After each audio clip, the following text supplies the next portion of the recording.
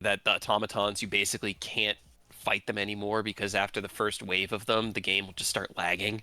Um, I Unfortunate. just got Space Marines 2 back because I heard they added a bunch of stuff, and I'm like, ah. Yes, this latest update was so good. I need to pick it up on PC because I need to play it again. I just don't have the.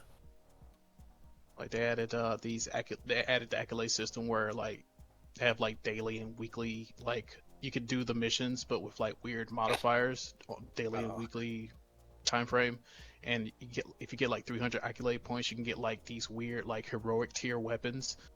Like right now, my favorite one is the Combi Melta, where it's like the basic bolt rifle, but if you click R3 to swap to the alternate fire, you got like a mini Melta.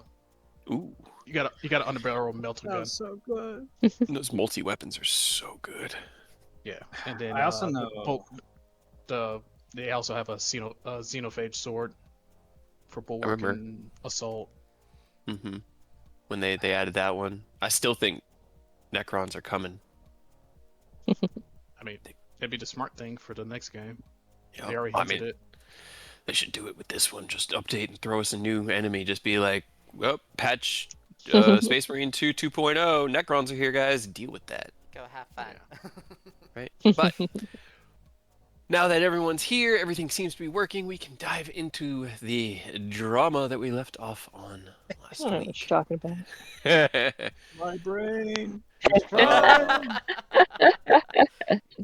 My intelligence is Fine. You just have some Give- brain fog. Don't worry about it. You'll be fine. I am now Fine. have -8 intelligence. I was going to say Fred's smarter than you, but he I already was, was. So. I was gonna say something mean. I was just like, you hadn't. Fred you have is anything smarter for me? than half of us. I know. I mean, Orius Oh. isn't dumb. I think he actually has. Yeah, he's got a 14 in his intelligence, so he's not dumb. Fred? That's above average. No, No, no, Orius. No, Aureus. Fred's Orius' got that lowest 19. stat is his strength, actually. At- It's not bad. Could be it worse. used to be 18. It could be. You could have 3 It could- 10s and a 9. It is true. You could have 2 9s. Oh. Well, to give Earth the quick cliff notes of last session and bring us up to where we left off, we started with Rose and Eodos finishing up their visit to Starfall, passing along the sending stone to Tasmkella to hand over to Lord Silver Shield of Baldur's Gate that evening as she was making her way across the bay into the city to try and coordinate the first leg of building and supplies for Starfall. Orius and Aerith had themselves a little meeting there in the barracks room, and Aerith spoke with Eodos as he and Rose returned to the guild hall, and I'm putting all 4 of you together. Eodos took a nap because unfortunately he wasn't here, and that's the easiest way for me to deal with you guys. He just kicked his feet up, and He was doing research. he was very diligently meditating to the Raven Queen for answers. Exactly. Yes, as Rose linked together Eodos and Aerith and Orius and Emmeline. There's a lot of vowel names to A's and E's and I's. E's and I's and M's and to show what had been revealed through the encounter between Lady Silverhand and whatever entity had been responding to her prayers of late. Passing along that information, you guys opted to do some research, have some conversations, try to figure out if anybody else knew anything about the 3 that were referenced, anything more than what Stir was able to shed on their existence. As I said, Aerith and Eodos had a short conversation, and then Aerith stepped out of the archive to begin their conversation with Rose, inviting them in next. Orius took the time to reach out to Ogma. Unfortunately, he wasn't really knowledgeable on that Ogma, subject. no. Ilmater, thank you. Did I write Ogma in my notes, or did I write Ilmater? No. I might have. We're trading gods, Aerith. No. More vowels. All right, Kyle, your first homework assignment. Yeah, I was about to say, I'm gonna get your homework now. I did write Ogma. Wow. Wow. Thank you guys. This is why it's a team effort. This is I why am we're trying to merely get you the free subscription. yeah, that's a sandwich a month, man. Um Anyway, if you knew anything about the three, unfortunately, he was not knowledgeable about it, simply stating to follow the path and to help those in need along the way. Eodos took a nap, as I said, while Rose Not and Aerith researching. had their conversation within the archive. It started, though, with Rose realizing that they'd never actually stepped foot in the archive. Anytime Aerith had gone in there, the mansion had also been available, and it just seemed kind of superfluous to go into a different demi-plane when the mansion was right there. And seeing the extravagant and beautiful nature of the archive and the sheer quantity of books was intrigued by how it would work. Aerith gave them a short description, and Rose started by reaching out to the archive to see if there was anything in here written by Severin.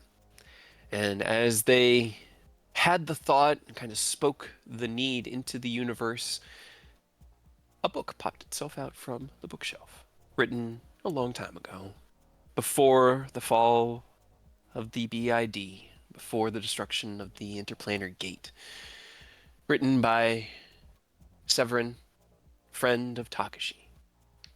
But seeing that this worked, it intrigued Aerith to also try, and having a much higher investigation skill, Rude. as well as a little bit of help from I was Rose's about to bardic say maybe you shouldn't inspiration.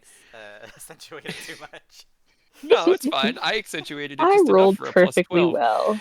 With a 30, you were able to find a little bit more esoteric information. Primarily a large sketchbook that contained about a dozen different arcane sigils that all seemed vaguely reminiscent of your awakening within the Cloud Giant's castle, as well as a smaller tome, hard-backed and wrapped in a leather thong. When you opened it, the pages were thin and covered with a blocky text that seemed to fill the entire page. And as you would cast Comprehend Languages, you were able to tell that these symbols were a language of some kind, but as your Comprehend Language spell deciphered the raw text, all you were able to read was gibberish. Page after page after page of nothing but inconsequential letters, symbols, and numbers. Not even like the cow jumped over the lazy calf or something silly like that. It's not written in anything decipherable. It's literally just like looking at machine code, just letters and numbers. But who knows? You set it aside, kind of bookmarking it in your own mind so you may be able to find it later, and turn to Rose to begin your homework assignment. A conversation that had been building for a while. Long overdue. It was long overdue, and things needed to be said. Subjects were broached that were unprepared for both sides, as facts came to the surface, and things tended to get a little bit more heated. While you had your conversation, Ken and Mia finished their visit with Bahamut on the peak of Celestia, Ken taking on his form of Ascalon in the light of the great mountain itself, and Mia taking to flight like Tinkerbell around Peter Pan, much smaller than he is. Two of them cruised around and enjoyed the bliss and peace of this isolated peak above the clouds, all while the 5 stars burned in their metallic colors in the sky above you.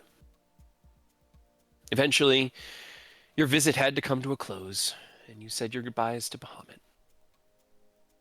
Returning to the material plane via Mia's plane shift, her volume got turned up to 12, but that was fine. At least it was a non-destructive surge of wild magic. And Ken got a new look. Hmm? Ken got a new look. and Ken, yes, he did get a new look following his resumed form after his transformation into Ascalon. The scales spreading and the aesthetic becoming more draconic as you realize more and more who you are. Returning into the guild hall, you sought out your companions, who were all within the barracks. Aureus and Eodos, who had been meditating within the barracks hall, and Aerith and Rose within the archive. As the two of you met up at the other half, or the other third, both thirds then made their way into the archive, and I finally got the five of you together for a short amount of time. It's my goal whenever we're in town is to get the party together so you guys can role play. And it was good. Like, by the time you guys had stepped in, the conversation between Aerith and Rose had become heated, once again circling back to the way people were treated, the nobility. It was between Rose and Aureus. Yeah, well, it that was what was Aureus jumped in on. I thought that it started that way with Rose and No. Aerith. Not- And no? No, Not it was really. mostly. Okay. It wasn't like hot temperature when they were discussing it. They were more Gotcha, it was being medium. like, full. Yeah. But when Aureus got in, and then it started heating up. Gotcha. Then, again, thank you guys. Amending my notes here for a second. It culminated with Rose eventually leaving the archive and stepping out into the guild hall to find Chad. The rest of you, oh yeah, the rest of you kind of Fine. sighing and allowing that to at least be a quiet end for this moment. Aerith, you turned to your homework, and the rest of you turned to your individual tasks to try to prepare for the next leg in your journey. Meanwhile, Rose sought out Chad and demanded one of two things: either Hendir's secret stash, or that Chad go get his shield and staff, because it is time to train. And as Chad looked into the haggard, stressed, and exhausted eyes of Rose, he made the choice that a good friend would make and opted to let them beat the crap out of him. As opposed to feeding into those indulgences and telling Rose where the alcohol may be. As he got his gear and met Rose out back, the first encounter went well. Rose was not holding back, and Chad met with an equal bit of determination, but being far less skilled, was driven back, ultimately egging Rose on to try to show that he wasn't afraid, that he was having fun, that he didn't want them to be holding back. He probably should have wanted them to hold back a little bit, because he didn't realize quite where they mentally stood. And as he did, the second bout of training and your memories and emotions flooding back into you. And unfortunately, Chad found himself disarmed, with a broken wrist, and thrown to the ground. He was able to get through to you, and the moments before you drove the blade into your enemy's chest. But as you looked down on Chad, fearful and holding his wrist, a nothingness and an anger washed over you. You dropped Zinar and stood kind of shell-shocked there within the training yard as Chad pushed himself away and to his feet and ran into the guild hall to seek help. Simultaneously, within the guild hall, within the barracks, the three of you that were connected to Rose via love immediately felt the ping of their anxiety, of this wrongness, this bad and empty nothing anger. And as the three of you all looked at each other, Ken looking between the rest and knowing that something had gone wrong, you ran out into the guild hall to find Rose. You split into three directions because there were three different ways to go. Ken heading with Eodos out to the training yard, Aerith to run across the courtyard, and Aureus to the front door. Eodos and Ken found themselves standing on a bloodied battlefield. Not a lot of blood, but a smattering of it, with a shield, staff, and sword thrown asunder. And as you retrieved the weapons, Zinar endeavored for you to seek out Rose, as they were in desperate need. Aerith, you cross the courtyard quickly to find Emmeline leading Chad down the hallway, as she had felt something wrong as well, but as she had moved out into the hallway to go find out what that could have possibly been, Chad had met her, and her anxiety overwrote anything that love could have put in there. She asked if you had healing available, as she knows that you're capable of it. She's read Ken's reports. She knows these things. But unfortunately, you were unable to heal Chad today. For Well, other certain reasons. It's yeah. fine. Yeah. But we're able to offer some sympathetic aid and helped lead him to the guild cafeteria where ice could be provided with a rag so that he could at least lower the swelling. While Aureus confronted Rose. Not meaning to be aggressive, simply meaning to talk with Rose, to help calm them down, to try to understand what's going on, but in this moment there was no understanding that could be reached, and Rose just needed to go. As you approached, they tried to silence you, counterspelled. You were able to get within range of them to stop them from immediately fleeing through the door, and they attempted to banish you. But you're a rather charismatic person, and your sheer force of will and your confidence in this moment, the need of your suffering ally, kept you here. Again, they tried to banish you. But again, you were not going to be removed, not without trying to understand what was driving such anxiety and fear in Rose. Maybe it's not fear, it's anger. It's really hard to tell. These things all get mixed up into one big ball. And as DM, I don't want to talk for what Rose is actually feeling. But as you kept trying, they finally lashed out with a synaptic static. And as your intelligence save is nowhere near as good as your charisma save, you found your mind muddled and your body unresponsive, as though a migraine had been inflicted upon you.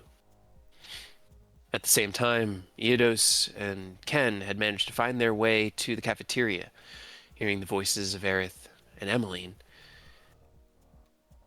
And Ken was able to channel a bit of that draconic lineage, his own blood and magic, speaking the words of draconic and casting the Cure Wounds spell.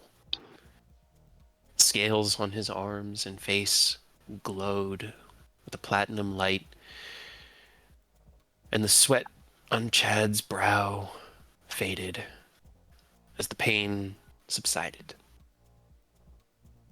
You were able to get a brief understanding of what had happened. It was a training accident that Rose didn't mean to. He wasn't upset. It hurt like hell. And as you gathered your wits in that moment, you heard another disruptive sound. The sound of static and crackling like the breaking of glass coming from the main entry hall. And as the three of you ran out, Zanar still held by Ken, you saw Aureus standing in the hallway, or in the doorway, one arm up, kind of on the frame, one hand to his head, as Rose strides out into the early evening of Eriobor. And that was where we left last game. So, Wanderers of Starlight, what would you like to do? Well, my brain Shit. is fried.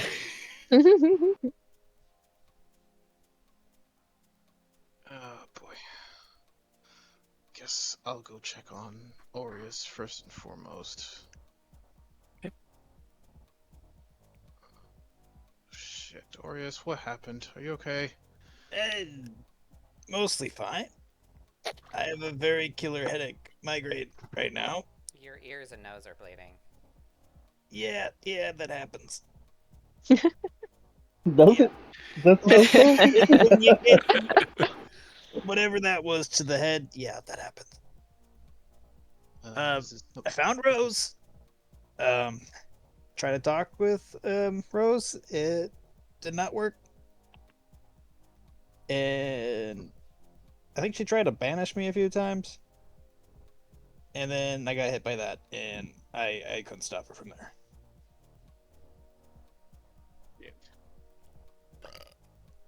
I need to sit on a chair. Give me a sec. You sit down.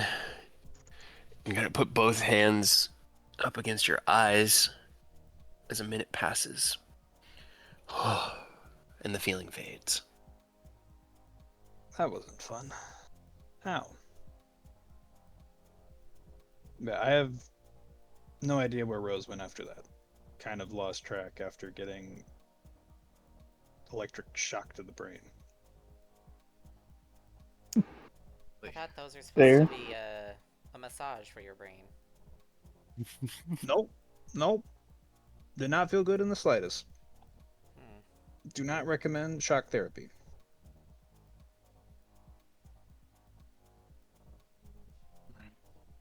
Are we still connected to Love, or did you end that, I'm assuming, at some point? I technically haven't. Yep, it's still up. Okay. Are we getting any minus- emotions from that, or... Minus me. Yeah, minus Ken. Yeah. Roll me a wisdom check. Or insight, I guess would probably be. Because Yeah, let's you go. have insight. Inside I out like the it. Yahoo.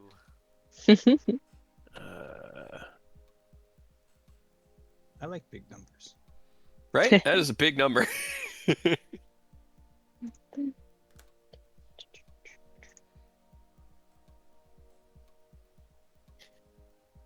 You minutes. close your eyes and you can feel agitation, a little bit of panic, kind of like a worry, a sense of uncertainty. You realize it's your own, and Aerith's and Eodos's. You can feel the emotions of your allies here, but you can't feel Rose. Do you guys find out what happened yet? So apparently it was a training accident with Chad. I guess things got a little too heated and an accident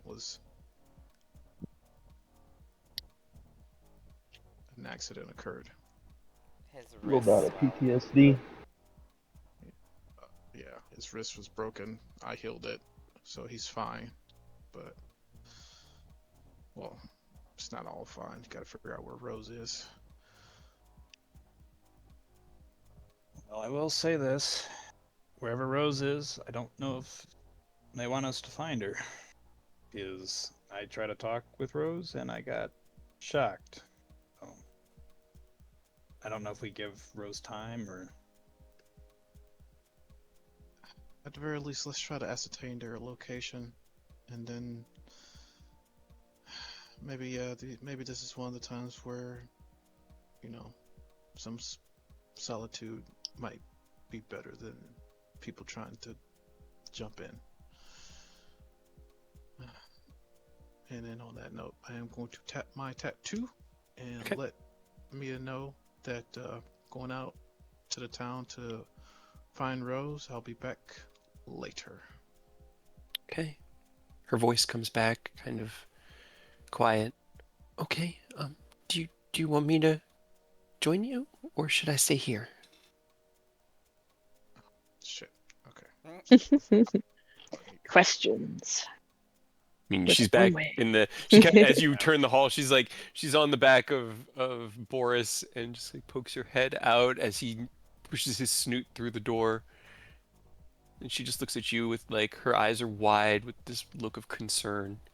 Hey there, Star. I think it's fine for right now. Me and the team are just gonna, I guess, lock in on their location, and then once we know they're somewhere safe-ish, I think we'll just let them have some space to cool off. Hopefully that Okay. will be enough to help with whatever is going on, and hopefully Dale will come back and talk to us about it. She climbs off of Boris and puts Rathiu and Albert down on his back and kind of like walks over to you and wraps her arms around you and pulls into a tight hug. Okay. I'll wait here and hold down the fort. And then maybe we could do birthday dinner? She just kind of looks up at you. Yeah, that sounds great. If hey, who knows? Maybe I can talk Rose into coming back for dinner at least. She just nods against your chest. Okay. Good luck. Go back to the foyer. All right, y'all. Let's. Shit. Eric, do you have charges for sending? Yes, I do. Okay. Let's just split up. Right. We can He's do like, that yeah, separately. That's gonna be the you title got the of party video. together. Fuck, there goes the party. Well, It's not gonna have the word shit. It's just gonna be S star star star. I mean, we're still in love, so we can still communicate with most of each other. Okay, well, Ken's you the only one guys. All right. that's not I connected. said Yeah. most of each other. All right. Well, let's comb the city. Um, if y'all find Rose before I do, just have Arif Me send send me him a sending. a message. Yeah, and then just keep it at a distance, just for right now, till we can figure out what's going on. Sounds like a plan. And I hate that I have to say that, but until we can figure out what's really going on, let's just give them a little bit of space. Now, if they took off, they don't want to be found. Do you have a way to see through their perfect looking change eyes? We could find a scrying ball. Or Aerith, do you know the scrying spell? I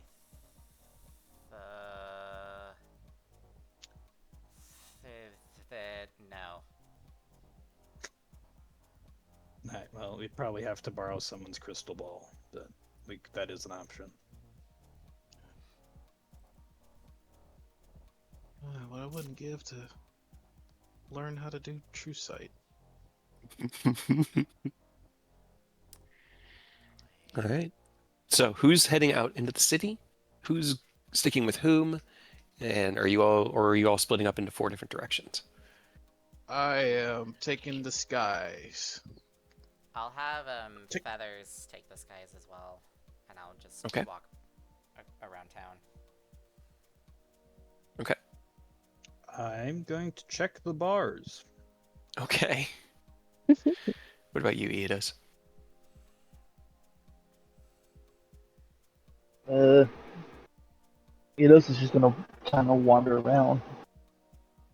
The usual patterns that they go to, or is hidden bars, so just routine areas that everybody kind of frequents. Okay. All right. Then, as everybody steps out into town to begin searching, can everyone roll me investigation? And Aerith, you have advantage from your bird's assistance. Yay. Oh. Advantage, investigation. Nice. Orius, you're Let's doing go. great, sweetie. It's Right. not like you're recovering from a Yahtzee yeah, it's massage. the static shock. It's the static shock. Okay. Damn, those are some good rolls. Like, on the dice, those are good rolls. Okay.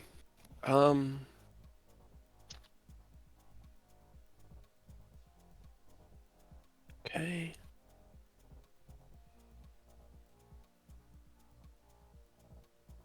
All right.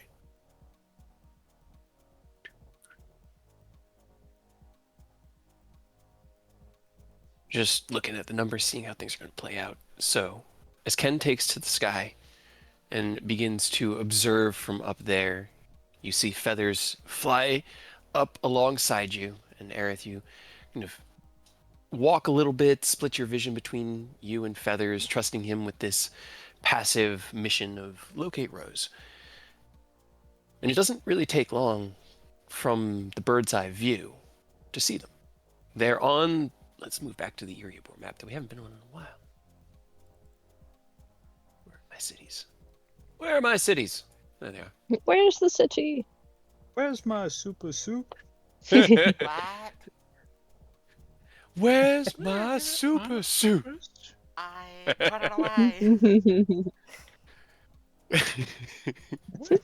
I've been Oh, planning God, we're this day giants. for months. You I ain't know. ruining. I've been planning this shit for months. Just tried to move the relevant ones out of the way. Okay, NPCs so to the side.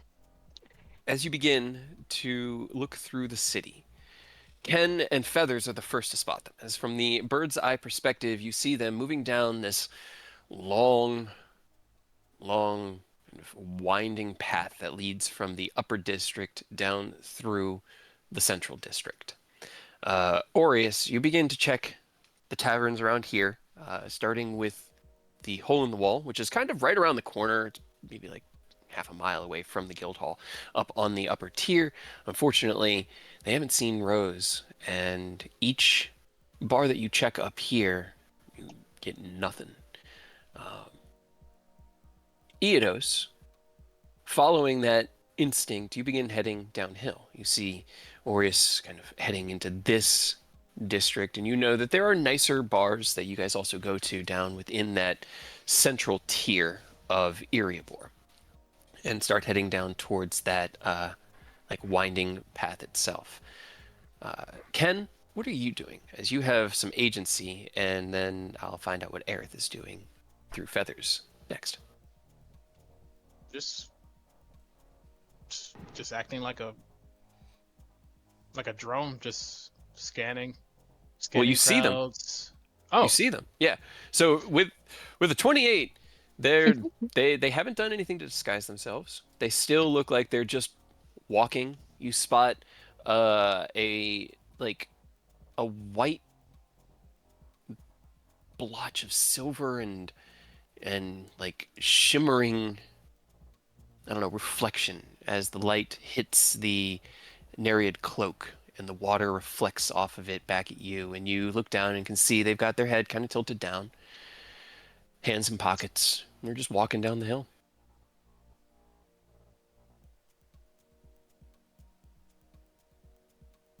You look over at Feathers, and Feathers kind of like flaps his wings in the air, soars around you, points his head down in that direction. You give him a nod. Aerith, you take a moment to stop, like lean up against a light pole, close your, or a lamp post, close your eyes, and allow your vision into Feathers, and you can see Feathers kind of like emoting towards Ken, and as his head tilts quickly to the side, you see Rose in the distance, kind of like magnified by that owl vision, just right about here.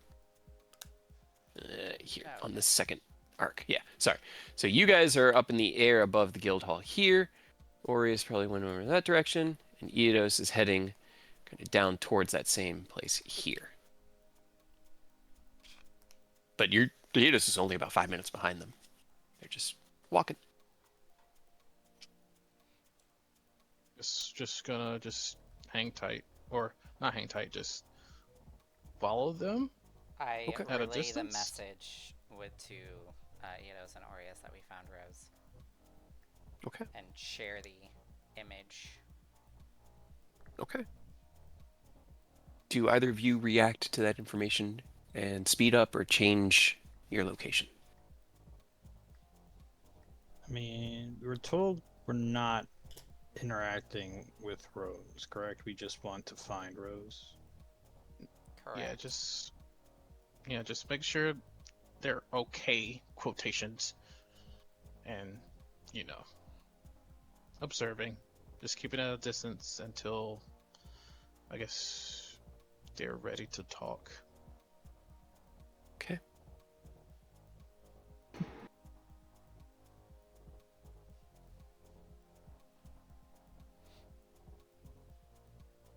Okay. You guys follow, keeping your distance, as Rose continues their stroll down. They walk down the street past the Colors of Magic, and you see their head tilt up for just a second and look towards it, and then they shake their head and just keep walking.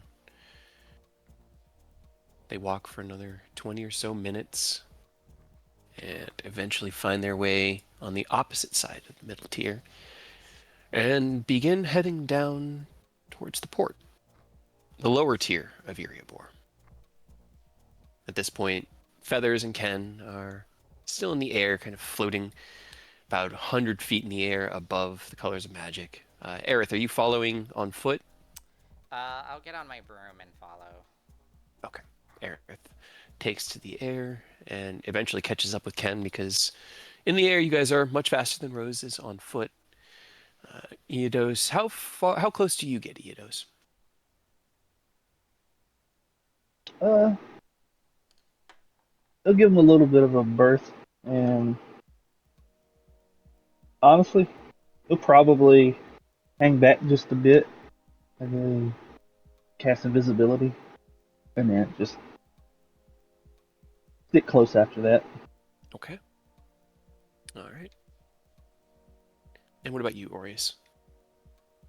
I will start heading that way, but kind of like everyone else, I'm not going to get too close where Rose spots me too much. I don't want to cause problems. All right. You follow Rose as they walk and leave the central tier, following this rough dirt and cobblestone path that leads down this long switchback that separates the central and lower tiers of Iriabor. There's about it's like 80 to 100 feet between each cliff face, and each one built on like a precipice. Well, the bottom one built on the riverbed level precipice, and then the top of the cliff, I guess, is where the top tier would be. But they keep making their way down. You guys follow, keeping your eye on them kind of from a distance, as night finally takes Iriabor around 8 o'clock, and Rose looks up. It's really hard, guys, this is really hard not to name the bar that Rose is going to go into the Salty Spittoon, because it's the first thing I thought of. It looks like the seediest biker bar you could ever imagine. There are, like, as Rose walks up to it, they kind of look up, and Eodos, you're about 20 feet away as they look up at the sign, Salty Spittoon, and they kind of like weigh back and forth whether or not that's a good or a bad sign, because that doesn't sound appealing. And as you do, Rose, you see as a drunkard gets lifted and thrown out the main door, and this like large bouncer comes out and just goes, "And you stay out if you're not gonna pay. Anyone else got any trouble?" And you hear, "Yeah, I got trouble to make." And he goes, "Well, I'm coming for you next then." And he comes right back in. And you just sort of like nod, and this is what you have been looking for. A hellhole to drink in. As the bouncer heads back in to break up another fight, you follow through the door to a cacophonous, like, it's like a bar fight. I feel like there's a different word for it. Going on. The bartender that you saw has already got some other, like, smaller, scrawny-looking deckhand by the back of his shirt and has him lifted off the ground. And he's like swinging his hands and kicking his feet at another one who's just laughing at him and drinking a mug of beer. Up. Rose just watches the going on with kind of like a smirk on their face, and they'll go up to the bar and just sit down. Okay. You sit down. Bartender walks over, glass and a dirty rag in his hand. He kind of looks you up and down. "Sure you're in the right place, dear? I We don't think got so. the fancy stuff." Bottle of your worst. And they'll put a gold piece on the table. How... Are you trying to hide the gold piece at all, or are you just like... Nope. Okay, nonchalant. Gotcha. Cool. All right. Gotcha. Gotcha. Okay, Eidos, do you follow them into the tavern invisible? Oh yeah, absolutely. Okay. The second the second invisibility went up, he's not getting like right on top of him. He's still not trying to let him know he's there, but he is definitely with them now. Okay. Then as Eidos follows in, gliding in after another patron who at one point was a patron and now has been cast out for the night from this bar, you slide in behind the bouncer, see Rose at the main bar.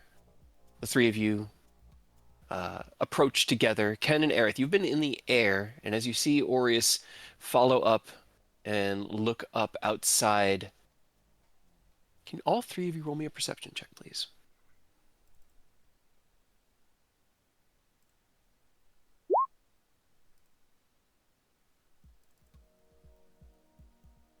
Okay.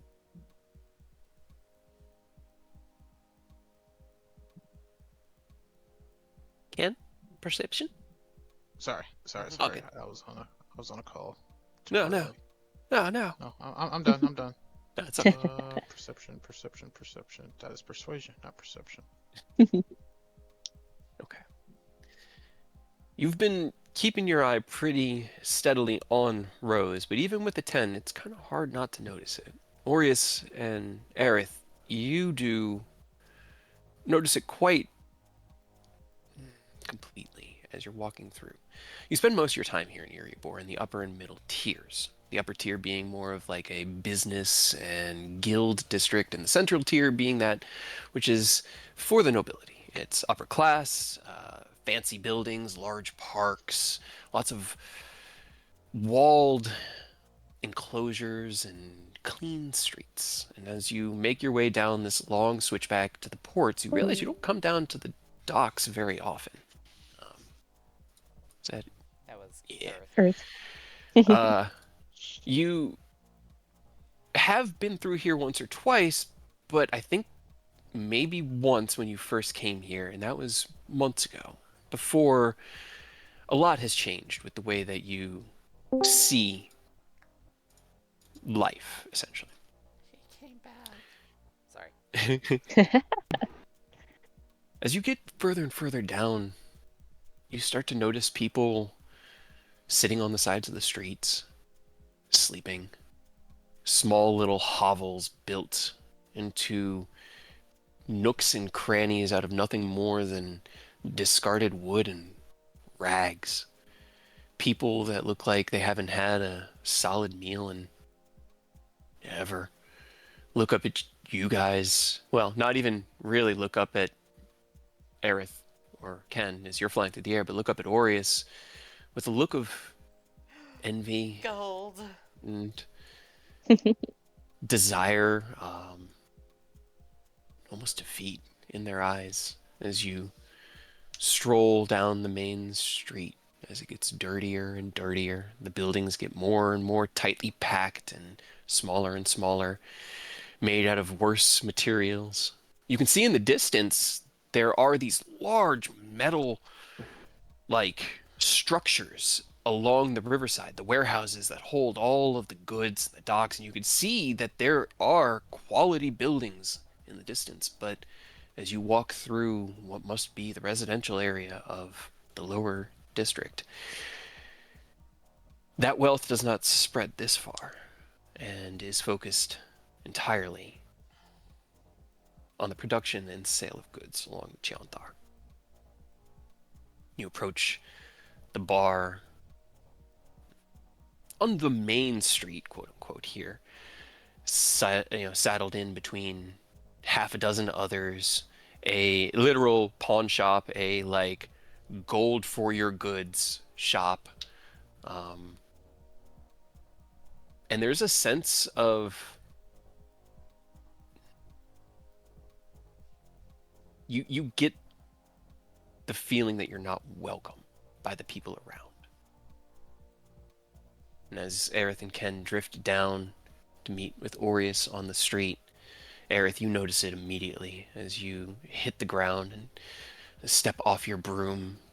The people around you begin to look up from their little alcoves where they've sat and are trying to huddle together to keep safe from the elements. And they look at you, and their eyes lock on, and they begin to whisper amongst themselves. But the three of you are now together, so what would you like to do?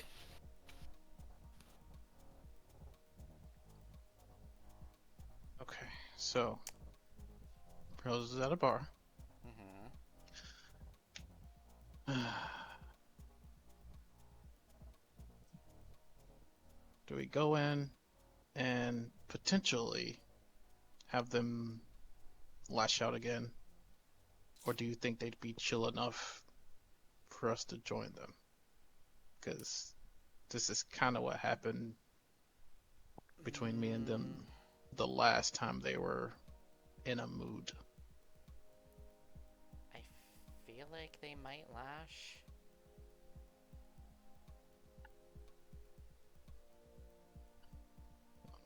I'm also on the spectrum. I think they're gonna lash.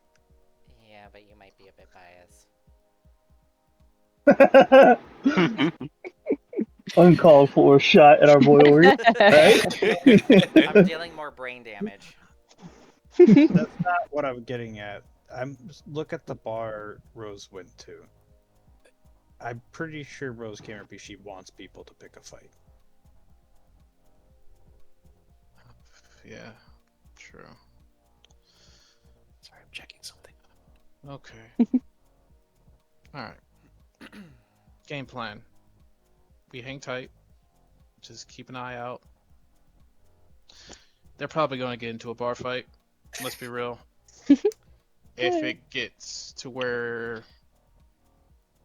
I mean, I doubt that anyone here can even touch them. But if it looks like the scales are not pointing their way, we'll step in. So, do we just hang out here, or... I mean, that's the best way to do it. Let's just, yeah, just hang out, keep an eye on things, and Well, I don't know how well we can do that because we're already starting to attract some attention. it's true. Damn it, I thought I had disguise self on my spell list. I think I took it off a while back. And no turban of disguise in this game. I mean, to be fair, Aureus isn't really too flashy. He does have very plain robes. Yeah, I know. You're a gold dragon, though. You mostly look. You just look like a priest, honestly. Just have Aerith hit you with that seeming, dog. Come on now. Oh, yeah, true. You think he has any spells left? Oh yeah. Really? Yeah, I don't know. This is out of character. Edith's is invisible in the bar with Rose right now. I mean, is anybody Do you have any spells, Aurora? I only lost 2. Relax. I mean, yeah, I'll cast seeming to make us look more gruff and not appear as nobles. But one of us is a noble. Lord Ken. Seeming. Okay. Those are some interesting roles. Okay. All right. Cool. Okay. So as you stand on the street, you have this discussion amongst yourselves. You kind of like look outside of your eyes. You turn towards Ken and Aureus. You cast seeming on yourselves, and the three of you take on a look of more destitute individuals. You, Aerith, take on the look of a deckhand. Aureus becomes like a what would they be Sketchy called? Like a No, I'm kidding. a sketchy doctor. No, I was gonna say like a warehouse forklift operator was the word that came to mind. Yeah, someone who just schleps stuff. Yeah, he and Ken being larger in size, you kind of change into those big, bulky guys that you can see that obviously work the docks and carry the crates onto the ships or move them between the wooden cranes that can help transfer things. And then you wait. Meanwhile, within the bar, Rose sets a gold coin down, and the barkeep looks down at it and looks at them and just shakes his head. All right, lass, if you want trouble, I guess we can make trouble. And he just sets the coin into his tray and turns around and he grabs this ceramic mug. Not mug, like gallon jug. Sets a dirty glass down in front of you and just pours it out, and the liquid kind of sloughs out a little bit, froths at the top, and he just twists his head. Drink up. They'll just look at the jug, look back up at him, and just crack a slow smile, and then they'll lift the glass, like tip it to him, and throw it back. Okay. He kind of like watches until you start to smile, and then he just closes his head and just shakes it back and forth like, okay, and goes back to his job as he is hailed down by another rowdy customer down the bar. Meanwhile, the bar fight around you has subsided. The smaller individual that had been removed from the ground, finding himself not able to really fight without his feet on the ground, takes the social punishment of having his beer drunk in front of him by the larger gentleman, and you wonder who was the instigator in this, because you're not quite sure. Probably both. I was gonna say the short one. The bouncer tosses the short one over to the bench and growls at him that if he wants another drink, he can buy another one, and goes back to his spot, kind of leaning against the post. Ironically, about 5, maybe 10 feet away from where Eodos has set himself up along the wall to stay secured and hidden. You swig it back, and it is thick and tastes like bitter apples and like rotting sweet fruit. There's an unexpected sourness that hits at the end that kind of like causes you to scrunch your face up, but as you set the mug back down and look at it, you feel that this was probably like 15-20% alcohol beer. This is your kind of ale. This is ale designed to get the job done.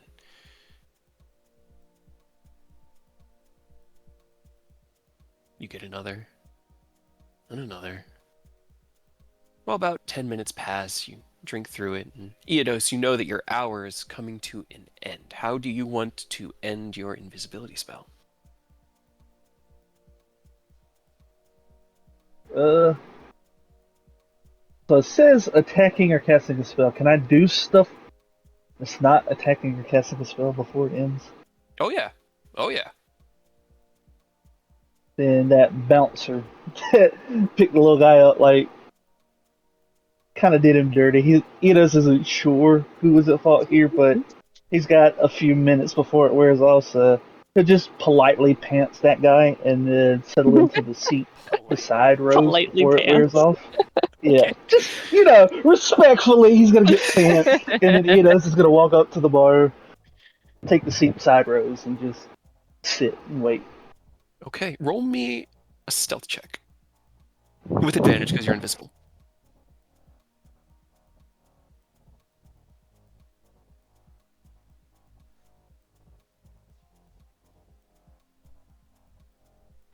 Okay. Oh gosh. No, I can't think of a single modifier. Yep, that'll do it. Okay. Rose, you pick up your third one, you look down at it as the first two finally hit your stomach, and your stomach is like, please, stop. Please. Please, No more. No. And you look at it and you're like, shut up. Quiet. Stop. As you hear, what the? And you turn around to see as the bouncer is pulling his trousers up and looking around as everyone laughs and goes, oh, stop. You be quiet. What the hell? I'm coming for you. He ties his belt around his waist and heads over to one of the more rowdy, loud customers, who also happens to be one of the smaller ones in the bar. And as you kind of chuckle to yourself, you look back and you look over to your right, and Eodos is there. Yep. They just like lift one eyebrow and then glance back at him. And then back at the bouncer, just your work.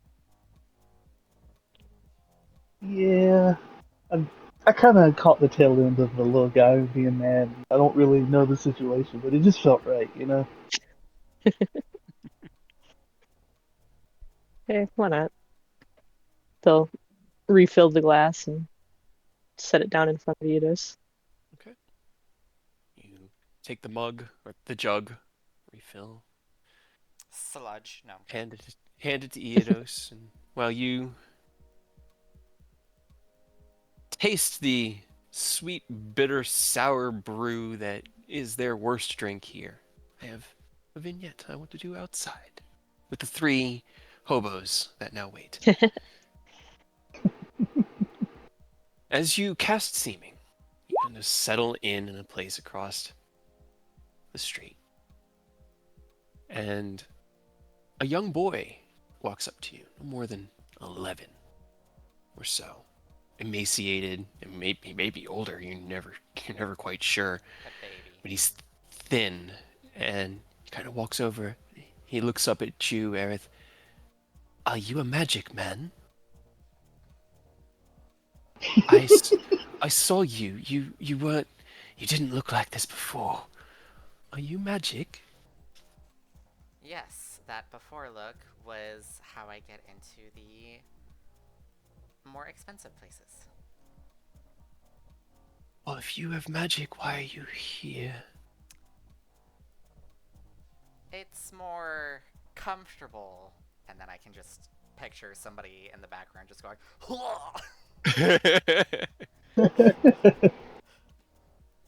He looks you up and down. Roll me a deception check. oh boy. I'm so great at those guys. Ken and Orius, you are also Zakara, here. a magic He has man. just he has just approached Aerith in this moment. Will I get any help or nah? Flash of genius. Magic man. Won't say anything. +5.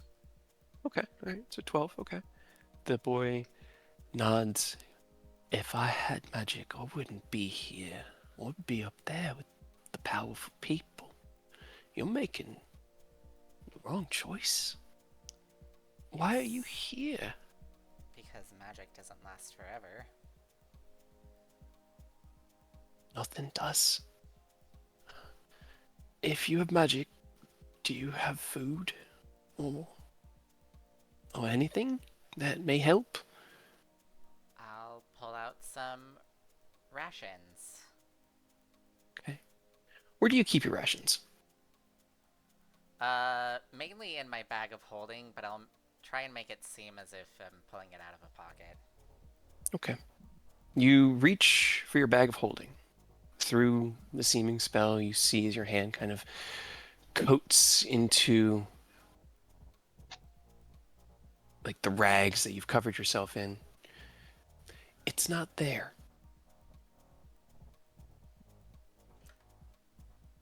Hit you with the the distraction and pickpocket move. Oh shit, dude. He probably did. So like my whole bag of holding is gone. You put your hand like on the back right hand side of your hip where you keep it. And it's like reaching for your wallet and it's gone. The absence of it is so unsettling that your eyes go wide and you start like patting the side of your belt. And the boy looks up at you. If you don't, that's okay. But I figured if you had, magic, you had food. Did someone steal it off of you? Did we see someone like go up and bump him or something? You have not seen or heard anything. You've been keeping your eye on the front of the tavern, kind of waiting to hear from Eidos. And as the boy approached, you both kind of looked over as Aerith was talking with him, but you didn't see anything. Is my bag of holding still there? You reach for your bag of holding, it's still there. Aerith, what did you do? Why are you always getting bullied? Alright, can I walk over to the kid and kneel down to him? Okay. And I'm going to give him one ration. And then also while I'm doing that, I'm gonna palm him 4 gold pieces. So it's Okay. not obvious that I'm giving him the gold pieces. Roll me a sleight of hand check. Beans. Where's sleight of hands? Okay. 15. It's not bad. You reach for your own bag of holding as you kind of move, keeping your hands within the seeming spell in your own robes, and kind of kneel down next to the young boy and hand him the small package of dried fruit and bread and like jerky that you keep in these individual little wax paper packets. And as you hand it over to him, he looks up at you. Are you magic too? I saw you earlier. You were dragonborn. Less magic, more on the divine side, but He nods, and as he feels the cold coins in his hands, he looks at you, and you see his smile grow really wide. Thank you, sir. Thank you. I appreciate it. And he steps back, and he looks at Ken and gives a bow as well. Thank you. Thank you all. He just sort of nods and backs away slowly. I'm going to enjoy this right now. I And give he turns and Feathers an scurries into order the hallway to or follow into him. the alleys. Okay. Roll me a survival check or a wisdom check with feathers. double check, is my magic bag still there? Yes, your magic God bag's damn still it. there. Yeah, now you got me fucking stressed out, and I got to double check myself. You check yours as well. It is Survival still is there. wisdom, right? It is, yes. Yes. Uh-huh. Oh, it that's- was on roll DM, but yeah, it was. that was a good roll. Okay. You call Feathers down from his perch atop the low, ramshackle building. And as he lowers himself onto your hands, you give him the instructions and nod. He takes to the air and begins to follow the boy. The boy darts down a series of alleys further and further into the dock district, maybe another mile from where you are right now, almost down to the far edge of here before Feathers sees him stop and look around and then dart in through what looked like an empty nothing, like not even a doorway. And as Feathers flies up, realizes that there's this tiny little nook that has an entrance kind of hidden in it that had led into the small building that he darted into. Does Feathers follow from there? He's kind of at the edge of. Actually, no. I think he would stop because he's outside your instruction range. But you see the boy dart into that small building. I'll just say. Meanwhile, My bag of holding got stolen, and it was the boy's fault. So I'm gonna go have a talk with him. Gonna go bully some children. I'm gonna go punch a child. Don't worry about it. Of Are you course 100% not. sure that the kid is the one who stole it? Please, it's kids like these that will pull a scam like that. Well, make Meanwhile, sure you Rose has hard- his back this entire time.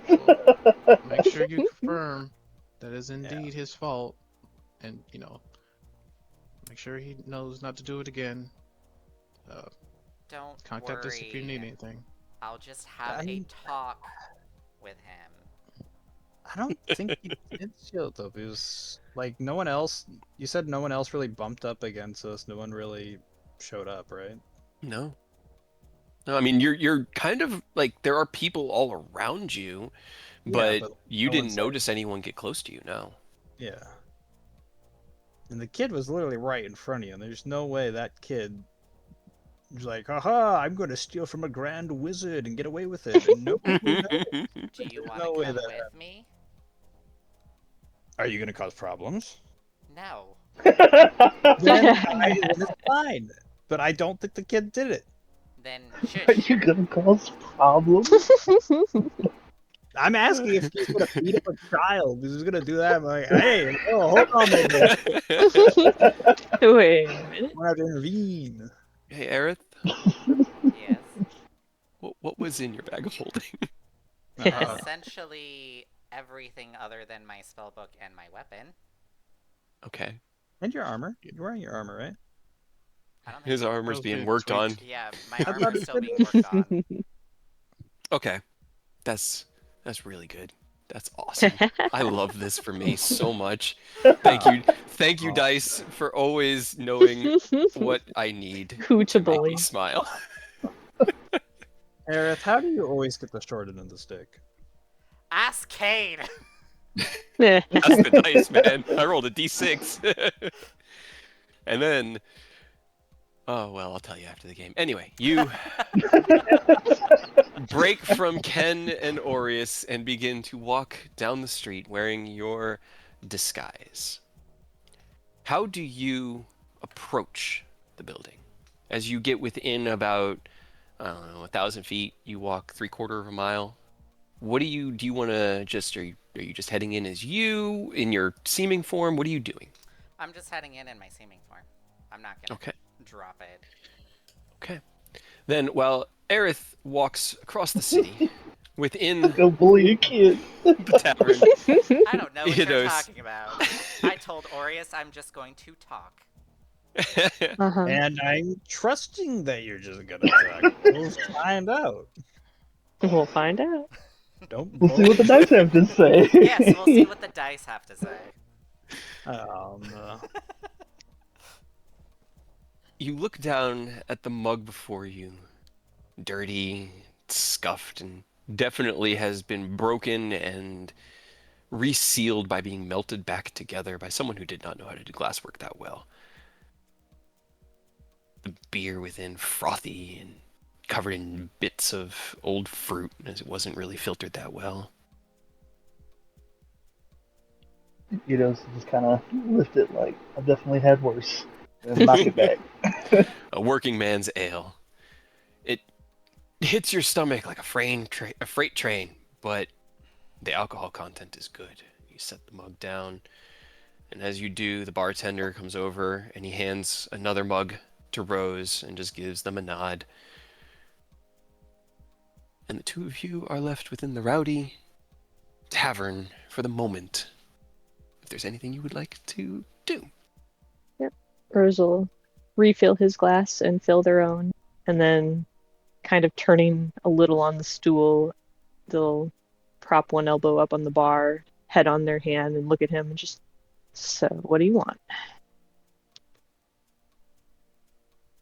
You just pick up the glass and, regardless if they've got theirs in their hand, kind of clink it against theirs and start nursing it a little bit. Just here to make sure you're good. I feel like good is subjective. Like I'm not gonna get murdered in a bar fight, good? Like, you're okay. I don't think you're gonna get murdered in a bar fight. Like, we would have to be at a really, really serious bar for me to worry about you getting murdered in a bar fight. Yeah, God, I want to see them try though. Such dark But- thoughts. Rose, you say that and you look out across the bar. Roll me an insight check. Sit. Oops, still You're on still in GM. DM. Whoops. 18. Not bad. Me roll. Okay. You catch the eyes of a few patrons as Eodos's arrival within the bar and the uniqueness of both your aesthetics, I will say, has drawn a little attention. And as you lock eyes with one, he raises his mug to you and smiles, a toothy grin, and stands up. You look back at Eodos. Yeah, Rose will, before he stands up, Rose throws that guy a wink and then turns back to Eidos. Okay. So, everyone keeps asking me that. Am I okay? You know, I really don't know how to answer that question. I mean, you can say no. No. All right, cool. That's a good first step, honestly. I think too many people think somebody asking, "Are you okay?" It's You very loud. have to be affirmative, but you don't have to be. I mean, then people just ask questions. They ask you why, and they tell you why you should be okay. Why what you're thinking is wrong. Yeah, but this is a bar. Like, this isn't therapy. As long as you are willing to tell me that you're not okay, that's really enough for now. As he says that, you feel a hand on your shoulder. I haven't seen you around here before, lass. What's your name? As the gentleman you met eyes with sits down on the bar stool. God, my brain, stop combining words. It doesn't work that way, brain. This isn't the German language.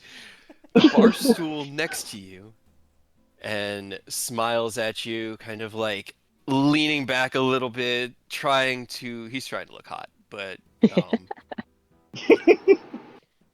This random bar patron trying to pick you up. Hell yeah, dude. he looks you up and down, drinks from his ale. Rose just gives a look to Eidos, raises their eyebrow again, and then turns to the stool. Turns back to him. Rose, what's yours? Eric, nice to meet you. And he holds his hand out to take yours. And Rose will shake it. Takes your hand in his and raises it to his lips and kisses it. Staring into your eyes. Is a friend of yours, or am I intruding on something? Does it matter either way? No, not really. And he looks past Rose at you, Eidos. It just gives you like that look of go away now. Eidos is just laughing, drinking. Oh, this poor man did has no not idea did what he's not getting expect to himself see into. this. Yeah. It's a bit crowded in here, don't you think? Why don't we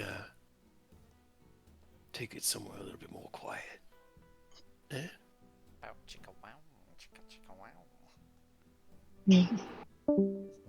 Oh no. I killed it! I killed it! Ah, no. Wah, wah. Wait for Earth to come back. Yeah, I mean, he's here in the scene, so we kind of need him. Alright, so about me beating up a child. No, I'm kidding. Oh, crap. Yeah, I mean, we can, if you want. Okay. Oh, there he is. Oh, Eidos is back. Cool, okay. I was like, oh no, I'm funny. I can feel it. Yeah, I think the last is you were laughing at him, and he invited Rose to go somewhere a little bit more quiet. Yeah, Rose just kind of laughs at him a little bit and reaches back to pick up their glass and take another swig. That man is flirting with the most dangerous person in the entire city. Yeah. He doesn't know that. Nope. I know. What's the worst that can happen? Yeah. Rose, please don't kill anyone. I won't kill anybody. He'll just traumatize them. We're not drinking to kill tonight. We're drinking to maim. Yeah, it's close enough. They'll put the glass back down and give him a smile. Or just, I mean, I haven't been here very long yet. Still working on things. And I might be a little out of your league. He looks a little bit affronted at that.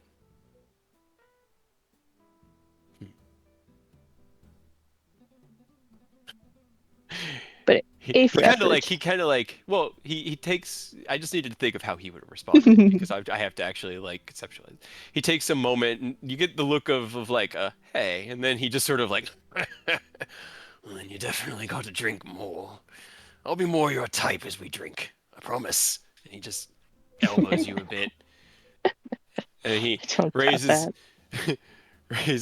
his hand. Hank, don't let the ale stop.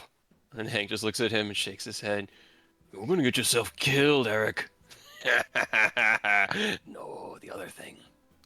A little bit of banter between them, and then, so he leans forward over the bar and kind of looks. He's in a position where you can see him clearly, Eidos. He looks at you, locks eye contact for a solid like 2 seconds, and then looks at Rose purposefully.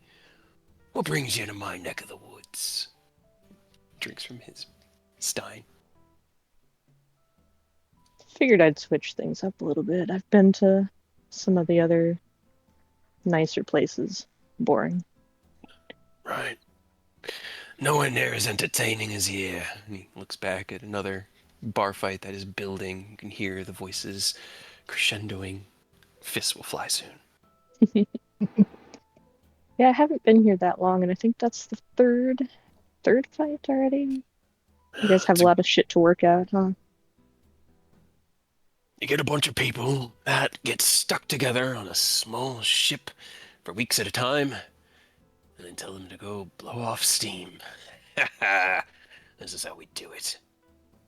It's beautiful, isn't it? Drinks from his This is stein. how we do. Suppose there's a certain amount of poetic something there. It's life. It's real. It's not that snobby shit you get up the hill. This is what life is. It's messy. It's bloody. It's not, well, No, it doesn't always have to you're be. right. And he looks at you, and he kind of looks you up and down. Sometimes clean can be appealing. Sips from his mug.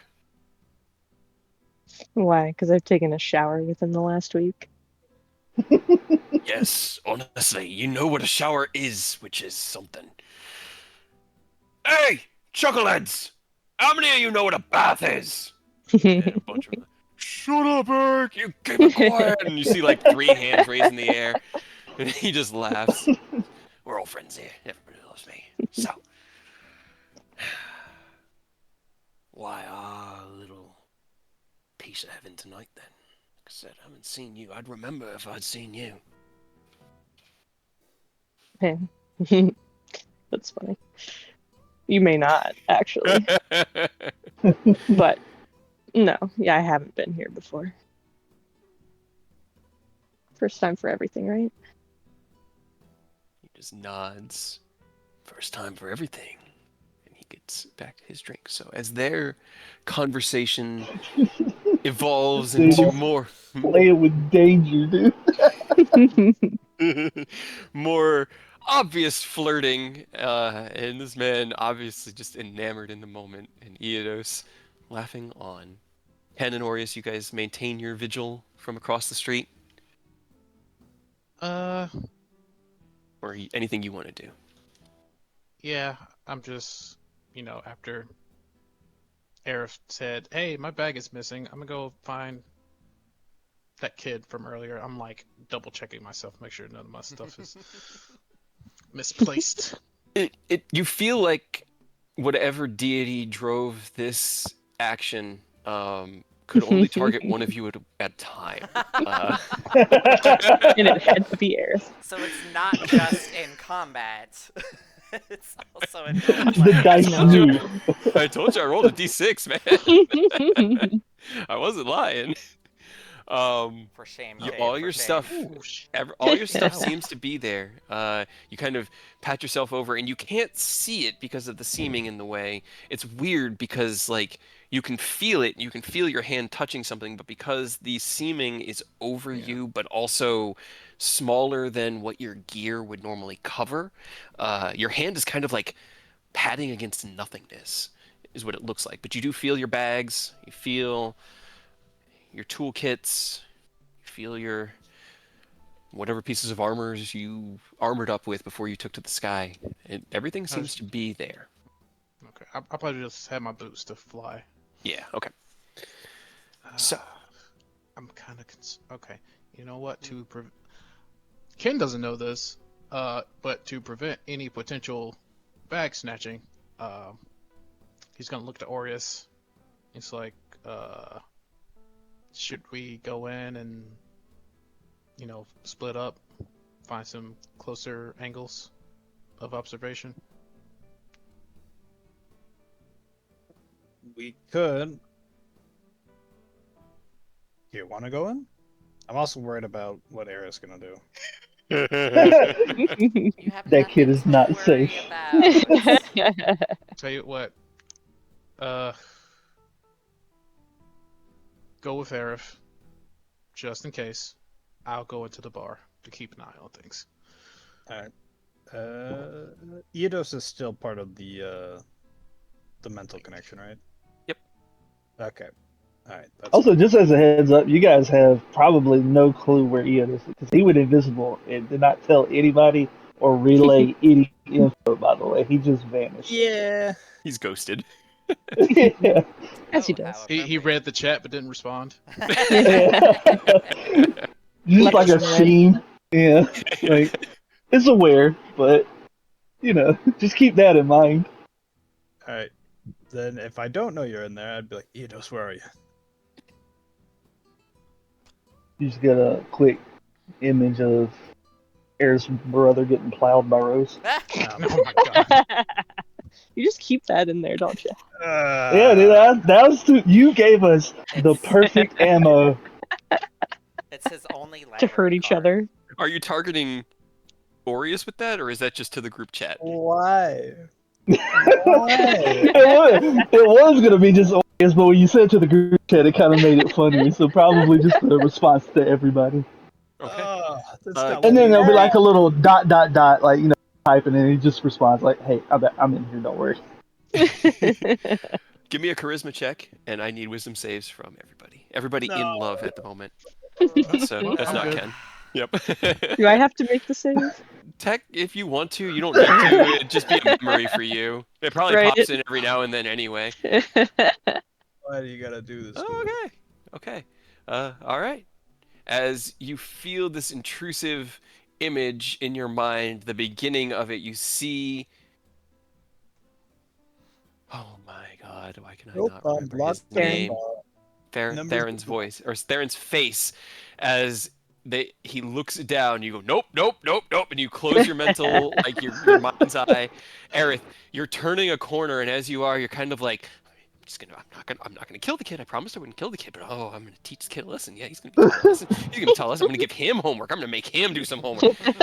And as you're having this, you turn a corner as an image unbidden flashes into your mind, and you have to steel your mental resistances to block out any of the more R-rated aspects of the vision. You succeed. A 23 will save. Actually, I needed a charisma check from Eidos to Oh, my roll bad. against. Yeah, that's what I needed. I'm like, what was the DC? Ah, Ooh. a 23. And in fact, well, not. Oh, You suck. try real hard. You attempt to push it away, but whatever will is commanding this image into your mind is strong, and you kind of like stop and you. And then you hear Eidos' voice in the group chat that he's in the bar with Rose. Of course. Rose just You're kind of good to like go in there, kid. chokes on a laugh and looks back at Eidos. Just actively laughing. You could see like he was trying to, but like the connection, he could feel Aerith's reaction to it, and he's like wiping his mouth and nose where he kind of spit some of the L out when he did it. Eric looks between the two of you. I miss out on some joke. I just Aerith? no Eric, Oh, the other guy. Eric. the Yeah. I was the, just the like, dock wait, what? dock worker. Sorry, I didn't Rose- mean to. Doesn't know how much danger he's in. Rose turns back to him for a second, like grinning still, and just, I wish I could show you. You know. Well, so what are you two? I can tell you're friends if you're not more than that. What are you?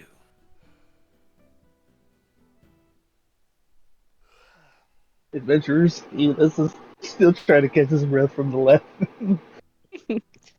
I think he meant Makes sense. personally. That's what I meant. How many toes am I stepping on here? And he looks past Rose again at Eidos. Not that I care. Just curious. I respect the hustle. I respect it, Eric. He gives you a nod. Nah. Like, yeah. We're like brother says Brister. What? How do you? Sibling. If you can be both.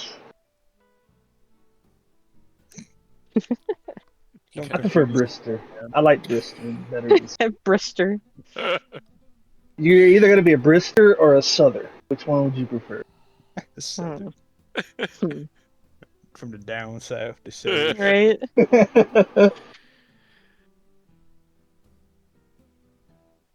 It's hard. That's a hard choice.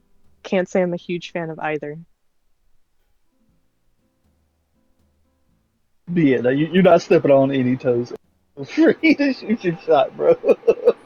Shoot away, I shall then. Let's get you another drink there. He raises 2 fingers to the air, and Hank gives him like a exasperated nod, like, yeah, I get it, I fucking get it, man. Aureus, were you and Ken heading into the Salty Spittoon? I think Uh, Ken was. I'm going to make sure Aerith doesn't kill a kid. Okay, so are you gonna follow Aerith down the street? Yep. Okay, roll me a survival check. As you It's like a track Aerith. flash cut from that. What is it? Die Hard, where the dad from Family Matters is like, "I shot a kid." I don't remember that. What? Yeah, that it was a. I can't remember what movie it is. He's a retired cop, but like, he accidentally shot a kid in it, and he's like, "I shot a kid." Yeah, But it was Die the Hard. way it's delivered is kind of weird, Die Hard. and I just imagine that Aerith's like, as Ori is also, "I shot a kid." Got a kid. He was 13 years old. Oh, it was dark. I couldn't see him. He had a ray gun. Looked real enough. Yeah. I found the actual quote from my Die Hard by God. Sergeant Al Powell. All I had to do was Google Die Hard. I Oh. shot a kid. Yeah. It's the same guy who said, I'm getting too old for this shit. Yeah. oh, So, Ken, as you step in through the door, you don't draw a lot of looks, but a few. A couple guys kind of like talk to each other and What does look at Ken you. look What's your spell save DC, Aerith? 23? Great. And seeming's 22, intelligence, sorry. right? Yes. I think so, yeah. Okay, cool. It's an And, investigation check. all right, that's not gonna matter. Can You I? telling me these CD bar goers are beat a 22? Right? They all have positive intelligence scores with investigation proficiency. Definitely. I'm sure, and they're not at all drunk fighting right now. They look at I could you try and to make it, right? you kind of like stop and look around and you look across the bar and you see Rose and Diedo sitting at the bar with a rough looking mid to late 30s deck worker, like deckhand, um, laughing and chuckling with Rose, kind of leaning very enticingly on the bar, trying to make himself look as appealing as possible. But you see the two of them on the other side. What would you like to do, yeah. Ken? Ken's gonna raise his eyebrow. He's like, "Oh, that poor man has no idea what he's doing." But that's in his head. Mhm. He's gonna You could walk save him, up to. Save him. Nah, he set himself up for that. I don't want any part. He's gonna walk up, I guess, to a spot on the opposite side of Iados, and like, I guess, asks the bartender for like their standard fare. Nothing weak, but nothing strong either. Like your Bud Light equivalent, basically. Coppas. And he turns around and takes a jug off the wall, grabs another glass, sets it down, pours it out in front of you, looking at you very expectantly for his 2 coppers. Yeah, I'll pass on. You my don't two copper to coppers. pay that man. Ah, shit. Ah, yeah, You're right. gonna cause a fucking scene. Yeah, you are. Ah, We don't carry copper. yeah. Damn. Fuck. Okay. Yeah, I guess, Just put it on he'll- Eric's tab. He's paying. You know what? No, that'd be too.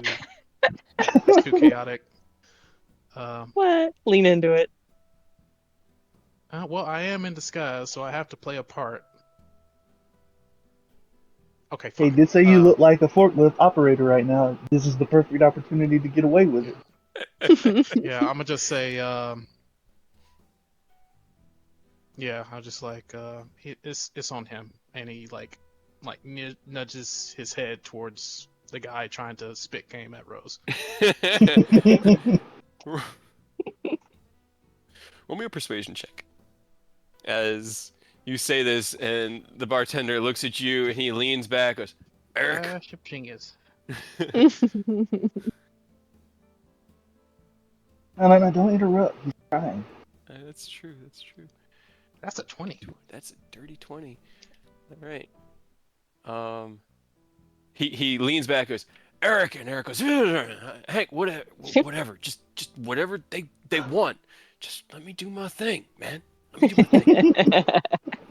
He just shrugs, puts the mug in front of you. Drink up, friend. Thank you. There.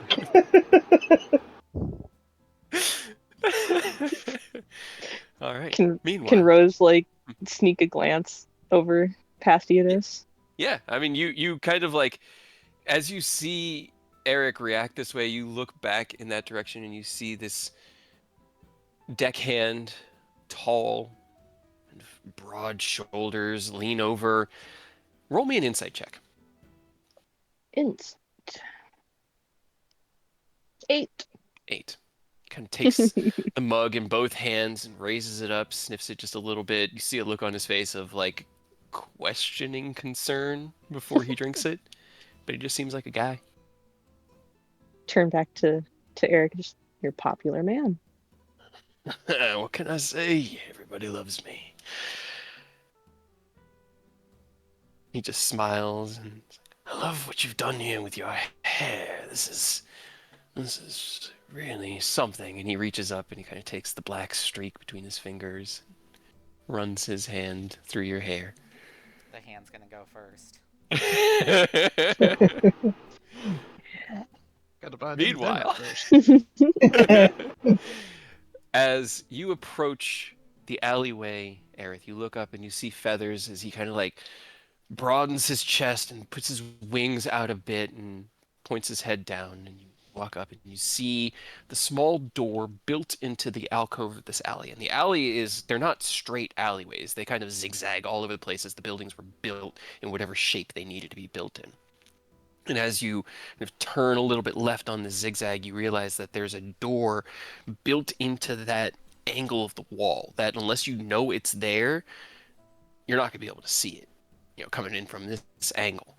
And the alley looks like it ends just past this building. So as you approach, you kind of like turn and you look, and it's a ramshackle wooden door. It looks solid, like you can't see through it, and it looks like there's a square window in the middle of it with like a little wooden plank set into the center of it. What do you do? There's no windows. No, not in this building. It is a brick and mortar, like stone brick building that stretches up about 25 to 30 feet, like a 2-story warehouse style building. How much damage can I do? Hey man, don't hurt the child. You're not here yet. How can I You're destroy not even this? sure that you stole it, man. Eric's just had it up to here with these kids, dude. I'm fucking tired of them. I can They've had it too good for too long. Too old for this shit.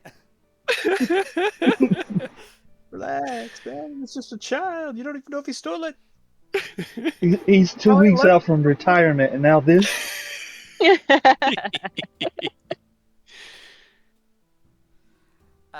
I guess I'll go up to the door, see if it's open.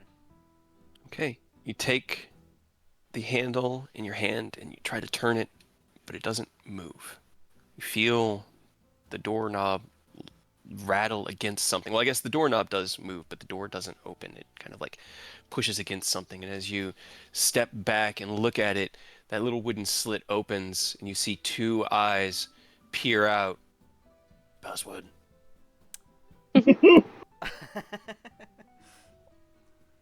I guess I'll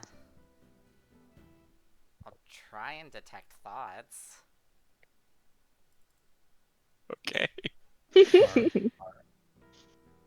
All right. You begin casting Detect Thoughts because you do know there are somatic and verbal components to this, right? Yes. Okay. So you begin casting Detect Thoughts, and the eyes, like literally the only thing you can see is this like lightly illuminated top of the nose and these two eyes. They narrow. What are you doing? You cast Detect Magic or Detect Thoughts, and you feel his consciousness. Not strong, but there. Just in front of you. The initial thoughts are magic. He doesn't know the password. I'm gonna let the boss know. But those are surface level. What are you doing? So tempted to just fireball. Orius has tried so hard to get there. Hold on, give me a minute. Wait. Never said that Feathers went down an alley. He didn't say which. There are so many alleys. Left or right? What do you do, Aerith, in this Let's moment? see, Like, let's we are see. in initiative style moments at this, no time is passing. I don't really have anything to push a door open. Okay. As you begin to think through your options, the eyes narrow. The window slams shut. And you hear heavy footsteps. I guess I'll cast Magnify Gravity, hopefully to just crush the door. Okay. I need to look that one up. We don't run into it enough. Only Okay. affects creatures? Gravity in a 10-foot Is radius it only sphere. creatures? Each Uh, creature any Okay. object that isn't being more carried requires successful strength check. Blah blah. Unsure. I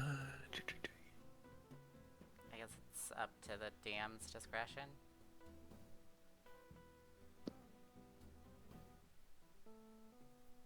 Depends how strong the door is, I feel like. Okay. Roll me 2d8. Okay.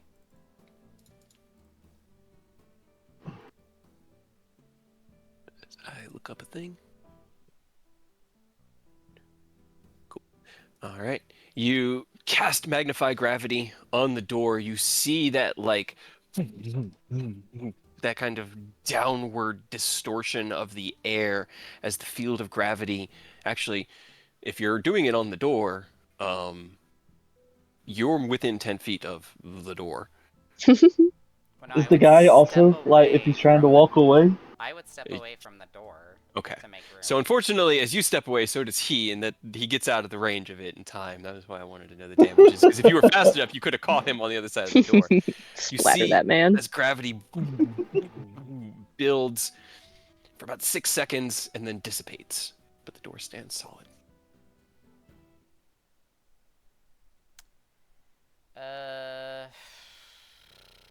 I'm on my way. I'm on my way. You take a step back, looking at the door. Your age-old nemesis. Doors. Doors. What was Hawk's character? The rabbit, was it Hoppy or some shit like that? Flopsy. Flopsy. Too bad you don't have that, man. Yeah. You could. It's just a strength check to smash through Right, the you could door. You try to can kick attempt it to in. break it down. They have stat blocks. Doors have ACs and hit points. It's part of not the like- rules.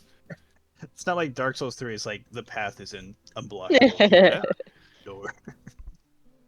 It's like, So- shit, better go around. Anything is possible. I guess I'll just shoot the hinges. Okay, roll me.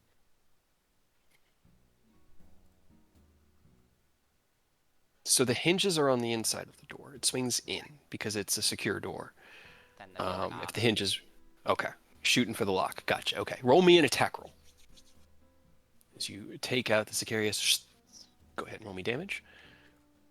It's the average damage. I Okay, just sigh and just like pull out my gun and shoot the doorknob. that's exactly it. And I started shooting. Bang! And I Bang! fired, and Bang! then I missed, and then I fired. No. Takes about 3 shots, which you can get out in about 10-15 seconds of careful aiming to blow enough holes through the door to be able to see kind of through the area around the doorknob. And you can see on the other side there is a wooden plank lowered in front of the door to keep it from being able to swing inward. The hole that you've made is about 6 inches in diameter. Like you can reach your arm through it, or you can kind of crouch down and look through it. Right now, all you can see is the door, this 6-inch diameter hole near where the handle is, and then on the other side of it, you can see further in like shreds of broken timber where the door's, the lock had been, or is currently. Or roll me a perception check. To hear the gunshots. To hear the gunshots, yes. Perception. Come on, Aureus, you got this. Okay, that is much better. I was gonna laugh if you rolled under a 10.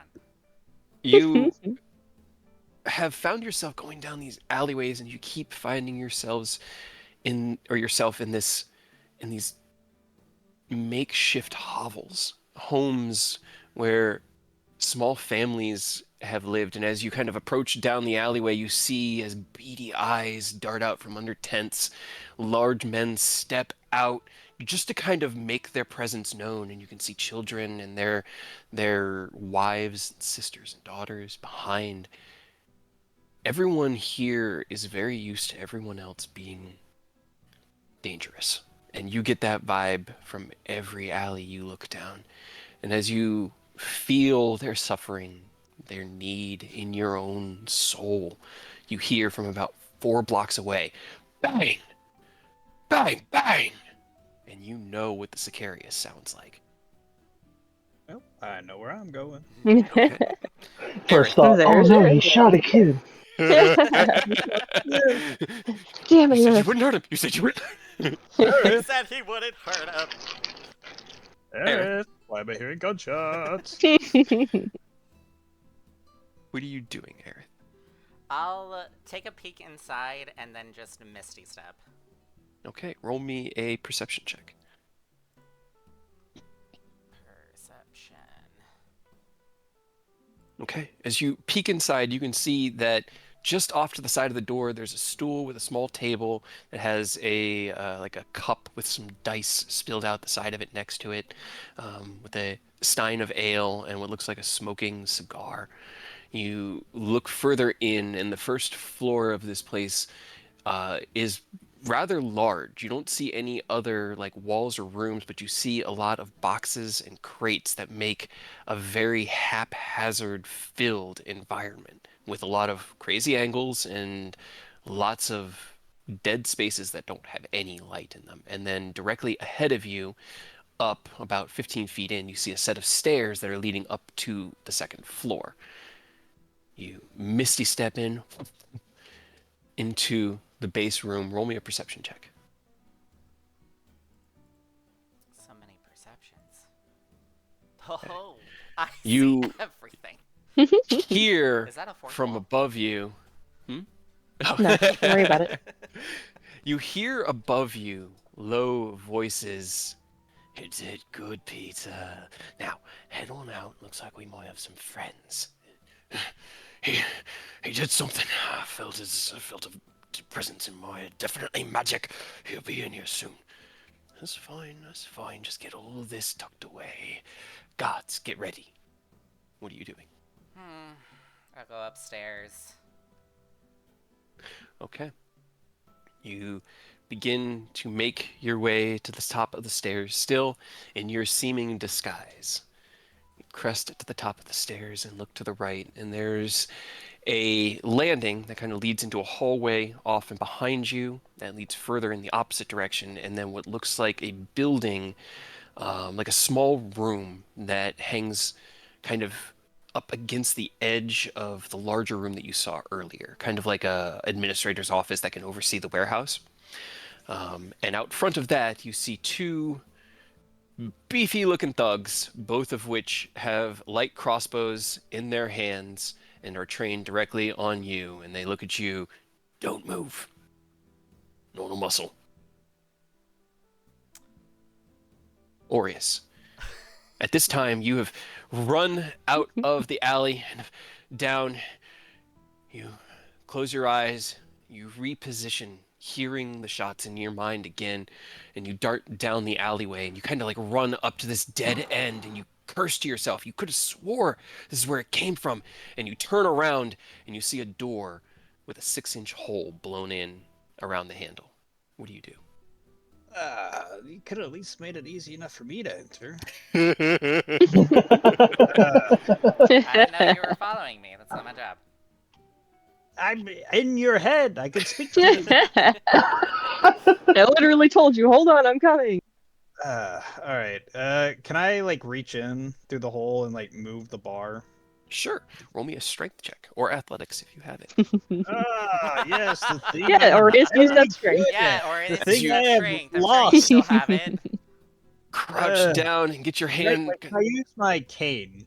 Because I do have my walking stick. I just like use that and just like reach in there and just like move it with that. It'll lower the DC a little bit, but not as much as the I damage will will give. take that. 12.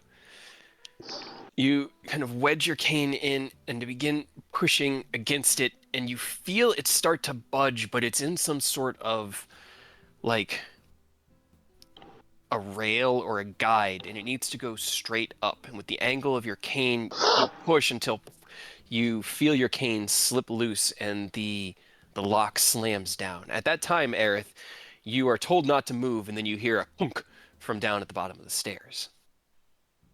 Could I have used guidance to help me? You can use guidance now to help yourself next time.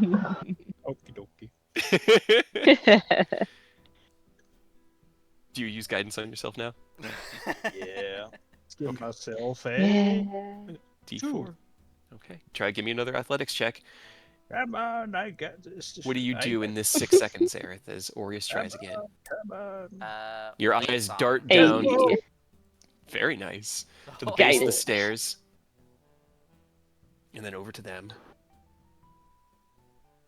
Just keep him talking. I'm on my way. I do you activate do? Blade Song and Oh, don't kill them. Roll me initiative. Need you and Aureus to please roll me initiative. Beans. As you how did I open that? As you get to the top of the stairs and turn and look at them, their crossbows raised and waiting on you, you take a step back and begin to speak quietly under your breath. And they both are just going to take their shots because they were holding actions. What happened to you, Aerith? Um, I got shot. What's your AC, Aerith? I got a shot. With Blade Song 22. With Blade Song 22. So that's 2 22s will both hit you. Oof. Damn! I shield. I rolled. You're such a. How high level are these guys? You don't I know. said, how high level are these little guys? You don't know. You see the Take arrows this some flying drug and raise then. your hand as the shield manifests around you and stops the two bolts and they clatter to the ground. Aureus, as you stick the cane in again, and this time kind of using the door as an anchor and a fulcrum, get your body low and using your kind of like good leg to push up.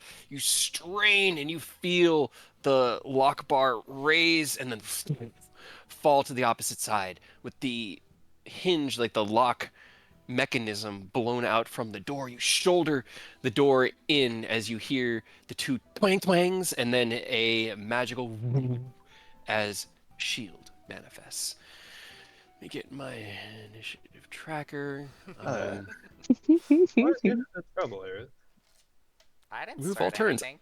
Removal. That's new. Oh, that's so Hey. nice.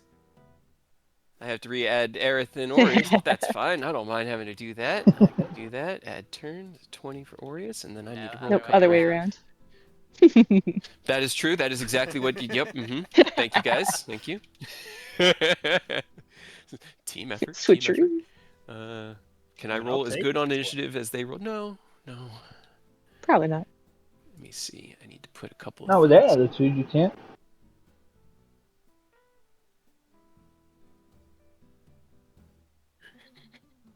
Oh, they're heavy crossbows. I mean, we found a crime syndicate, guys. Probably. Yes. Crime in the underworld? Say it Nah. isn't so. It's Why more would it be likely than you here? think. All right. Got that. Got that. And then I need barium. Who'd have thought Rose at a bar got into a fight after potentially Aureus? Yeah, you guys got into a fight before I did. I am not fighting. It's Aerith Not who yet. decided to fight. I'm just here. I haven't For moral hurt support. anything or I hurt am here anybody for moral support. yet. All right. Aerith, as you manifest your shield and look across, it's only about a 10-foot gap between you and them. You're up first. What are you doing? I essentially move right up to them Okay. and I just say, "I like to talk to your boss, please." Roll me an intimidation check. I feel like how I move is just like as fast as possible. So like in a blink, they just blink and I'm just like right there.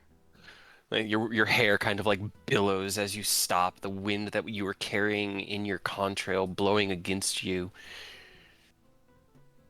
Do I get advantage or no? I'll give you advantage on it, Yay! sure. Intimidation. Will it help? It did. It did help. It did help. I was gonna say, don't you get an inspiration a day, Aerith? I do. I don't know if you've used it today or I not. haven't.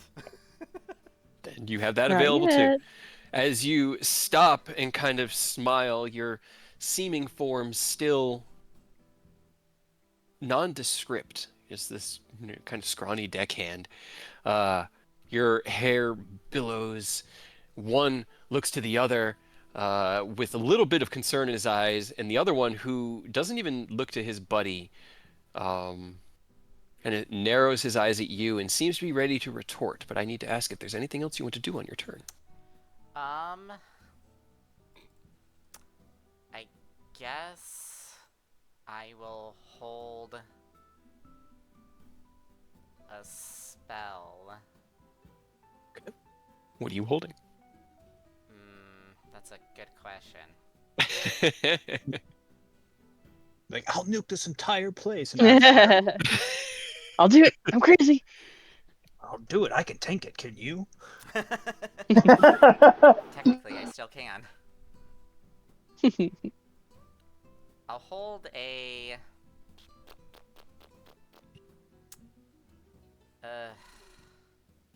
an Eldritch Blast. So I'll essentially just like have the energy collected in my hand. Okay. Can you cast Eldritch Blast, or is that a warlock Oh, cantrip? sorry. No, shit. No, that's. I'm so used to That's Eldritch allowed. Blast. Roll me an intelligence check for Aerith, really quick. It's DC 12 for you to remember that you're in detention within the heat of the moment in combat. You have a good intelligence, so this shouldn't be I too do, hard. but I Just don't roll a lack the one. confidence. I know. That's fair. I'm gonna use a charge of my Blizzard's Wit. Okay. Don't roll 2 ones. Shut Okay. up, you know I've done it before. Okay. As you Right? begin to reach for the Eldritch power, you shake your head and you remember in that moment what other spell are you ready? Firebolt. Okay. Firebolt. Can't do non-lethal damage. As with you magic. begin to ready Firebolt, the other one looks at you and goes, "He's got a couple words for you too. Like, bang, and smash. Another 22 to hit you with his mace. I mean, I'll still shield. You can't use your reaction to use your held action if you use your reaction to shield. If you do block it. I mean, that's fine. Okay. You drop the firebolt and raise another shield as the mace comes in and wangs against the arcane barrier. The other one kind of just like backs a little bit against the wall and looks over at his buddy who sneers at him. He's like, "Don't let him scare you. He's just a man." Aureus, you are about 10 feet away from the base of the stairway, which goes up for about 15 feet. Aerith is about 30 feet away from you right now. What would you like to do? I'm going to use all my movement to go up go up to the stairs, go up the stairs, and see what the fuck is going on. Okay, as you crest to the top of the landing, you are about 5 feet away from Aerith, who is still in his seeming form, pressed up close against two bodyguards, who both look like they have heavy crossbows now hanging at their hips and maces in their hands. Really? No, I don't get to do this enough. I'm gonna use Peaceful Resolution. I thought you were gonna hit him with that nuke spell. That would have been a real power move.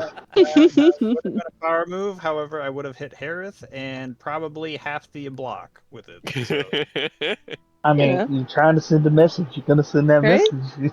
so Aerith, this does include you. Everyone in a 90-foot radius must make a Wisdom saving throw. Is it Wisdom saving throw? Let me double check.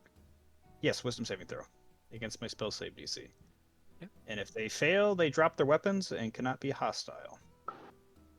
You see as the two guards drop their weapons, kind of like grit their teeth against the divine supernatural force. Aerith, Sorry. you similarly drop yours. All right, that's enough. We are not fighting right now. So how about you gentlemen take a seat and we can all talk this out, all right? By the way, this lasts 10 minutes. Yeah, I know. Roll me a persuasion check. Persuasion. My plus 18. Okay. I rolled For a a 30. 21. They grit their teeth and they look at each other. We'll take ourselves out of initiative for the moment because combat doesn't really matter because it can't be hostile. One looks to the other and then they ball up a fist and slam it on the door. "Boss! Two of them! Run!" And that's We're all not. he ekes out. He can't be hostile. That wasn't hostile. No. It's like you're just making it so much harder. I What just do you want? pick up my What are you weapon doing and to us? holster it. I just want you to stop fighting. God, yeah. Can he? Can he pick up his weapon? Because if he He can, they're he going to. He can pick it up, but he can't use it. He can't do hostile actions. And if they try Okay. to stop That's themselves, why I just holster it. yeah, They can pretty much alter do it. the same. They take it in hand and they kind of like look at it. You see one try to raise his arm, and as he does, all the muscles flex, and you see like the veins begin to burst out before he gives up and just puts his hand down and looks at you. "Fine, we'll talk. What do you want?" I believe this is something to do with something being stolen, right, Aerith? Yes, something was stolen from me, and I like it back. Sorry you misplaced something, but it happens around here. All right. Listen, just give it back, and things can go very smoothly. Like, yeah. Can you guys roll me a perception check, please? Why does it always make things complicated? Everything has to be complicated. It's You my know. job. Oh, it's great, but right, You Why does it both- always have to be complicated? Okay, actually, that's good. You. I guess you wouldn't hear anything, so nothing to narrate. Okay. They grit their teeth. It's like, "You could also just leave. You leave, no one gets hurt. Not you or us. You stop doing this, by the way." And he tries to raise his hand once more. he knocked on a door, right? Yeah, he like slammed his fist against the door behind him. I'm just gonna walk up next to him and open the door. They're both standing shoulder to shoulder in front of the door. Excuse me. Excuse me. I'm just gonna. They don't move, and moving them would be a hostile action, which you are also under the effect of. I know. All right, listen. Would you be so kind as to move? Would you be so kind as to leave? I'm gonna tell you right now, you cannot beat us. I know that. Have you fought dragons? Have you killed dragons? Have you killed a lot of dragons? We have. Frankly, this is very low on my priority, but here I am having to do this shit. So please make my day easy and just move out of the way. Roll me an intimidation check with advantage. They kind of like look at you. Intimidation. I don't actually have proficiency, but we'll see how it goes. Hey, you burned a 1. 19. Not bad.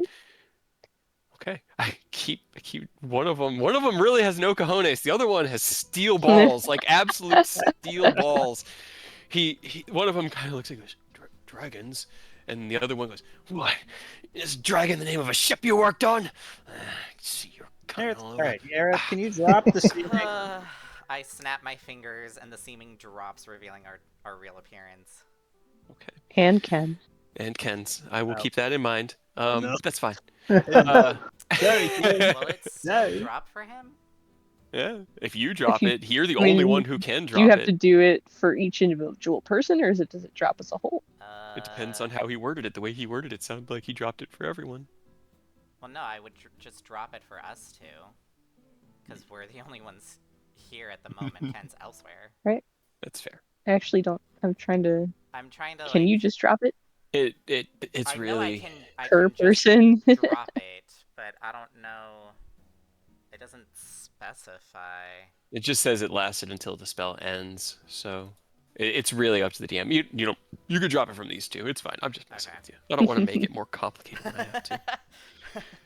You drop the seeming as Aerith continues his blade song chant. It lasts a minute, right? Yes. Okay. Getting close to the end of that minute in case you ever need to use it again. Sorry about that. But you take on your gold dragonborn form, and the one that has not really been intimidated thus far smiles and goes, "I thought Simon was kidding when he said it was a magic man. You really are. Explains this. Oh, stop it." Not the magic man. He's the magic man. I'm going to point at Aaron. Why does everyone think I'm the magic man? Both of you, then. I'm not magic. I'm divine. It's different. Then divine your way out of here. This isn't a place for people like you. All right. You know what? I'm going to give you a choice. Either you move away and you go about your day, or I'm about to blast a hole through that wall. And you are in front of me. Give me another intimidation, just a flat one this time. I swear to God. It's too fucking funny. Use your inspiration. I don't have inspiration. I'm the only one who can get that. Heroes don't get that. One of them moves away and goes, "You coward! My boss raised me, and I will die before I abandon my post." I just want the goddamn whatever. Sunburn. I was about to say sunburst. Okay. Obliterate and I'm gonna angle it up so I don't hit the neighbors. Okay. Are you worrying about hitting him? 'Cause he's like right in front of the door. He does not move. I'll be like right beside him. Cinch his head. I might kill him though is the problem. So I'll go like right beside him, so like his hair might get singed, but like he's not directly getting blasted. Okay. Now, the question I have, who determines if an action's hostile? Because if it's to be determined on the actions I make against you guys determining it, in this case, casting an attack spell against this would be a hostile action. You would need to find a way to peaceably resolve this. And I know that the intimidation is what you're trying to go to intimidate them out of the way, but I rolled a natural 19 to your 19 intimidation. So for the fourth time with this one guy, he's just not moving. So I think, and you can correct me if you want, and if you want, then that'll be the rule for your setting. But I think that the hostile action would be determined by the one who would perceive it as hostile. I think so too. Okay. I'm fine with that, but then that would have to break it for everyone immediately. So can you still make that action, but you break the... So it'd have to break it for everyone at the same time. Yes. Like if one person suddenly become hostile, it's not right that other people couldn't defend themselves. So it makes sense that if one person is able to become hostile, everyone can. Exactly. Yep. Makes sense. So is the hostility... Are we back in hostile mode? Yes. Okay.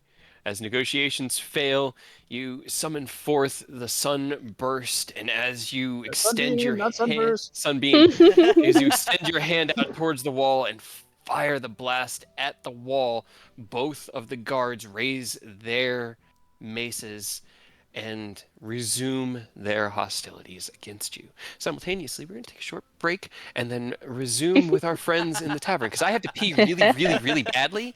Too much laughing. That's fair. Yeah, it's too much laughing and half a liter of water already, so I'll be back in like 2 minutes, and then we'll snap back to our friends within the Salty Spittoon before resuming combat. Wow, who would have thought Aureus would throw the first punch? I'm not even attacking them! Hostile! I'm literally my next turn, I was gonna be like, alright, go back to being peaceful again and do the same. Alright, Aerith, by the way, my plan is we're just gonna go through the hole I make and we're just going after the guy and just ignore these guys. Alright. I mean, Unless you didn't really you think you can knock any... him out real quick. Maybe not real quick, but I didn't really have any intention to actually kill anybody unless they actually forced my hand. So that's fine. That's fine. I just wanted you to get your bag back because your bag probably has a lot of important things that we don't want other people to have. No. What? No way. This is a mess of a day.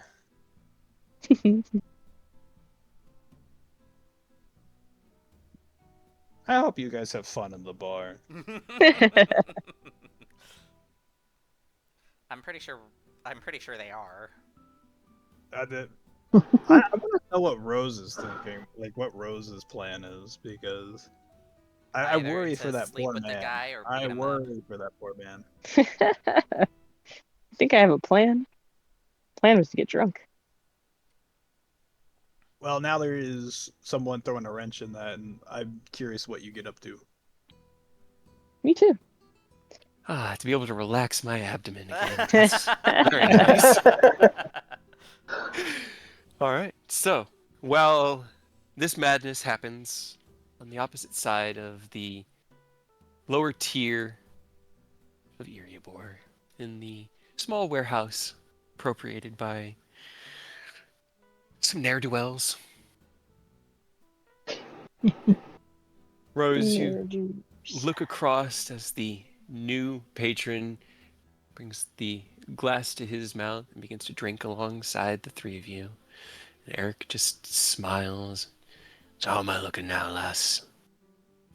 Am I more in your league, or do we need to drink more?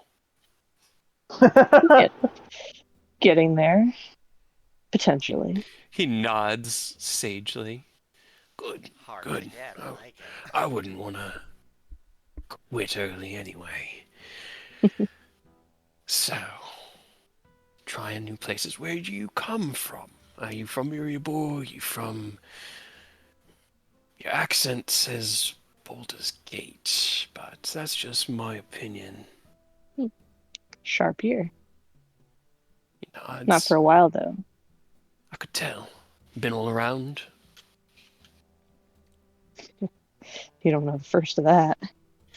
I don't know. Try me. I've seen many of these city-states amidst our fair coast. Where do you call home? Where do you hang your hat, if you would ever dare to cover such beautiful hair with a hat? The Feywild. Right? No, the Hmm. Shadowfell. Yeah. Yeah. Rose will sit back a little bit and tap their chin and just see, where have we been?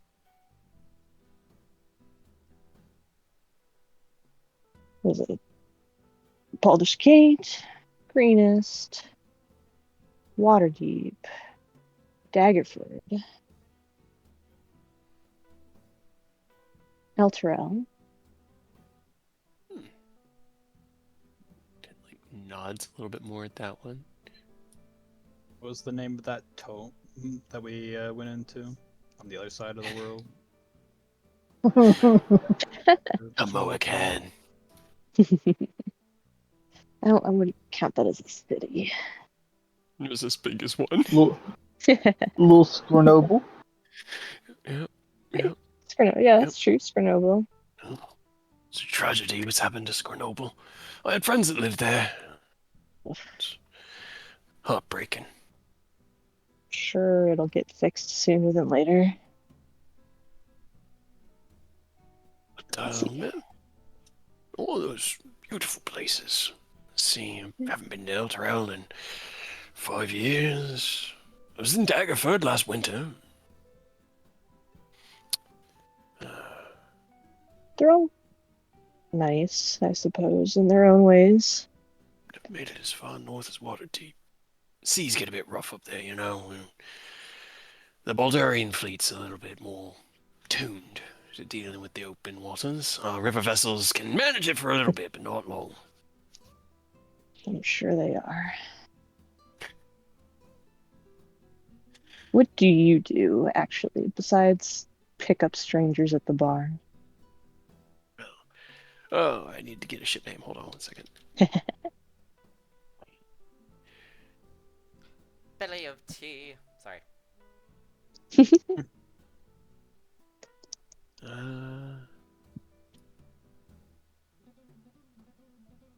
I'm a deckhand aboard the Green Flame, a merchant vessel that sails up and down the Chiantar, selling our wares to the city-states along the way.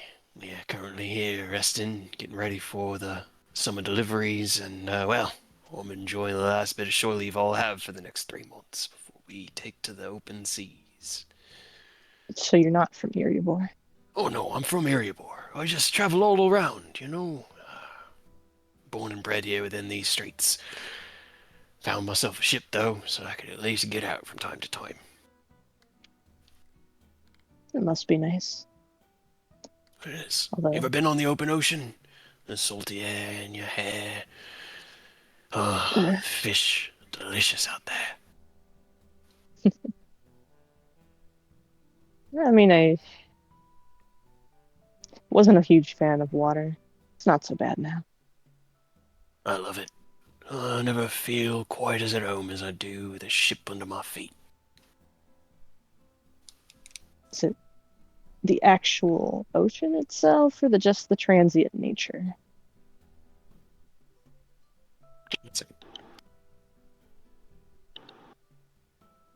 Kind of just like smiles. I like to move about, you know. River, ocean, lake. If I'm on the water, I'm a happy man. Fair enough. Well, you have your conversation. I guess he just stepped away. I can't really do what I was going to do. See me getting ready to drop on our boy. Well, they argued against it, so I don't get to just make him look like a nobleman. I here don't within see this. anything in there that says you drop it. But I know you can't drop it on yourself. The caster has to be the one to yeah, drop it. but I don't know that you can pick and choose. It sounds like... I feel like the comedic timing will be Right? perfect for it. If Okay. you drop it, it drops it for every person. We are at a 50-50 split right now, which means a d20. 11 or above, it drops. 1 to 10. It does not. You came right at the perfect time, AJ. All right. So, Surprise! Ken, as you join at the table, kind of like sit down, you order your drink. Is placed before you. It's not as funky looking as the one that you can see Eodos and Rose are drinking, but it definitely is not as nice as the ales you are used to, and it certainly does not have a strawberry smell to it. You kind of raise it up, take a sniff, take a sip. It has a bite. That's pretty much all. It's like, I don't know if you've ever. The beer I would attribute it to is snake bite, but that was Oh. a brew from like back in Maryland, like Duclaw's homebrew, but it hit like venom, and this is what this kind of feels like. It's like, and then in the aftertaste you're like, huh, and then the aftertaste is like, oh, Eh. and then it kind of settles back into a, it flits all around. You set it down, and you begin to hear as the large happy man left of Rose begins to flirt with them very, very obviously. And you look down at your hands as a shimmer washes over your body, and the light colored, kind of rough hewn, calloused hands before you turn more into your darker skin tone. You start to see scales on your hands. Your clothes revert back to that of a nobleman's as your seeming is dropped. Uh-oh. Well, I don't have my noble clothes on, remember? Because we changed out of them after roughing it You're, through you're the well. forest. You're in your streets. Yes, you're in your streets. Okay. You in your streets or your armor? He has his boots. No, on. not. Yeah. Just the boots. Just the boots. He had to be able to fly. So, as you realize that seeming dropped, you look over at Eodos as Eodos looks at you, and Eodos, you now see Ken sitting before you. He just clinks glasses with him. Welcome to the party. Rose will glance over back towards them, sigh a little bit, and set the glass down. It's getting a little crowded, isn't it? Oh, that's what I've been saying for 10 minutes now. Come on. I got some good stuff back at my place.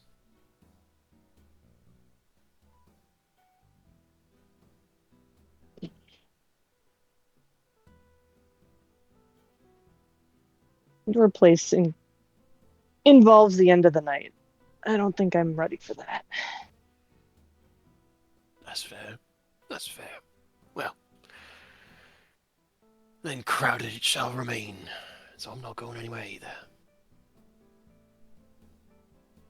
Great.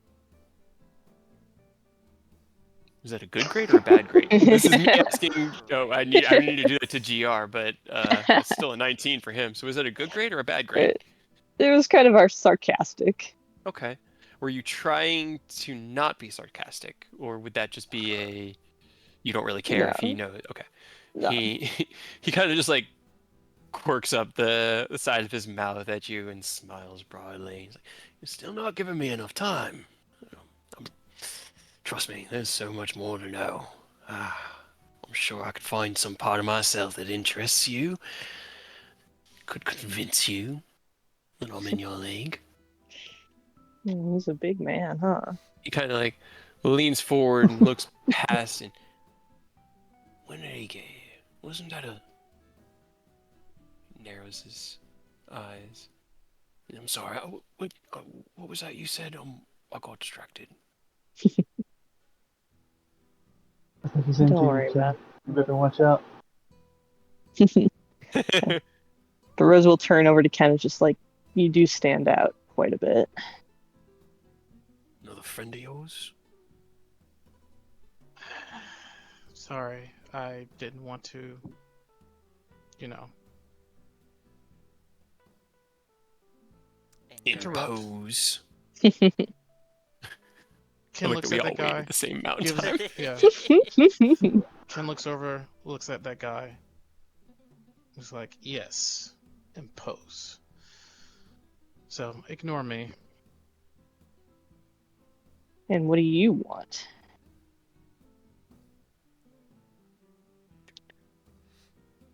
I'm just here. Are you here because I'm past curfew?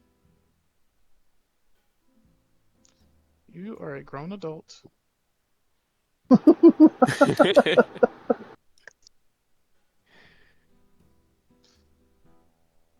But fine. I apologize for being in your space.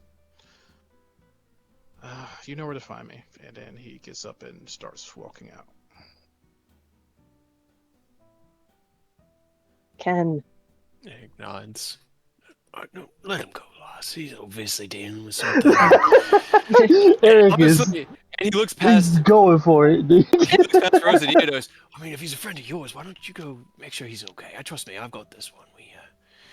We'll be plenty safe. Oh, he's got me. Did you hear that, Ian? You gotta respect. I was unfamiliar with Eric's game. He is in it for the long haul, huh? Apparently. Early quitters don't succeed when the real prizes are on the line. You gotta work for what you want. And you gotta want it to get it. It's more than I expected. I expected a, hey, let's go in the alley and fuck. I mean, if you're down for that, it's, I know a good alley, but, you seem to be a harder fish to catch. One more worthy of a angler's skills. I mean, I can be easy, you just won't like it very much. I'm having quite a good time right now.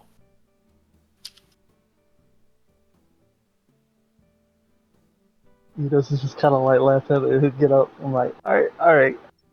I respect it, Eric. You know what? Take your time. But as he walks away, he's gonna follow Ken a little bit, but then he's gonna kind of break off for a second and go around some of the guys who are causing trouble, like palm each of them a gold, Okay.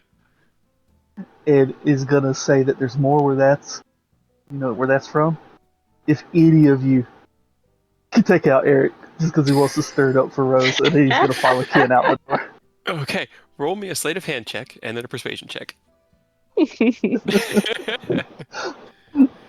right. As Let it Eric. hear. Okay. That's good. That's good. All right. Persuasion. Persuasion?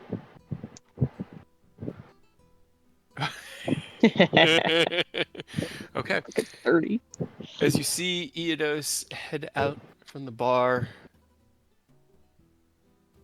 Eric leans back in his stool. Oh, that's a lot better, isn't it? Now we can really get to know each other. Smiles. I know about you. Because I'm Well, Ken. 22. Sorry. Tell me about yourself. From all over, you're an adventurer. What is the most interesting thing to know about you, Rose?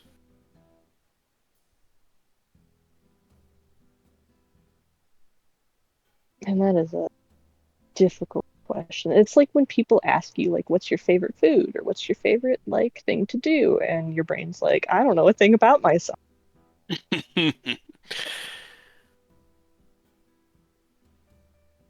He chuckles and kind of like looks into your eyes, and his own glisten with like a mirth. My favorite food is sea bass, grilled with extra salt, a side of potatoes, and this right here, talking with a beautiful woman, drinking ale. This is what I love to do the most. Well, almost what I love to do the most, if you know what I mean. Rose will take another sip and then kind of not slam the glass down, but set it down hard right next to his hand, like right, not smashing his fingers, Mm-hmm. but and look over, just not a woman. Okay. Looks you up and down. You liar. Yeah, he's got a look on his face like, Is this a new game? I thought that was the respectful, but I didn't think you like being called girls. It just doesn't seem to go over well. Not a girl. Once Does that again, change your mind? eyes you up and down. Not necessarily, but it does raise questions.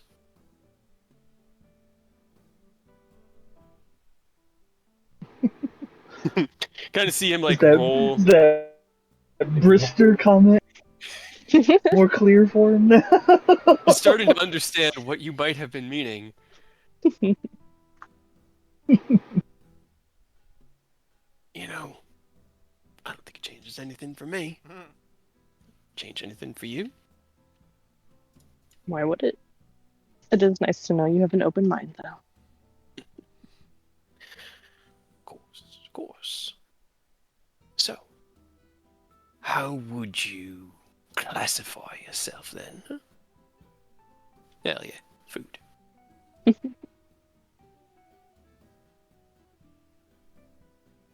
I will say, you look quite womanly to me. Maybe a little strong of jaw, and your arms are definitely toned, but I like me a strong woman, so he kind of like looks at you and I'm really trying to be respectful, but I have no idea what waters I have found myself in. Hope you brought a snorkel. He always brings his snorkel, but that's only useful in the other way.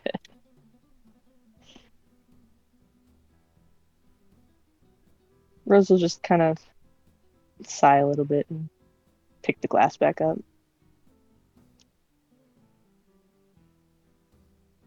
I am whatever anybody wants me to be.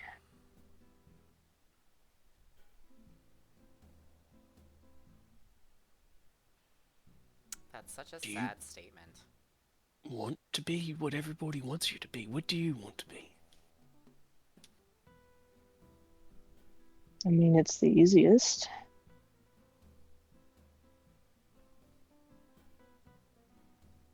Kind of nods.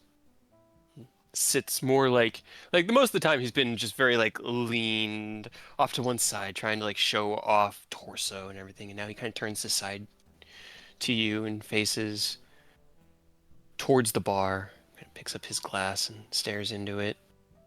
We always do what's easiest, isn't it? Let others dictate things. Takes a swig from his mug and sets it down. We're strangers. I got no expectations of you. So, with me, who do you want to be?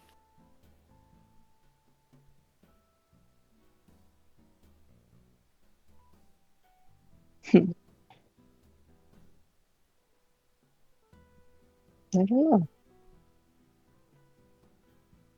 Who do I want to be? That's the question, isn't it? Raises his hand. Hank, we're gonna need another bottle. Hank just nods. I'll put it on your tab then with that other drink. Wait, what other drink? No, it's just... Wait, what? Don't ask He looks down questions. and sees the glass that Ken had left behind. All right.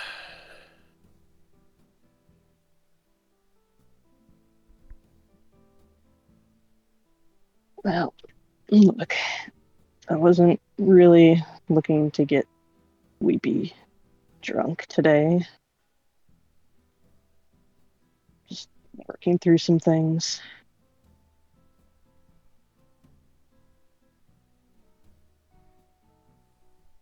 Anything you want to talk about? I mean, again, strangers.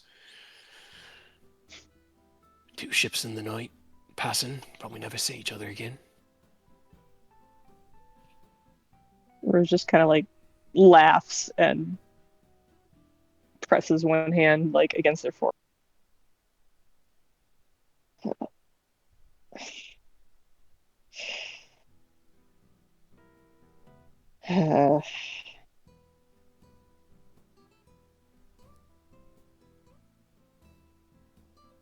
I feel like I can't even talk to my friends.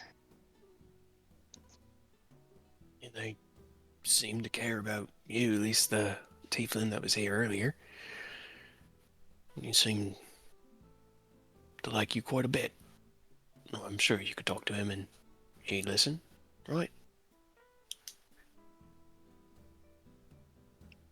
I mean, Eidos probably. I don't know. Tried to talk with my friends today, and it honestly really made things worse.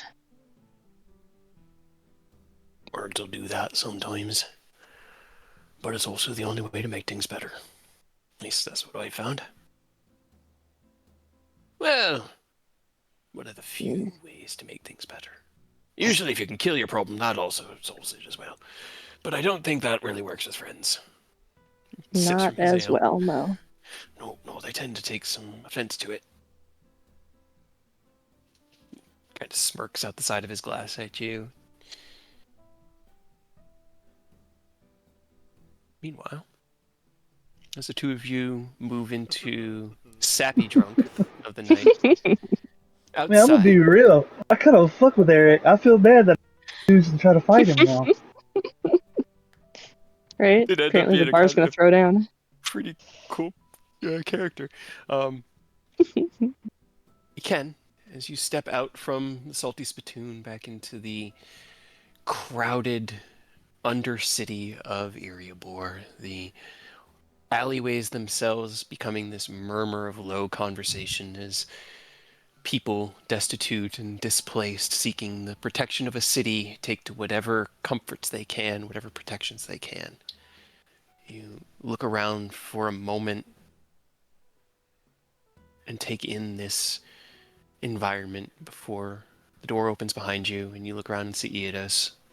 The two of you are together. What is your guys' plan for the night? Make sure your bags Or are now? taken. No, just you.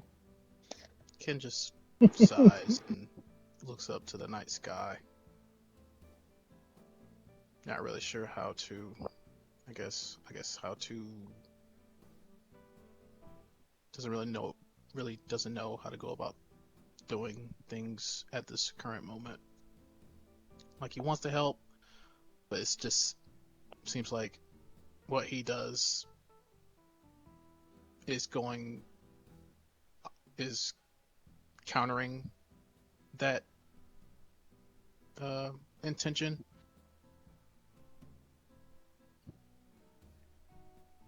Rose is an enigma.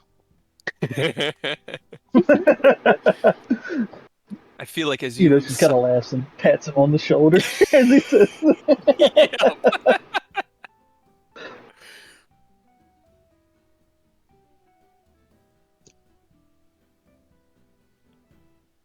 Like I want to "Well, talk my to bad, kid. I them, didn't mean but to cut you off." nah, you're good. It's like I want to talk to them, but I'm not sure if they'd even listen or just laugh me away. But I'll just I'll just take a step back this time and hope hope that they can, or hope they come around.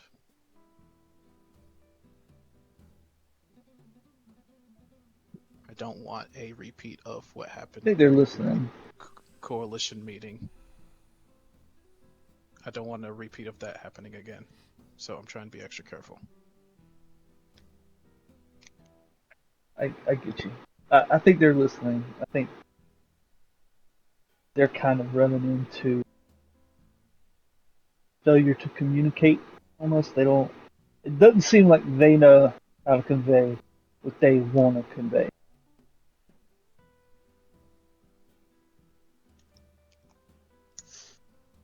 I think being isolated in a war for God knows how long, after going through all kind of shit that we went through, after going through that rough upbringing and gate, you know, street life probably makes it hard to communicate smoothly.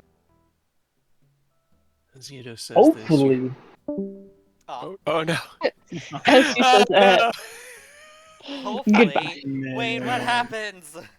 Oh boy. Next time on Dragon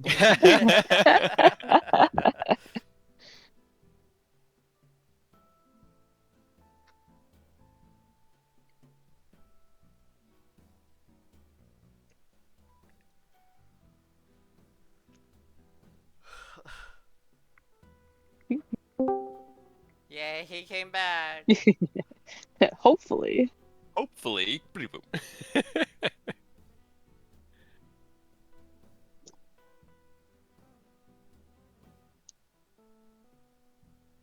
Is he there? That's, Yeah. Earth, come back.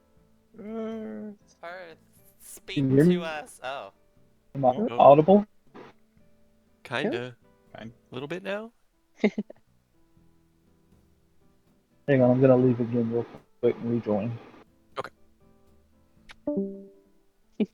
Damn you, Discord. Damn you, rural internet. Well, yeah, pretty AT&T, much. why didn't you just run a line to his house? You should have fiber optic across this entire country by now. We Right. already paid you for it. I don't have fiber optics. I know.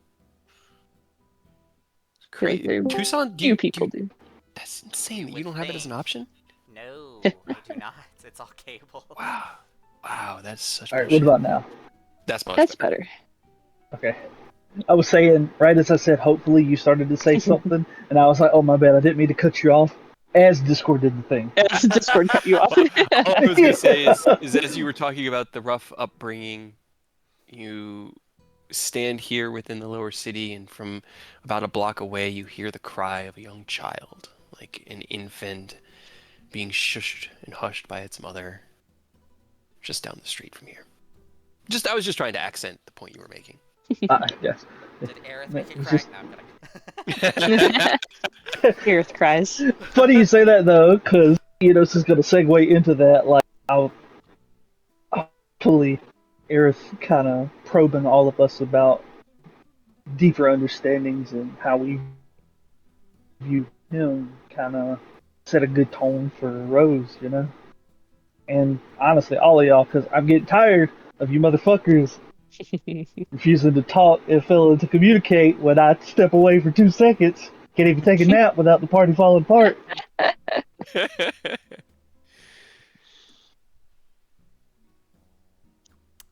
What? I don't know Well, what you're I'm talking always about. well, I'm always open to discussions, but I don't know. It just seems like every time we make an attempt, it gets heated. People leave in a huff. Yeah. Yes. Speaking of, where are they at? Uh, so funny thing, Aerith may or may not have been pickpocketed. Hilarious. They went to go find the potential person responsible, and I asked Aureus to follow him as backup. He doesn't shoot a child. Okay. Vroom. Aureus would never start a fight, right? He wouldn't do that. No, no. Off in the We could distance, they trust him. see daylight just beam out into the air. Let's see. I needed to pull up some reference here. Oh, roll Also, 20. as a heads up, I know Rose is kind of acting a certain way, so I may or may not have paid some dudes to potentially start a fight, kind of cheer them up. So do with that what you Potentially cheer him up. Yeah, well, as long as they don't kill anyone, whatever helps them get through this, and by extension, hopefully talk to us, go for it. Okay. Well, you guys have your conversation in the early night of Erebor. It's about, actually, Ken, you would know, it is 8:15. The sun has just about set over the western horizon. Yeah, I mean, it takes a while to walk across this whole city because, going down the hill, I was up the about to say hill. it's still early. Yeah, there you go. Down within the small warehouse, hidden in a tiny alcove, Aerith and Aureus stand facing off against these two thugs. And as Aureus releases the sunbeam against the wall next to him, I did look it up, and walls do have AC, so I rolled AC, or not AC, HP, for the wall. It's just it breaks it quite sufficiently, but not all the way down or all the way through. You essentially release the sunbeam, and as you do, the one that was closest to where you were aiming ducks out of the way. It slams into the wall with this blast of wood splinters and like model and daub filling, like that kind of clay, stone esque that they use to help fortify buildings, especially second and third floor buildings in medieval times. Mm-hmm. You see it all kind of spray out towards you, but you can only see a small, maybe like 3-inch hole through the entirety of the wall. And at that point, I need everyone to roll me initiative again.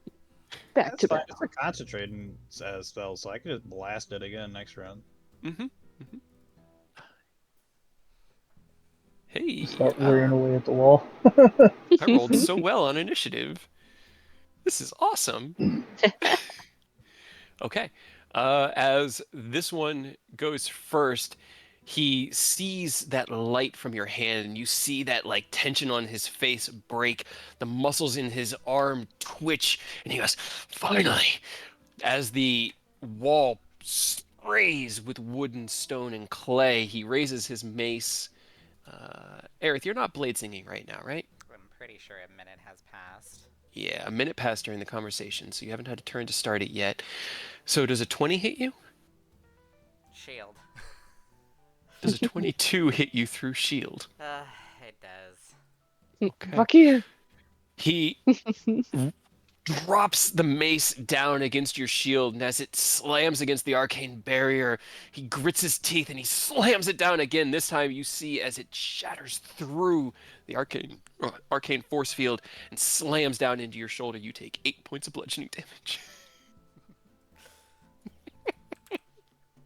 I rolled max damage, guys. Yay! Get punched. Aerith, either help me break the wall or deal with them. Uh, That's your problem. As you similarly feel that tension in your mind that has been holding your weapon back and keeping you at bay break, Aerith. This need for peace and resolution gone. What would you like to do? I will bonus action Blade Song. Okay. And I guess I will try not to kill them Thank you. I appreciate it. and non-lethally attack the one that hit me. Okay. Go ahead and roll me damage. Or roll me your attack, I guess. You kill a man. Roll me damage. Okay. Oh, Oh. Yikes. that is Ah. hefty. I'm like also Hey, double checking to yeah. see if I have any attack damage modifiers. I do not. That was 3 points short of your absolute maximum damage. Yeah. That is insane. Okay. Please As- tell me you didn't just kill a man. Aerith kills a man. As the club slams into your shoulder, you feel your body kind of like buckle a little bit.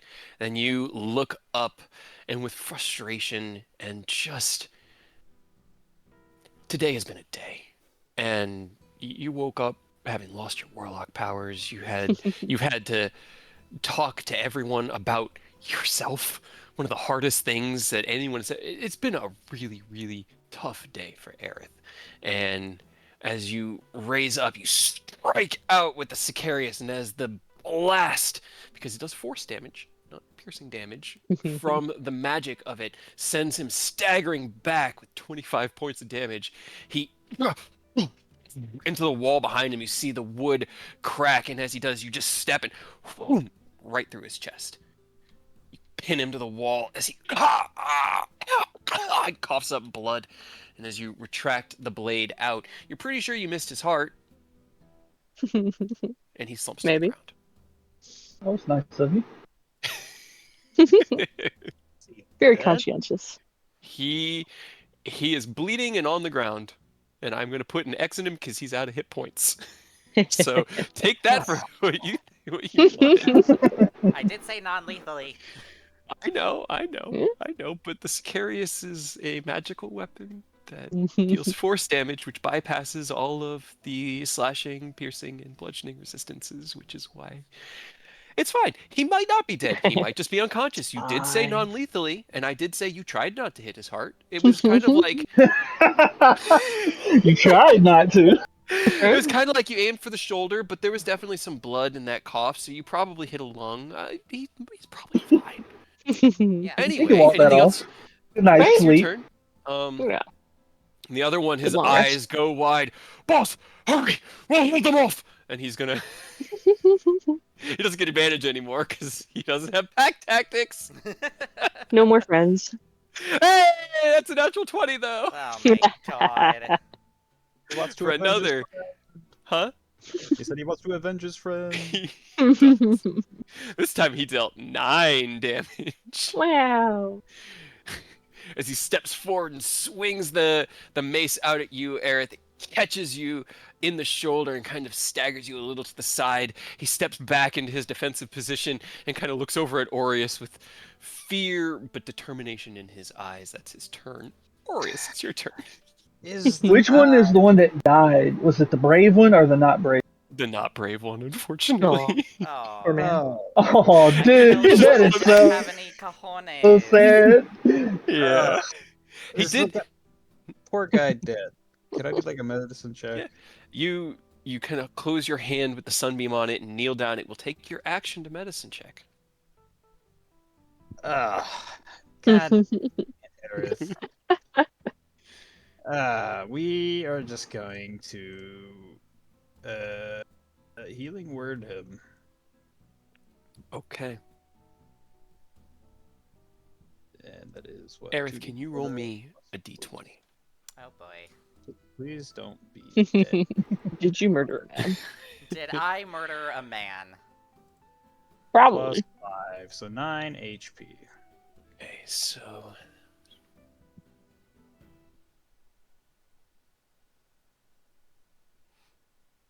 you cast out healing word, but there is no movement. The Well, magic just sort of resonates through space. Aerith. I did my best. You did.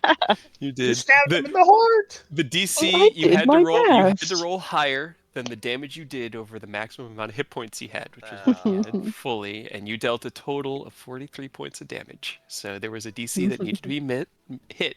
Unfortunately, a 5 was No. not it.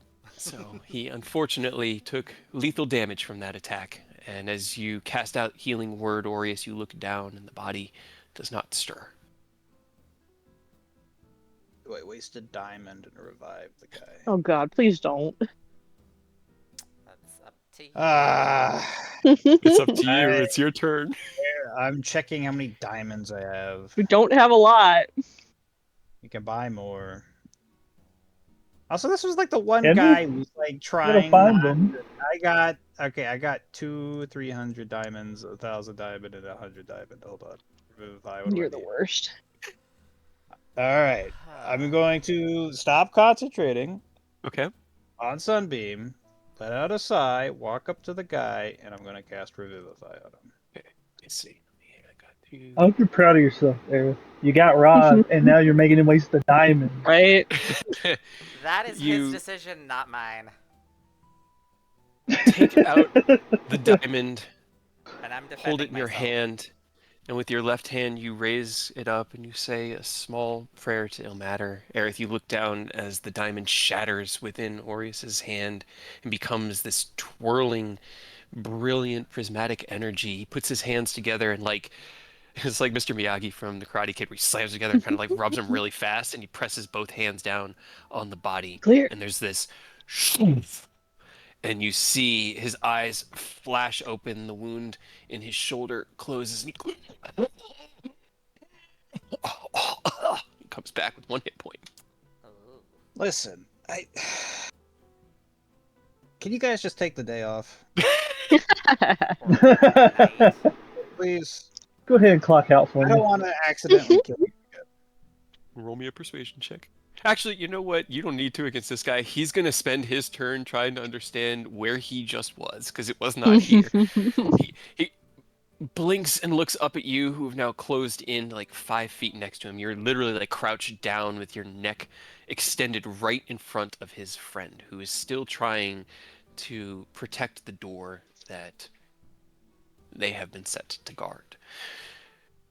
He looks up at you with a look of wild confusion. But Aerith, it is now your turn. Do not kill the other one.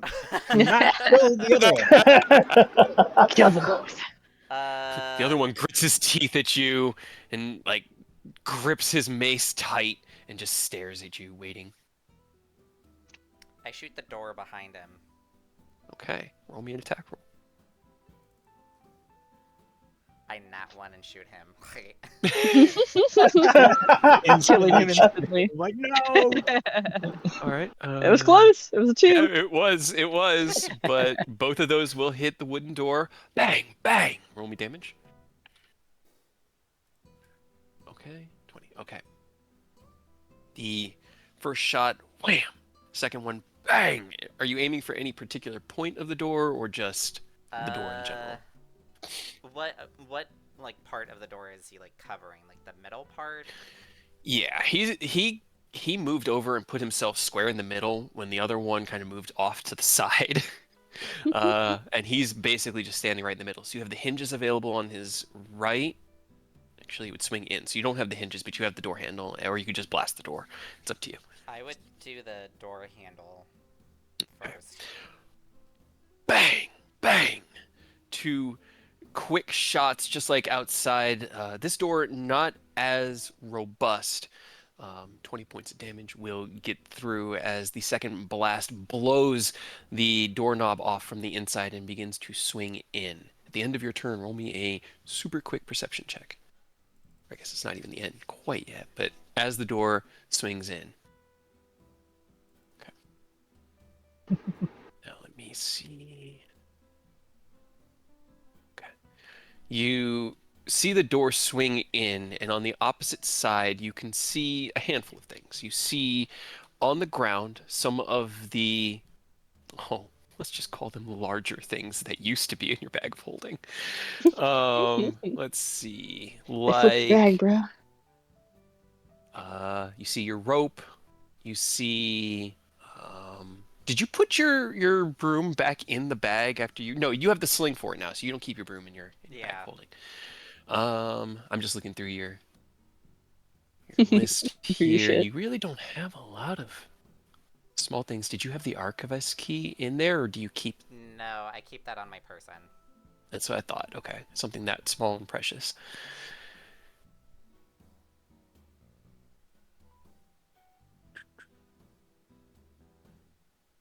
Actually, you don't really have anything big, so you see your herbalist kit and your alchemist kit both just sort of thrown off to the side. You see a few little glitterings of gold coins on the ground. You see the cold weather clothing that you had bought in Parnast, similarly just dismissed and disregarded off to one side. And you see as a sly-looking thin gentleman with a well-trimmed beard seems to be stepping through a bookcase. And he looks over at you as the door swings open, and he tips his hat and seems to be leaving. I Misty Step. Okay. You misty step into the room. It's 30 feet, right? Yes. Okay, 30 feet. You appear about 10 feet away from what looks like a bookcase door that has been swung open, and behind it there is this wooden passageway with a low ceiling that just goes off into just like torches hung on the wall. That's all you can see. It goes about 15, 20 feet in and then turns in two directions. As you misty step in, his eyes get wider. I'm almost tempted to just fireball the path in front of him. Like, Well, you've used your action this turn, unfortunately. yes, I know. For you. And I for still me, have that would be movement, funny. though. You do. He is standing in the hallway, the passageway. It's only about 5 feet wide, but he's actually in the entrance to it now. And you are in his office. How far away is he? About 10, 15 feet from you? I essentially move right up to him. Okay. You slide up and he goes, "Evening, sir. How are you tonight?" Doing well. I'd like my stuff back, please. I'm sure you would. I'm sure you would. Let me go ahead and reveal his initiative. I need a token for him. Hold on. Just in ChatGPT, a low-life thief mob boss. I'm just gonna use the bandit captain because that should be appropriate. And let me make sure. Yeah, that looks good. Okay. Cool. Yeah. Okay. So, because I've been rolling for him every turn, I just didn't have a token on the tracker. He was right after you, Aaron. All right. So you are now standing right next to him as he tips his hat to you and it gives you a wink, replies. Anything else you want to do? Nope, that's everything that I can do this turn. All right. Sorry, my lord, but I really must be going. Got appointments to meet. Have a great day. And he's going to use his action to disengage and then bonus action dash and move 60 feet down that hallway. You're not gonna pass enough. He doesn't know that. He doesn't Get him, know. Eric. Get him. You see him tip his hat and like dip down and duck and twist away and run down the hallway. He stops at a slide, turns to the right, and down that hallway. And he is now out of sight of you. But that was his turn. This one, shit, boss! And he's going to head in after Aerith. Runs up behind Aerith, who would be like ish. I'm just trying to use general to know.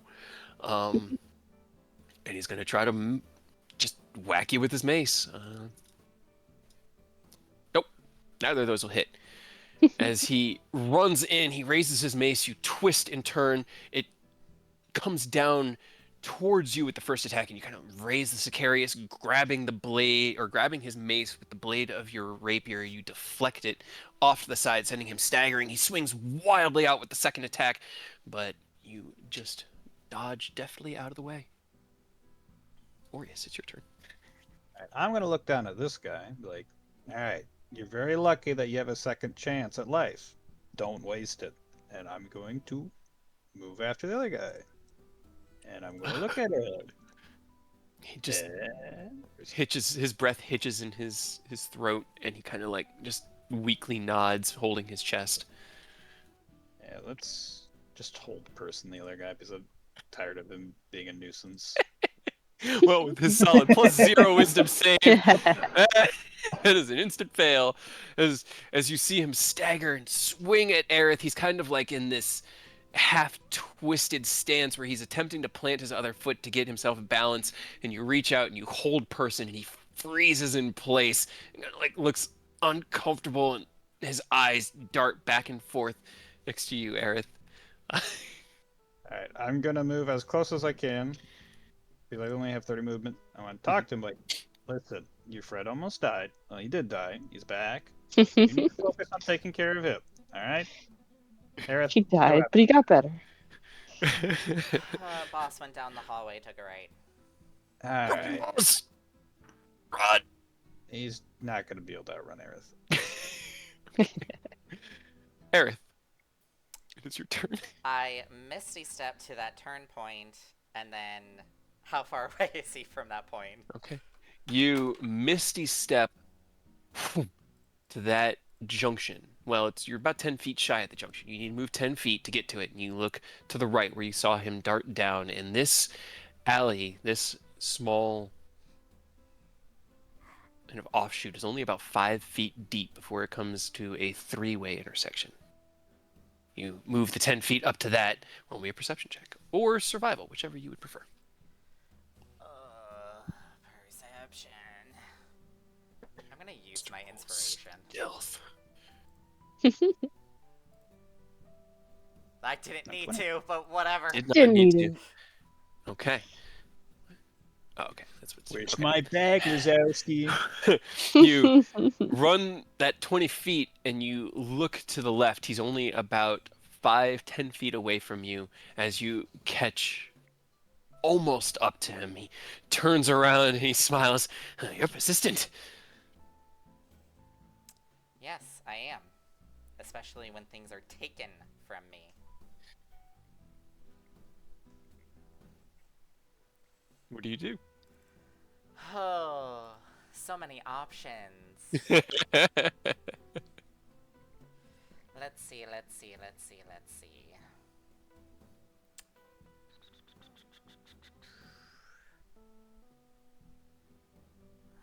don't really have anything that binds.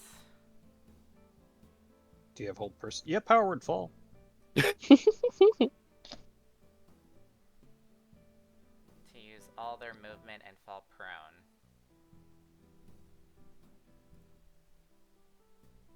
Let's go. Well, hold on, I'm not deciding yet. I mean, it just No save either. I mean, will this still count? Because they just fall prone. I mean, falling prone. He'll fall prone. Yeah, and I'll have to use half of his speed to get back up. Then yeah, power word fall. Okay. As you turn that turn that corner and look to the left, you see the bandit. He turns. He makes his remark at you. You just shake your head. You utter a single word taught to you by a young or a small old gnome a long time ago. And you watch as both his feet, it's like both have just decided not to be feet anymore. And he just falls flat onto the ground with a He's about 10 feet away from you. And you've only used 20 feet of your movement. I walk up to him and I just jam my rapier into his leg. Right. Well, I that's already used my action, so. Well, you have, but you have extra attack, right? Well, no. That's a warlock thing. Never mind. No, it's Sorry. it's my I thought it wizard. was. No, it's part of my No, wizard. that's right, because Blade Song. Yeah. Yes, that was my bad. Okay, then yes, you still have extra attack. I'm like, what wizard could use melees twice? Well, Blade Singing can. So yes, you would actually still have a melee attack. Make me an attack with advantage. I'm not As you remorseful step- if I do kill him. Up next to him and drive your rapier down into his leg. Roll me damage. You hear, oh, you bitch! As he reaches his hand down, he kind of like moves the rapier around a bit in his leg before pulling it out with a gout of blood. And his hand covers over it, and he begins to like push himself weakly along the ground. Anything else you want to do? I'll just ask again, where's my stuff? Gone. Anything of value is gone. That's all gone. And you will be too. And he's gonna reach down to his hip and he's gonna draw 2 of his daggers and he's gonna make his attacks against you from the ground. You're gonna swing at your ankles. Yeah, no, I mean, 21's not a bad roll, but it's not gonna hit you either. Step back as he swings out 3 times, and he's gonna scramble onto his feet and kind of limp 15 feet down the hallway. Okay. He still seems to be trying to get away. Why? They You can always do it. make I believe in you. hard on us. It could be so simple. All you'd be like, oh yeah, here's your stuff, or hey, this guy has it. Well, I don't want any trouble. And be like, okay, we'll be on our way. But no, we gotta make things difficult. Yeah. I guess that would be his turn. Sorry, I got lost in the sauce there for a second. All right, Thug can't do anything, and he can't save against your paralysis, so that's his turn. Orius, it's you. I'll just pat him on the back as I walk past him. Get back here. You just hear the sounds of struggle. Yep.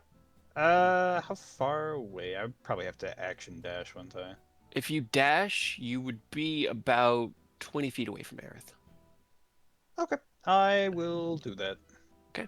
As you head down the hallway, you kind of get to that first intersection, that T-junction, and you hear a cry of pain and a curse, and know that Aerith is to the right of you. And you turn to your right and run that way, and you get up just about to that crossroads of of pathways, and can see Aerith, like the back of him, as he is standing over something, and then that something kind of pushes itself away, but you're about 10 feet away from Aerith. Okay.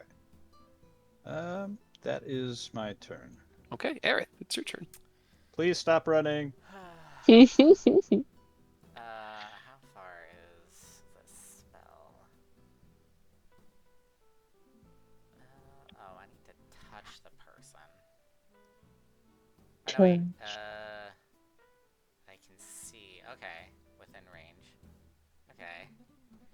And you can I'm... walk up next to him. He's just crawling on the ground. No, he did stand up. That's how he moved 15 feet. He could also have crawled 15, but he stood up. That's- He'd yeah. rather die on his feet if he has to. I'm gonna cast... He's just like limping. I'm gonna cast Detect Thoughts on him, and I'm gonna push, like forcefully push, to find the info as to what he did with my stuff. Okay, what's your spell save? It's 22, right? 22. Well, 5 is not gonna do it. You cast Detect Thoughts, and as you focus in on his mind, you hear, shit, out my fucking leg. Ah, shit. God damn it. And as you Who is this bitch? press further, you feel yourself kind of being pulled back in memories. Not long ago, 2-3 minutes, and you hear through his perspective slamming on the door, and you feel panic. You look down, you see a pile of gold, an absolute pile, more than you've ever seen in your life. I mean, not you as Aerith, but more than the mind that you're in has ever seen in their life. Amidst strange devices, random knickknacks, and all sorts of things, and you look over at the young boy who brought this to you, and you shout for him to get out. And as he's beginning to run, you stop him. You shovel as much of it into the bag as you can, and you toss it to him. But it's not much, it's maybe about half. The other half, as you hear the cacophony happening out front, you take the safe out from your office, turning around, quickly putting it down on the desk. You shovel what's left into your own safe. You have to strain to push it back into the hidey place. You pull the lever that drops the portrait, and you hear the sound of one of your men dying, and you know that you don't have much time. You begin to run to the doorway that is hidden, the one that you opened for the young boy. And as you step into it, you hear wham, wham from behind as the door blasts open, and you turn around. You focus what's left of your confidence, and you smile and grin. They'll never find it. And the memory ends. It's in 2 places. It's been split up. And you have no idea what went where. One has your bag of holding. The boy has your bag of holding with about, you'd estimate, half of what was on the table. And the other half was put into a lockbox that he then stored in his office.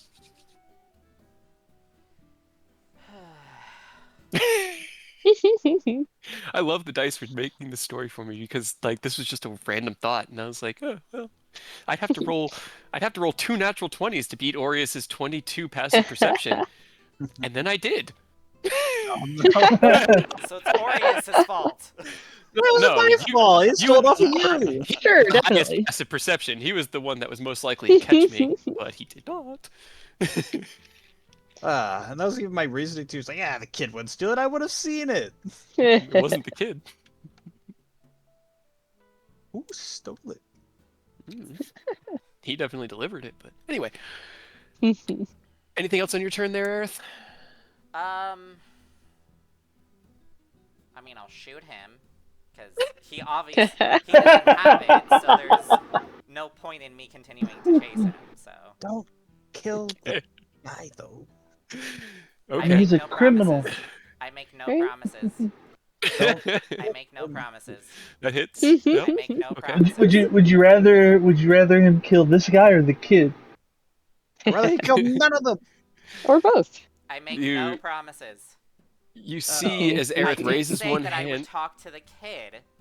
I didn't say I was gonna talk to these guys.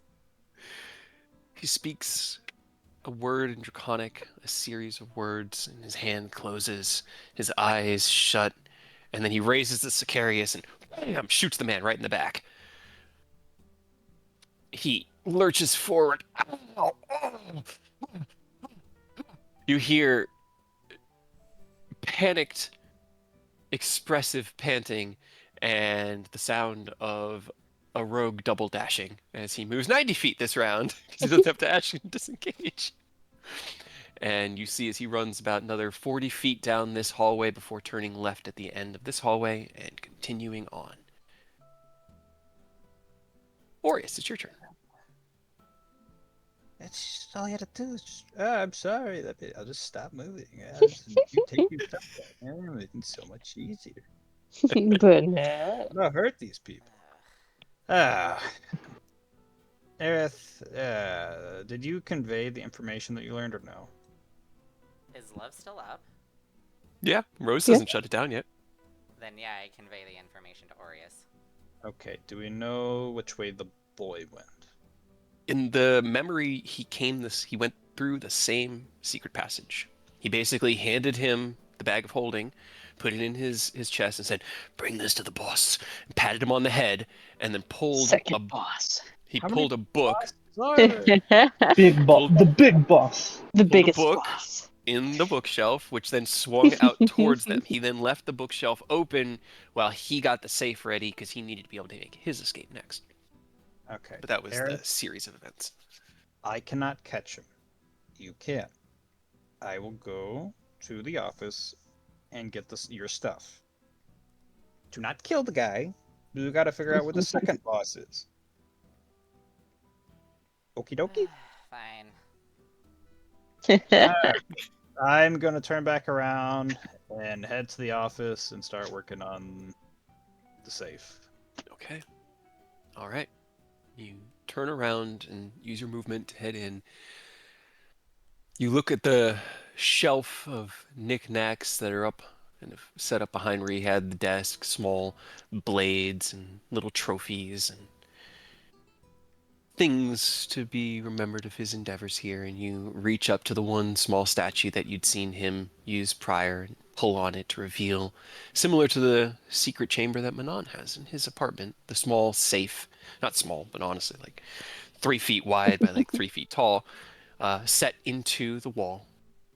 And Aerith, roll me a perception check and then an intelligence check. Do you know the combination? Were you able to perceive the combination during the memory? I believe in you. Perception.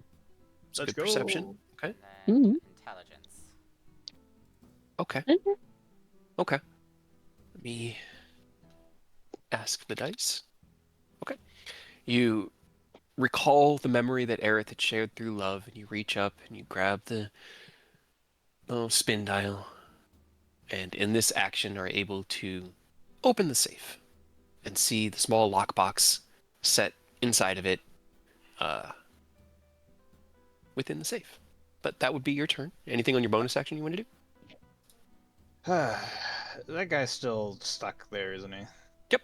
As you've been doing all this, he's been like, "Oh, that's the bosses. Get your hands off that." He's just struggling. First of all, this does not belong to you. It belongs to my friend. Second of all, do you know who the big boss is? I say as I'm opening the safe.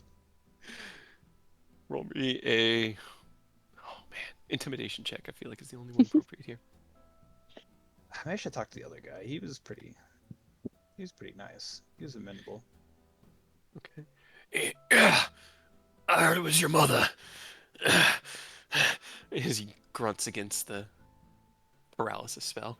Oh, that's rude. My mother was a very nice woman. I'm sure you would have liked her if you actually met her. Yeah, I'm sure I would have. I liked her a lot, huh? You're too small for her. It's fine though. Oh, damn. He's gonna shit Adam. talk. I can do some shit talk. Yeah, no, that's good. That's good. I just didn't expect it. Get Well, Get him, Orius. his ass, Orius. Aerith, Mm-hmm. how are you proceeding? I'm gonna send a message to Feathers to have him keep an eye out for the same boy he had chased earlier. Okay. See Roll if me Feathers a can find him. intelligence check. Yeah, it's finding, it's investigation, so intelligence for Feathers. Oh, for Okay. Feathers. Whoops. Yeah, for Feathers. Sorry. But an 11 on the die would be an 11, right? Because I don't think the bird is No, particularly... it'd be a -4. Ah, it's a Oof. 7, okay. Roll me a perception check as well, then, for it. Okay. All right. You He is give your does he have order. advantage on perception as an owl? Or is he an owl? Can't remember. Don't they have keen sight? He does. Then roll with advantage. Yeah. Okay, 21's better. Thank you. Okay, Mhm. you send your message to Feathers, who takes to the sky and begins looking around. What are you doing? I will follow this so-called boss as much as I can. How much movement do you have? With Blade Song, 40. Okay. Okay. He's the So you child. can you can move 80 if you dash, right? Yeah. And you don't have a way to dash on a bonus action? No. Okay. Keep Misty stepping, I guess, if you have more spells. I'm running pretty low. Then as you dart down the hallway, you use your 40 feet of movement to reach the end of this hall, and you turn left, but you don't see him. What you see is that this hallway proceeds for about 20 feet and then turns right. This entire, series of halls back here is very tight and very small, and there's a lot of random turns and dead ends. It was designed to be a maze. You follow down to that junction and turn, but you don't see him. You have used about 20 feet of a dashed movement, so you have 20 feet of movement left, and at this point, the passageway either continues straight ahead or turns to the right. Which one would you do? Can I check to see if there are, any indicators of which path he went down? You can roll a survival check at disadvantage on a bonus action. I will give it a try. As you 7. take a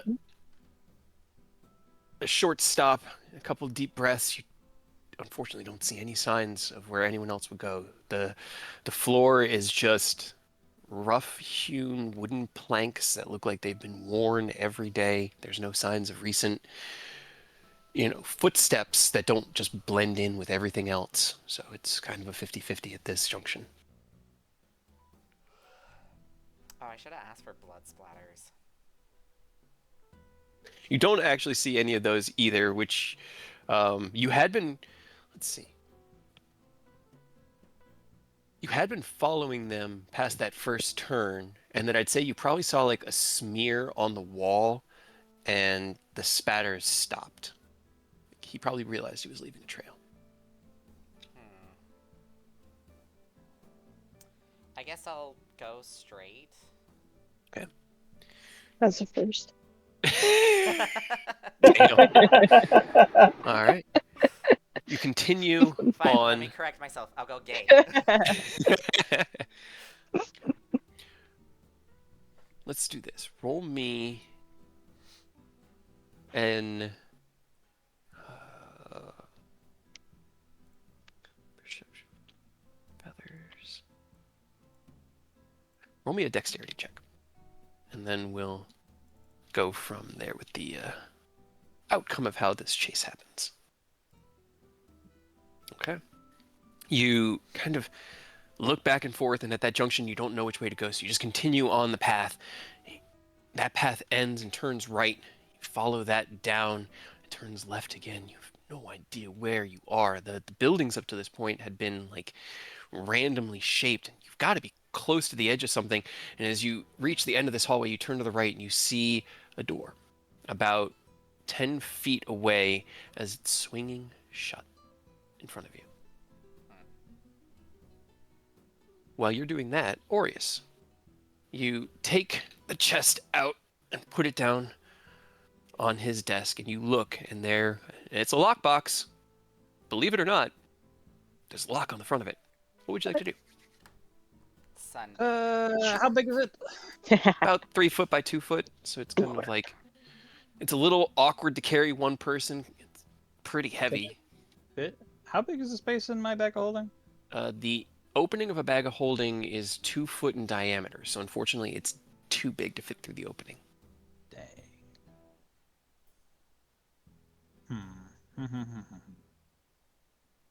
I doubt they have the keys.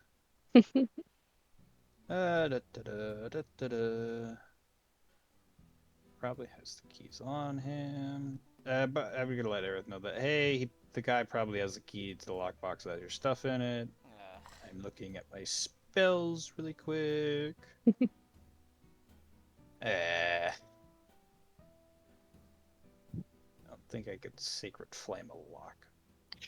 No, that one actually does say it needs to be a creature. Yeah. It's like Eldritch Blast. Yeah. It's a mimic detector. Eldritch Blast. Right? Huh. Shoot it at every chest. If it actually hits, mimic. Exactly. The one that I revived, can I like look out the door? Is he still there? He's still like wide-eyed, laying on the ground, kind of looking around at the pool of his own blood. It hasn't even been a minute yet, so he's still coming to terms. You're gonna permanently traumatize this man. I Right. hate to interrupt you. You got a key or a lockpick set? No, no, no, no. Oh, kind of You like alright? winces again. I mean, he only has 1 hit point. He's still in quite a bit of pain. I got you. I got you. Don't worry. We're gonna do healing word. Gonna get a little bit more sense into the man. So 7 plus 5, 12 HP back. That should be plus 12, not minus. That was instinct. Kill it. No key. Boss carried it with him. Alright. Aerith, boss should have the key. Do you know who the big boss is? He looks at you. I don't want to know. What do you say? You don't want to know. But Listen, I do want to know. That's why I asked. I do want to know. As bad as you make him seem, I wasn't joking when I said I fought dragons and worse. Like, I don't want to hurt you. I honestly don't want to hurt your friends. I just want the stuff back. You hear, "Don't kill anything," from the other room. He looks, his eyes dart to the room, look over at you. Roll me a persuasion check. Like, your friend's fine in there. You still have full. He's just currently being held. He grits his teeth. Never met him personally. He goes by the Collector. Gathering together all the gangs of the city. Unified front. That's all I know. How many gangs are there in this city? It changes every day. We take each other out and split up. Last count, there was 13. How many of them are big? Most. Only a dozen or 2 dozen at most. Largest was about 50.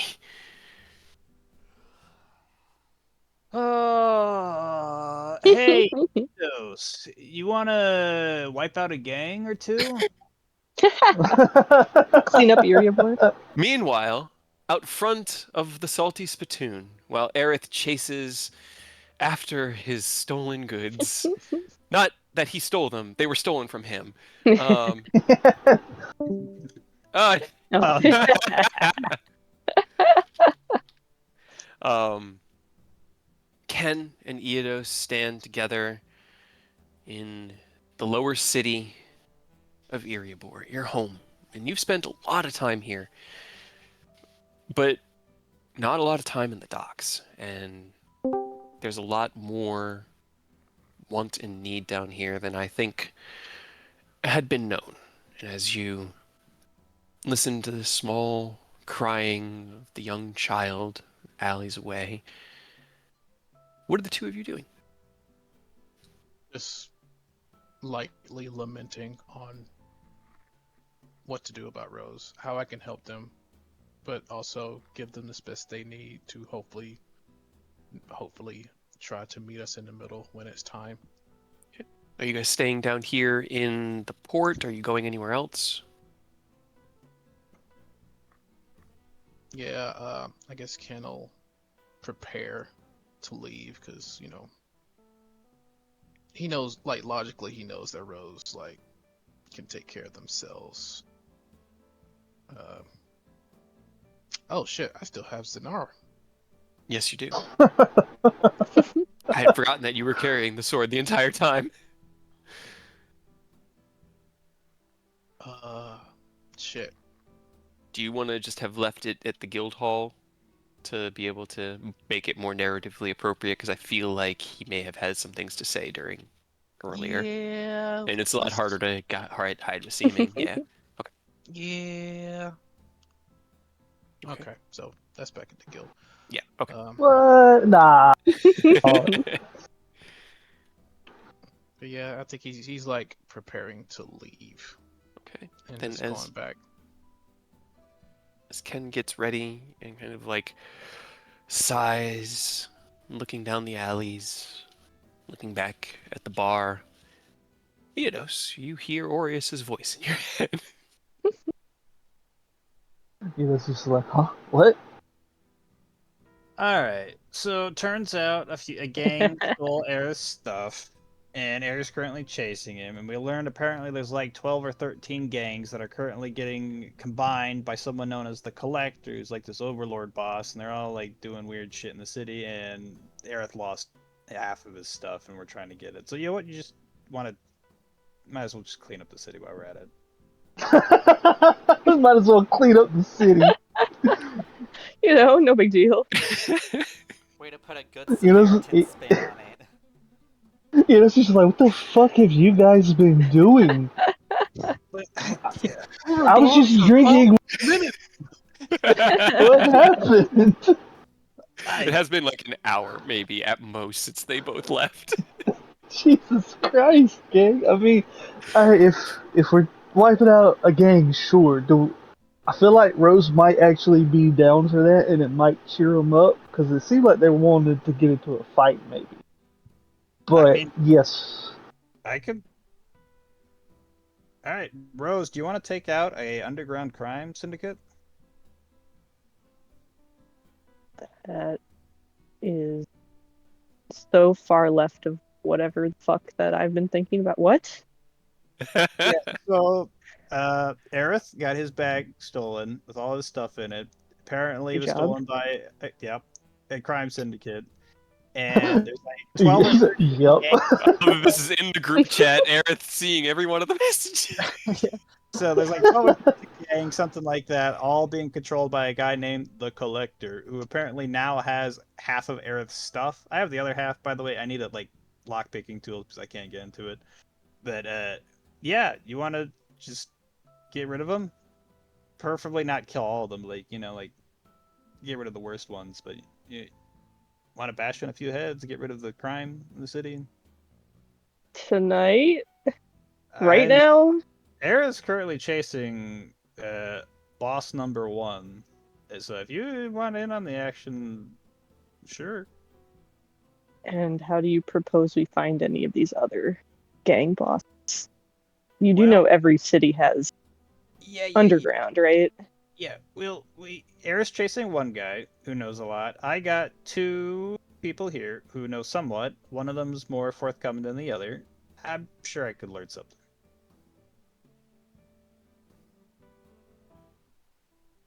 And you've seen as a look washes across Eodos's face of amusement, confusion, like a light chuckle, and he shakes his head. You know the connection of love and what it provides for them, so you could tell there's a conversation being had within that group chat. Enos is looking, like, realizes as this stuff is happening, the confused look on Ken's face. He's like, oh shit, hang on, and he'll fill him in. All right. Oh, I- dear. Well, I this got complicated really quickly. Like, I honestly don't know how to answer that question. I mean, to be fair, like I doubt we could do it all today. Aerith probably needs a rest after this. He's been using spell slots, but I mean, tomorrow you want to just destroy a thieves guild? That isn't Yeah, something you do that's in what one it night. does. I mean, Not with that attitude. Yeah, we've done a lot in a day before. We pretty much saved like what the entire town of Greenest in a day, a night. Let's wipe out a crime syndicate. It's a little crime syndicate between friends. I'm so confused. Aerith, I'm not You allowed telling to. me? bag stolen. We were in there Alright, drinking, Pat. just having a good time, and then we left the bar, and suddenly Aerith has been robbed, facing a crime boss and the collector. Like, what happened? We went into the city one time. Aerith got his stuff stolen. Blame Aerith. All right. What?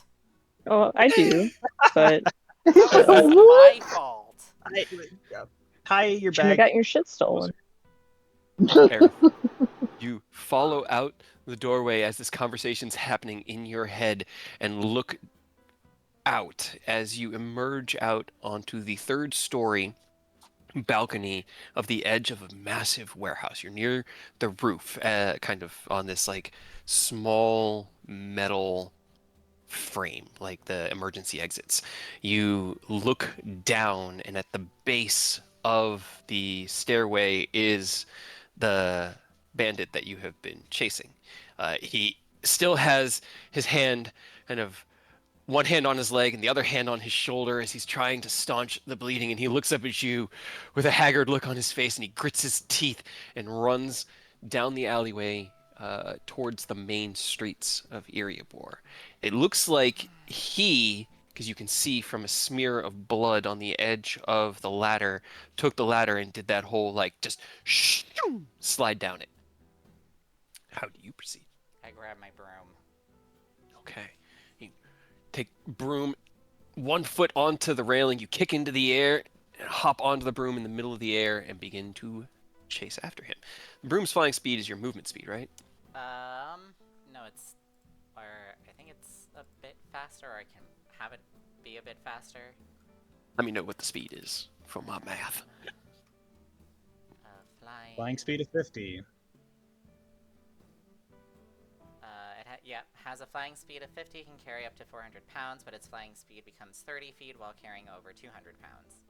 Okay, then it has a faster movement speed than he can, double dashing at the moment as long as you are dashing. So, as he takes off into the city and you leap off onto your broom following after him, he runs for about 20 seconds, making it onto the main road. You hear, like, what's going on? That man bleeding? You all right? What are you running from? And as you soar down from the sky towards the street, more looks your way. You catch up right behind him and are pretty much like right on him at this moment. What would you do? I would ask him, "Where's the key? Where's your boss?" You'll never find either. Arr, you bitch. He just keeps he keeps running as you like glide next to him, looking very just frustrated. Roll me a insight check really quick. Insight. Okay. Natural 17. Natural 17. It's not bad. I mean, it's not like he's lying or trying to hide anything. He's being pretty forward with how he feels about the situation. But what you do notice is that as you're running down this street, you're getting a lot of looks from people off the road, and more than one at this point seems to be following after you. They're coming into like a light jog. You see a couple like nodding towards each other as you soar past. Your movement through the city in this way is not going unnoticed. I'm unbothered. Okay, unbothered. That's fair. All right. Then, Rose, as you have continued your drinks tonight with Eric, you finally are brought into the loop through love of everything that Aerith has been doing, and are enticed to potentially go and uproot an underground criminal organization that spans the entire city tonight. What would you like to do in this moment? In one night. Yeah.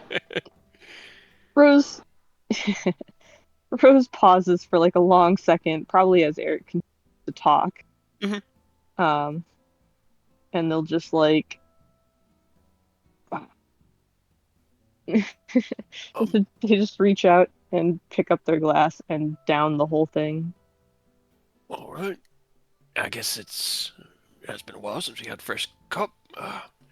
He looks at you. You okay? Do your friends ever say something so like inconceivably stupid that you don't know how to answer? As you ask this question, four guys walk up, and one of them looks, Eric, what's my seat? And Eric looks at him and goes, Mark, what the fuck are you talking about? Yes, obviously. They did. What are you talking about? And Mark steps up right into his face. That's my seat! And he pushes him kind of back against the bar, and he staggers against it. What's gotten into you? I said you're sitting in my seat. Now get up and come on, come on, come on. And he starts doing that like, let's fight, let's fight. Eric pushes himself away from the bar and looks at you. Maybe Yeah, you do my know what I'm friends say talking about. really dumb things. Mark, what's gone into you? You had too much to drink. You got get back to shit, buddy. Not until you give me my seat back. Give me my seat. Like this. Wasn't aware there Take was the a signed stool. seating. No, you know what? It's too late for that. And he cocks his fist back, and he swings out with all the force in his body.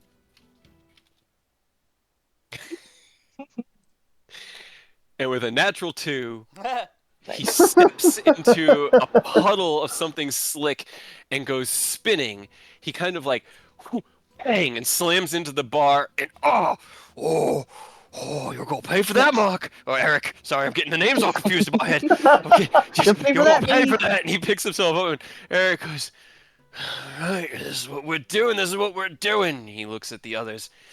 Let's go. And a bar fight is about to start right in front of you. What are you doing, Rose? They'll refill their glass, take a sip, and kind of like look up over at him. Just, did you want any help? I got this. Let me show you how it's done. And he takes his glass, he slams his glass against the counter. So he's just basically made himself like brass knuckles with glass because it's just like the heavy handle and then shattered glass on the other side. And he looks over at them with it in his left hand and goes, "Come on," and grits his teeth between all of them, and they kind of like look at each other. And he swings out at Mark, who had been knocked to the ground, and you see him like cut across his shoulder. There's this gout of blood. It's like, "Ah, oh, you bastard!" And falls to the ground, and he kicks him away. He's like, "Who's next?" Other three look at each other, and they kind of like all nod and decide maybe if we all try it once. All three of them jump onto him, and you see fist, and he kind of just he takes each hit, each of them getting one solid blow in as he tucks into his own defenses. You see one of them hit him across the cheek, and one of his teeth flies out and scatters across the table. He was already missing a few. There's more missing now. What's a couple more? Does that like, "All right, my turn." Stands up to his full height and knocking them away, steps forward and swings out and catches another one with his glass knuckles as it cuts across his chest and another spray of blood. He staggers back, holding it against it like, ah, taking another 3 points of slashing damage. And he looks at the last two. "You can end this anytime you want." The one that started it starts to get up from the ground. "You can't." He kicks him away. The other two kind of look at each other and go, "Gold's not worth this. No, not worth it at all. Sorry, Eric. You're crazy, man. You have a good night." And the two of them walk away. The one that got cut across the chest limps off with them. "Guys, I need to get to a cleric." "Ah, it hurts." I'll stick a bandage on it. You Fine. hear Hank, "Stop bleeding on my floor, you morons! Take it outside." He looks over at Eric and just sort of nods. "Sorry." Eric looks down at Mark, who's been kicked to the ground, grits his teeth up, and he puts the broken glass on the table and holds his other hand out. "Are we done?" Mark grits his teeth. "Yeah. Oh, we're done." Oh. That was a lot of really good rolls on his side, not good on theirs. That was solid. As he All this has taught me is more and more. Eric's the fucking man, apparently. Right? There's no rules. helps him up to his feet, pats him on the shoulder, points at the blood. "You're gonna want to get that looked at." Just swears at Eric and walks away. Eric sits back down. "Can I get another glass?" "Thank you." Huh. Looks over at you, Rose. "So where were we? Stupid friends, I believe." Wow. Maybe we do have something to talk about. Maybe we did. I thought we'd been talking about interesting things all night, but if stupid friends is what you wish to discuss, well, have you ever been stuck on a ship with a small crew for 2 months? That's bad. Not on a ship. Adventure, right? I'm sure you found yourself in some tight situations. Outside, as Eodos is roped into a night of potential catastrophe, and Ken prepares to leave, the door swings open as three guys, two of them wounded with deep gashes across them, stagger out from the bar.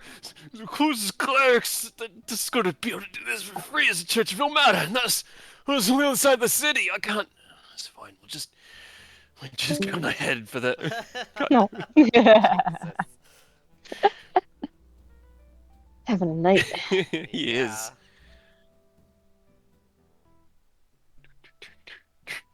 It's like, I don't want to continue since this is his chaos Right? that he created. Oh man, you said stupid friends, and I was just waiting for a Right? moment to bring them in. Oh man, You know, I was not expecting this was how the session would go. I didn't Right? either. I did Me not neither. either. But as they stagger out, "It's fine. We'll just we'll head to the ship. We'll talk to the quartermaster. He'll patch us up. He always does whenever we get hurt on the journey. It'll be fine. There's rope burn and broken arms. What's he gonna do about a glass wound? Trust me, we've seen those too. Come on. But before they leave you, those is gonna like laugh and just hand them each an extra like 2 or 3 gold apiece because he could tell that mollywops. They look at you, and for a moment as you approach, there's a look of, you bastard. And then you take out a few more gold, and they go, Oh, actually. thank you, my lord. We didn't really succeed, but we gave it our best try. Oh, nice. You're good. It looks like you did whatever you needed to do. I didn't think it would get this bad for you. I'm sorry. I think he had something he wanted to prove. He's not one to normally strike out that badly. And the other one goes, just, man, stop chatting, let's go! Sorry. Have a great night, sir. He tips his hat to you, and the three of them run off towards the docks to get to their ship. Aerith, as you coast alongside the captain, now no longer having to struggle to keep up. You do have to use your action to dash to keep up to him, as he's using his action and bonus action to do the same. But you've begun to draw looks. Unconcerned by that, you continue along. What do you do? I am essentially going to ask him again, you know, where's the key, where's your boss, so I can get my stuff back. Okay, roll me another intimidation check.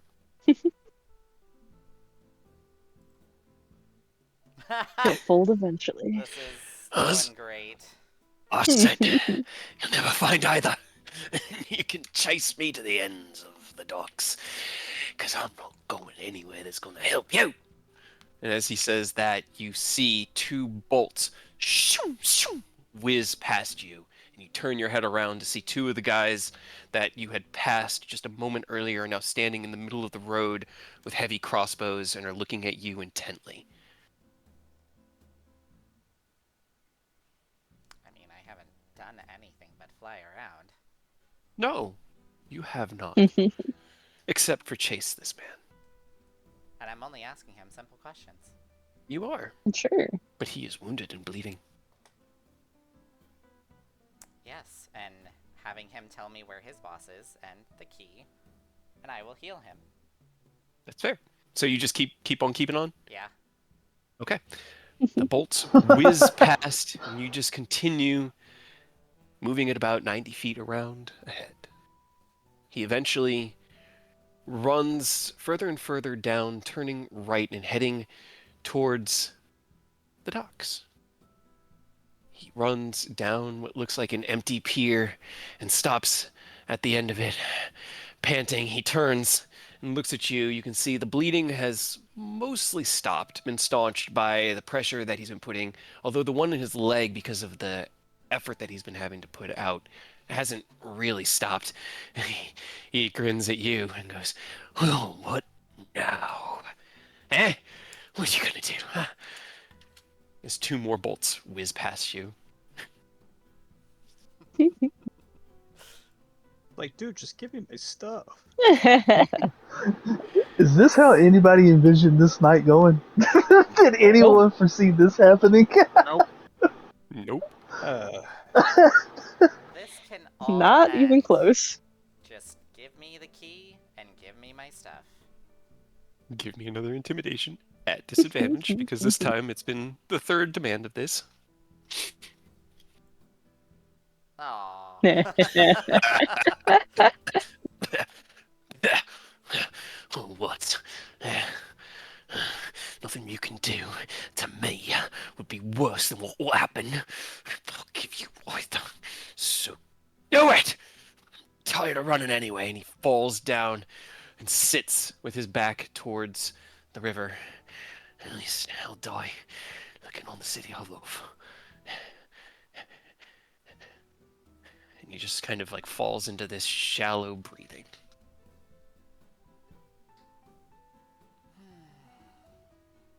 While you consider that situation, Aureus, you have healed the one out front a little bit, and know Aerith is in pursuit. Reach out to Eodos, and there's a little bit of rebuttal from Rose about how viable it may be in a single night. What would you like to do? What's your name? The one that the nice one. Patrick, what's yours? Aureus. Nice to meet you, Patrick. Nice to Listen, meet you. my friend is currently chasing your boss all over the place. I really don't want either one to get hurt. Honestly, my friend's probably fine. Oh, they are fine. But I need to get my stuff, well, this stuff to them. Then we need to figure out the big boss, and your boss knows the big boss. It's getting complicated. You know what I'm talking about, right? So, can you I be think kind? Help me carry this, and I'm going to point at the big old box. We're going to make our way toward the dock. he looks through the door at the paralyzed thug past him at the safe. The dogs. No, no. Um, Whatever the big bosses. You can say it's all right. You can say if you're scared, man. I'm just trying to get your help. If it's too much for you, just tell me. we own the dogs. You take that out there, you're gonna put a big target on your head. Alright. And if I go out there with you, I'm a dead man. So Alright, is my no. family. That's fine. I appreciate the honesty. That's all I want from you. As you say that, you hear, oh, finally! Stomp, stomp, stomp, as the other one is going to move towards you, having now a minute passed, and he's no longer paralyzed. He gets within 5 feet of you, and he's going to make his 2 attacks. All right. Can I just like have my hand on my hips and just like stare at him as he smacks me? Sure. I'll The let him get 12 an actually advantage. misses, ironically. Okay. But you do take 7 bludgeoning damage as he walks up and throws the mace, like, full body slams into your chest. There's this flash of golden light around you, like a barrier. He slams again, but this time his attack goes short, and without you even moving, he misses. You made a mistake here.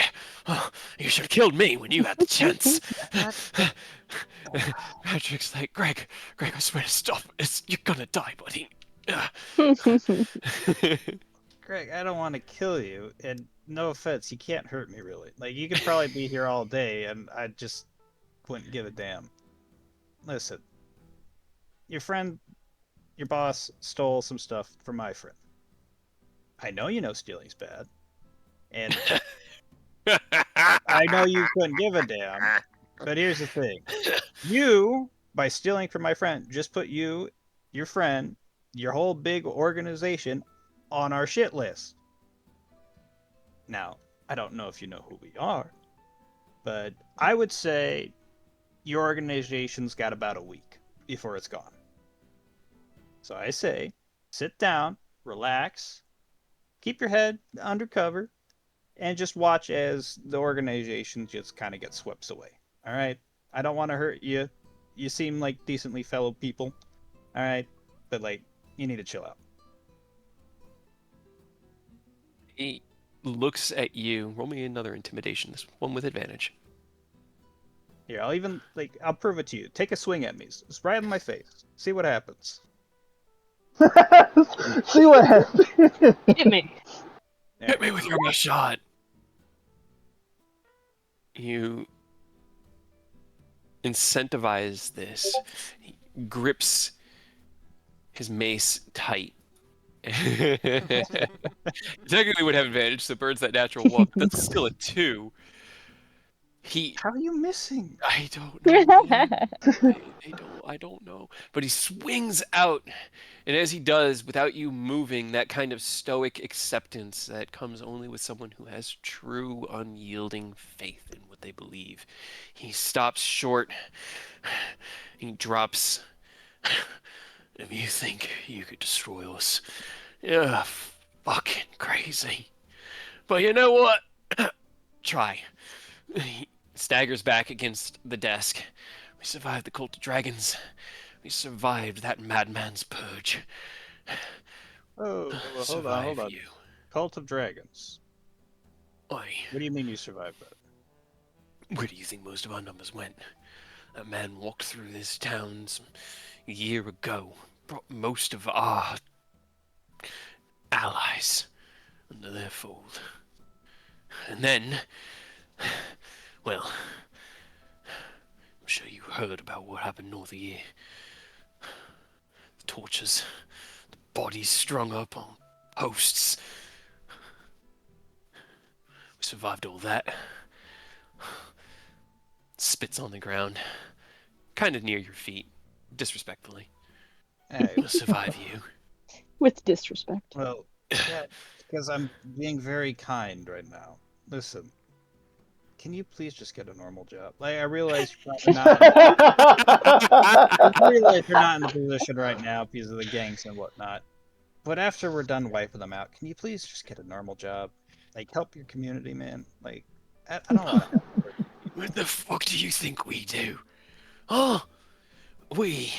He pushes himself away from his desk and kind of takes a deep breath. Steal from rich snobs like your friend to help the poor and trodden of this And I forgotten hate to part of the break city. it to you, but that rich snob is not a rich snob, and he's been helping people longer than you've probably been doing anything. Not a rich. He's I also saw a the rich pile snob. of gold. I Yeah, saw the I'm sorry. Have you been trinkets. fighting dragons? Do you know how hard that shit is? Do you know how much gold you need in resources just to kill a dragon that's trying to burn down a city? Do you know how much it takes to survive for just a year? It's a Yes. lot less than what you would need. Then ask for gold, man. I would literally, if you just asked politely right now, I would give you like 10 gold pieces and tell you to please find a normal job. Yeah. You have no. There's a church of a matter down the road. You can ask them for a job, and I bet you they will help you find one. Well, the side of the city with the rest of you. He just sort of sneers, sits back. You'll never understand. You probably don't even know what it means to be hungry. Really hungry. Can I walk up to him and give him a hug? Sure. Roll me an athletics check as he's going to try to dodge it. Listen, It's fine. Just roll me athletics. It's not a high DC, I promise. But a 7 will just be a 6. Hey. As you walk up and kind of like open your arms wide, he ducks down off to the side. What you about now, huh? None of your Listen. magic tricks. Oh, I've seen you in time. You think you can just run everything? You do can you just know the dictate it. country of Aglaron? What? Do you No. know? All right. Well, it was a country very far away that was burned to the ground. I Sounds lived there. very tragic. I was Sorry. homeless. I grew hungry. And rather than steal from people, I tried to help them. Now, I do know what pain you're going through, and I realize it's hard. And I realize well, it probably is your only option. But I'm telling you right now, I'm giving you another option. I suggest you take it. Roll me a persuasion check.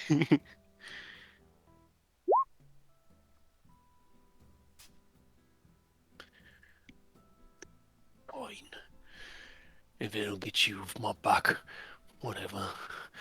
Like I said, you chose an option. You know what you know about my life. And you know I didn't try. And you know I even had a chance. But fine. Option presents itself. I'll take it. He just walks around the desk and sits down in the boss's chair. Are we done?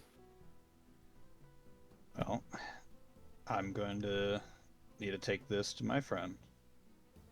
I I'm gonna can't put stop you. That's fine. I'm going to put the 20 gold on the table because I did say I'd give him 10 gold. 10 Okay. for each of them. And I don't want to see you guys involved in any crime. Right? I realize it might be difficult to find a job right away, but please find one. Help your Okay. friends. Help your neighbor. Don't try and steal. Now I realize some of the rich assholes probably fucking deserve it, but you can't just steal and break the law and expect things to change. Those rich assholes build the law to keep themselves in power. The law doesn't serve us, it serves them. If we break it to try to restore balance, fuck the law. He leans back. Laws change slowly. I'm not saying what they do is right. This is a syndicate of roses. Well, I'm sure some of them are actually evil, but listen, I'm not saying what they do is right. But change happens. Just give it time and just be kind to your neighbor. He nods. And in that time, how many of my neighbors starved to death? Well, Fine. if you need Present me with an option. Make your change, and if it is possible, I'll walk straight and narrow. But I Very can't well. stop you from doing what you're doing now, so Alright. do Well, what you I will. hope I see you again in some time and things have changed. Or we never meet again, Hmm. and that you learn what hungry means. I already have. And I'm gonna walk out with my big old container. Okay. You take the chest in hand. It's heavy. You remember a time when your body would be able to handle this no problem, but right now it's tough. So you are considered encumbered and move slower as you do you follow the maze passageway through the secret tunnels, or are you going okay back out the door you came in? All right. Yep. And out into the city. And across the city, I ask Ken, as you have now seen the result of Eodos's involvement now make its way to their ship. You have made your preparations and are ready to head to wherever you're going. What is your plan? Because I feel like a lot has happened without Ken, and I'm curious what he would do. Oh well, I'm trying to, I guess, get info on what Eidos was just talking about.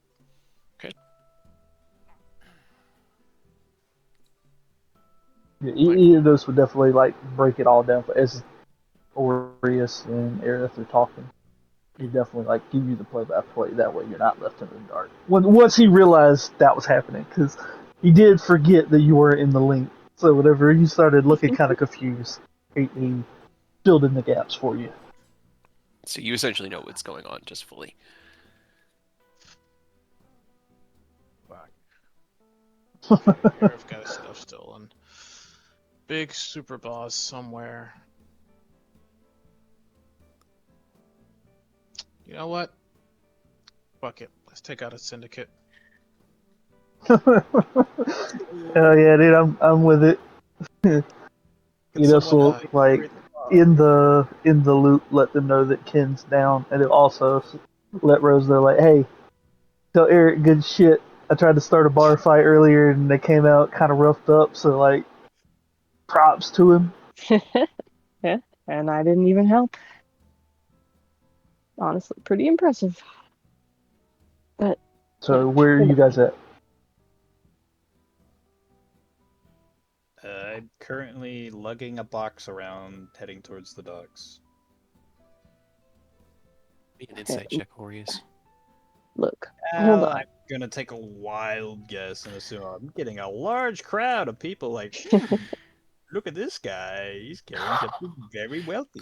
Gold Dragonborn and white robes walking down the docks at night with a treasure chest in his arms. Yeah, you draw some attention. In addition, the attention you draw is from individuals that have made every effort to appear unarmed, but with a natural 20 and a 32 on insight, There are weapons like crossbows, hand crossbows, small daggers, short swords tucked into the nooks and crannies of about 30% of the population you walk past.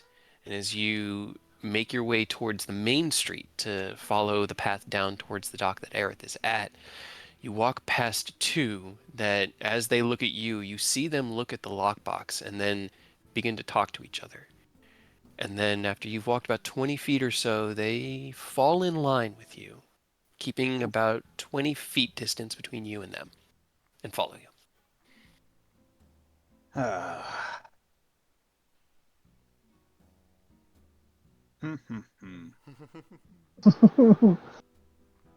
While Aureus I have crosses the city. odd question. Is there any songs that Orius would know that are about like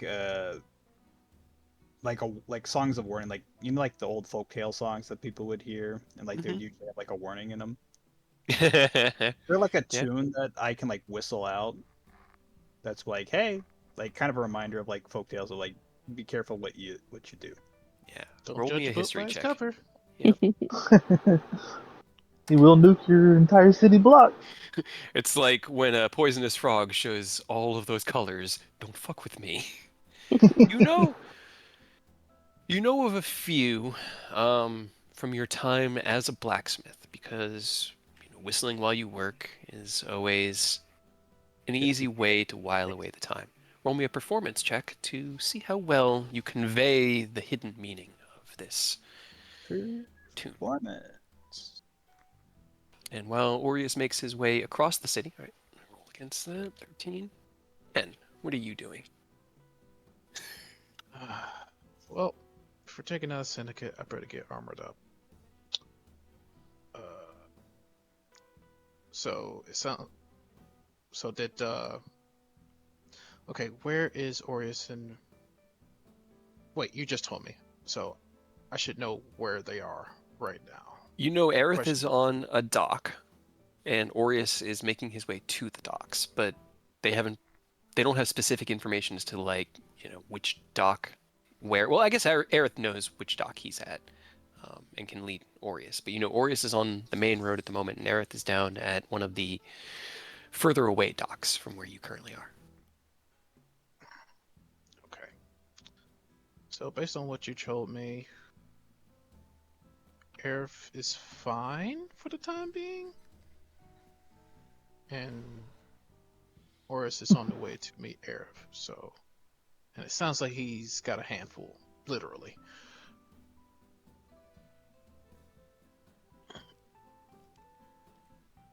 Yeah, if you want to go see if you can go quickly get your armor, I'll get Aureus to like flash a light or something up.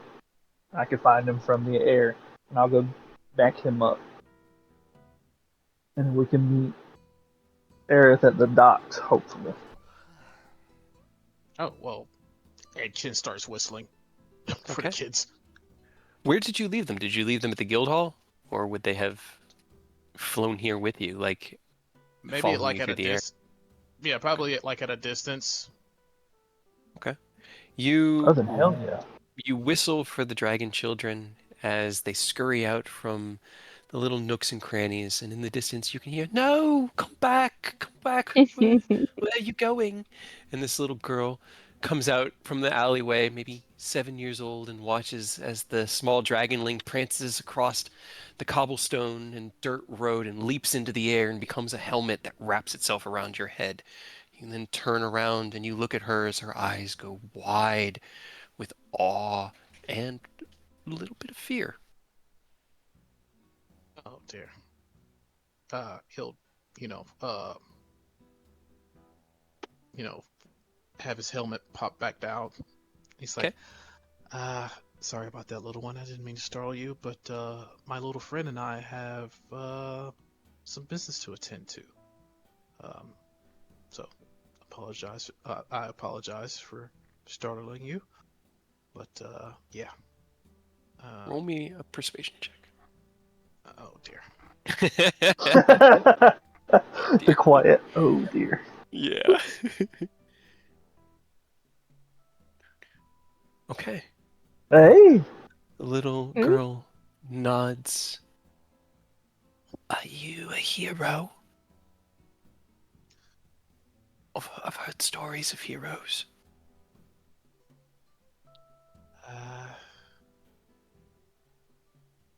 I guess you can say that, yeah. She But smiles wide and just sort of like nods, excited. Um,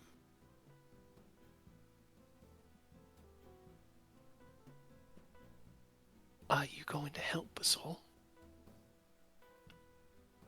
They say the heroes in the stories saved people. he briefly walks over, kneels down to get like as close to eye level to her. And he's like,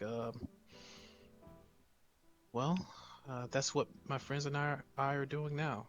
We're we might not be doing things in the public eye or being flashy about it, but we're taking care of things in the background. But yeah, with some time and effort, I believe some good changes will occur here soon. So keep believing in heroes." He smiles and nods. I will. Now that I've met one, I will. And then you hear a cry, Samantha, where are you, dear? Her eyes kind of go wide. Oh, I gotta go. And she scurries down into the alleyway. Stand back up and look over as Eidos watching the interaction. All right, you're grabbing, you're heading over to Orius, right? Well, if you got your armor, we can go both meet him, and it should be a lot quicker because you can help carry that big ass case. Correct. Okay, let's get to it then.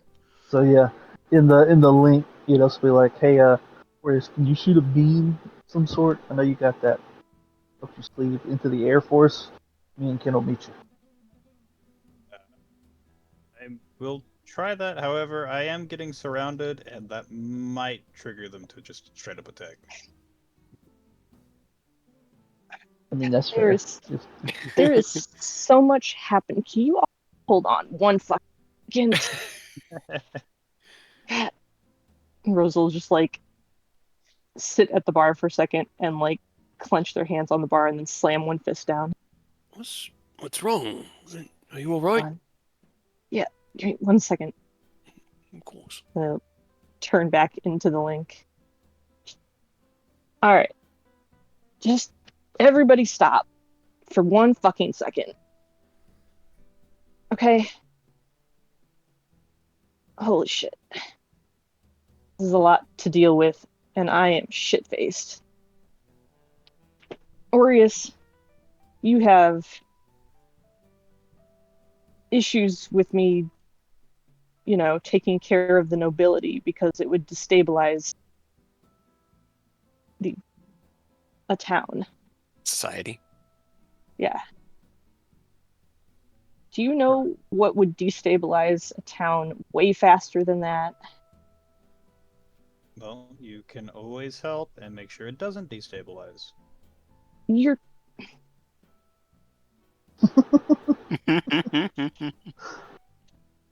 I love this. This is such an unexpected turn. This is so good. Do you know what destabilizes an economy infrastructure faster than just killing the nobility? Famine. Destroying the underground of a city. I don't think stopping criminals from being criminals is going to all of a sudden destroy a city. As you You have think this that thought in they your head, oh, sorry, I don't mean to interrupt you, but there's a lot going on. As you have the thought in your head, are you continuing to walk or did you stop? I'm still walking. Okay, so you're still walking. You turn down the alleyway that Aerith had identified and start making your way down towards the dock where he's at. And at the same time, Eidos and Ken, are you heading to Aureus, or I guess you're waiting for him to send a flare, right?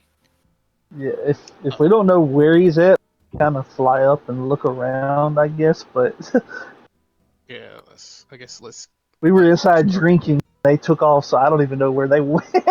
That's very fair.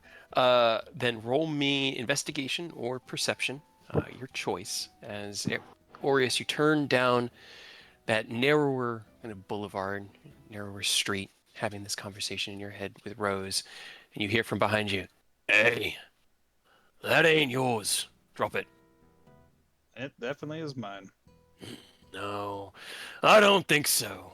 And as you kind How of many like are there? you turn around to look and you see two behind you, and as you kind of like smirk at it because you know you've handled two already, you turn back to where you're walking and you see about 15 feet down three more that have spread out across the road you're on and have made themselves a little barricade. How many is that in total? Five? Five in total. Yep. 1, 2, 3, 4, 5. They could do 6. Use my.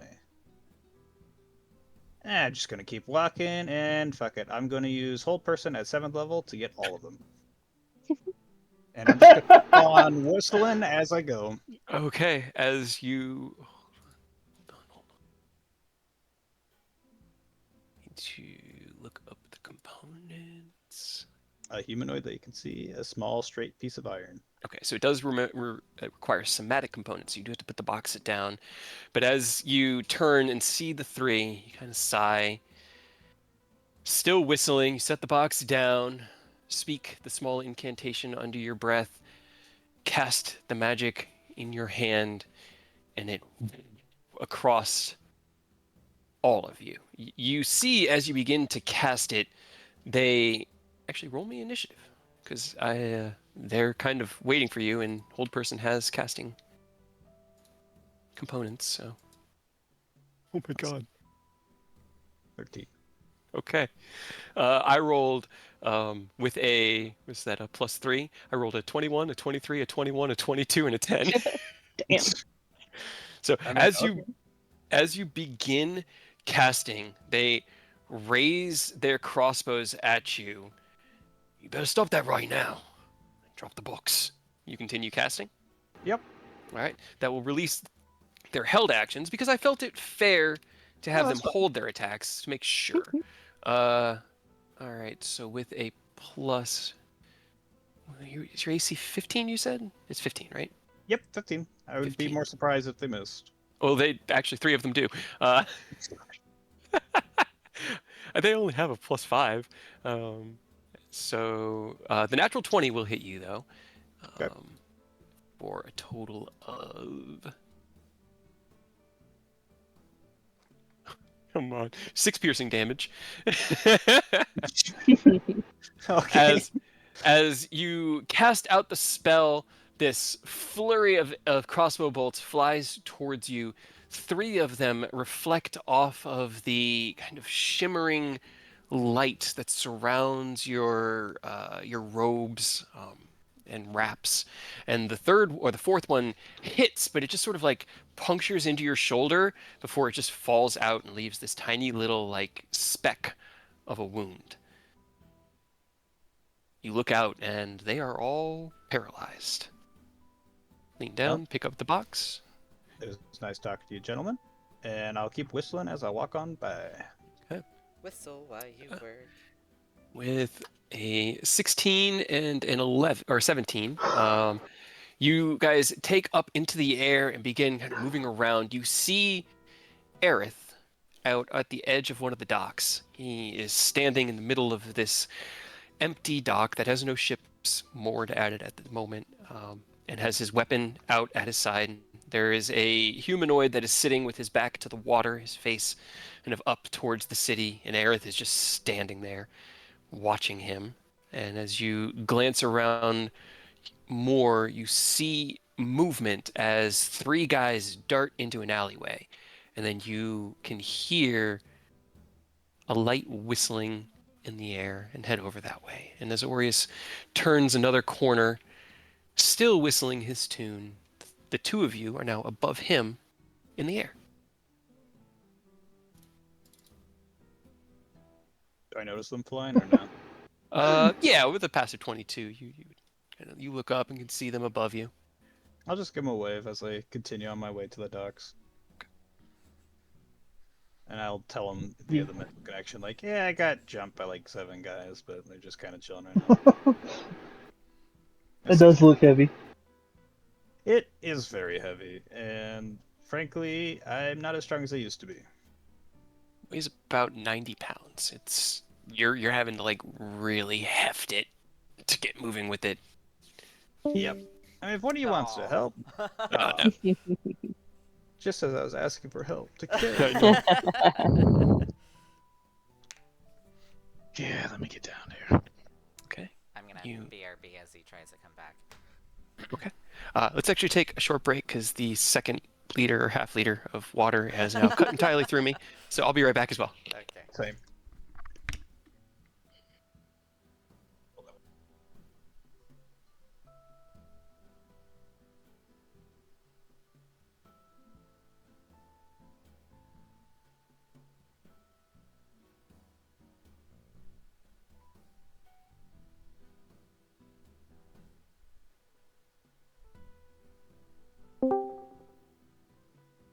Taking a break real quick.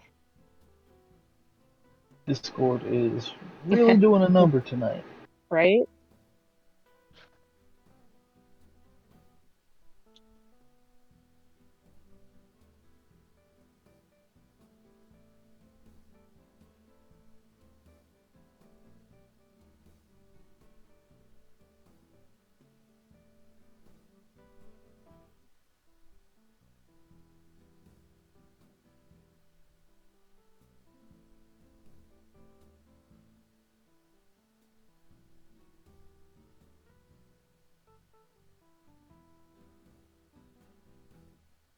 Well, at least we have a clear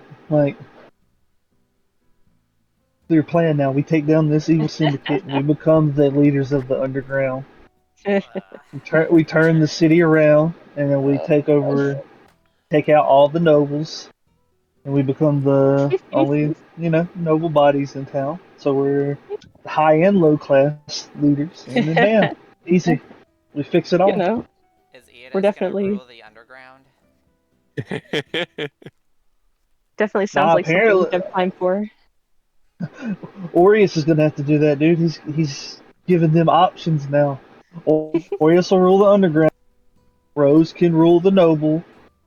Ken has Starfall, and we'll just turn Erebor into like paradise. The least suited to rule each class is the one elected to Yeah, rule right. that class. That makes sense. It's the only way. The So, one thing Rose hates to become needs to become a noble to make the city better. Not sure if Kyle's back yet. right.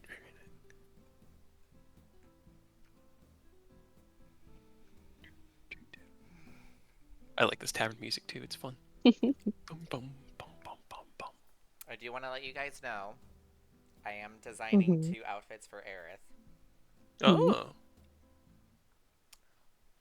So just be The prepared. big or small hat. That is yet to be determined. I still say no hat. Naked about it.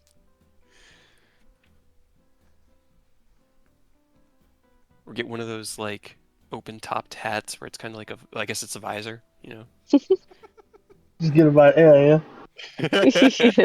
I could get behind a Aerith just becomes a card shark. He's just got like the visor and the deck of cards in his hands, and he's sitting there doing dexterity tricks. Toothpick in his mouth. Apparently, the Borderlands 4, they leaked that they're showing it, or they were showing it today. I'm sure it's already been shown off a little bit, but it got leaked. The first like DLC Vault Hunter is a robot named Cash, and like the teas they have for it were 2 playing cards, and he looked kind of like westerny in the Interesting. foreshadowing stuff. So it kind of he could be a card shark, a robot card shark. I do need to play Borderlands 4, but you know when and with what money? right? It's always money. It's always Monday. I mean, Although I have been having a lot of fun with the I random have games I've been playing. I have my what do I There's have? just so much stuff that came out and is coming out in such a small Right. window. I have so I many played automatic the payments happening. right. Yeah. I played this demo of a game called The Lift. It was so cool. You were like a handyman on a broken down space station, and you have to. It was like this space station where they were like investigating some weird spatial anomaly, and then like an accident happened, and you were the only one left behind in cryostasis as the like reserve keeper. And as you wake up, you're like, well, I guess I gotta fix this shit. You're like walking around, replacing light bulbs, fixing benches. It's so fun.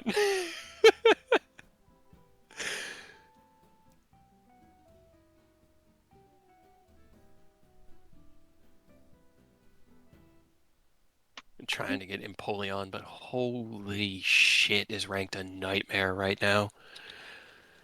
Not only did the season just And I reset, haven't so touched it in so long. man, Yeah, I'm in veteran rank now. I'm trying to get to Ultra to get the skins, the costumes, but at the moment, like everybody here is really, really dumb. The amount of people in ranked that are just like, yeah, we can do this with 2 speedsters and 3 attackers are like, you can do what? What do Yeah, we can have 3 jungles. It's fine. No.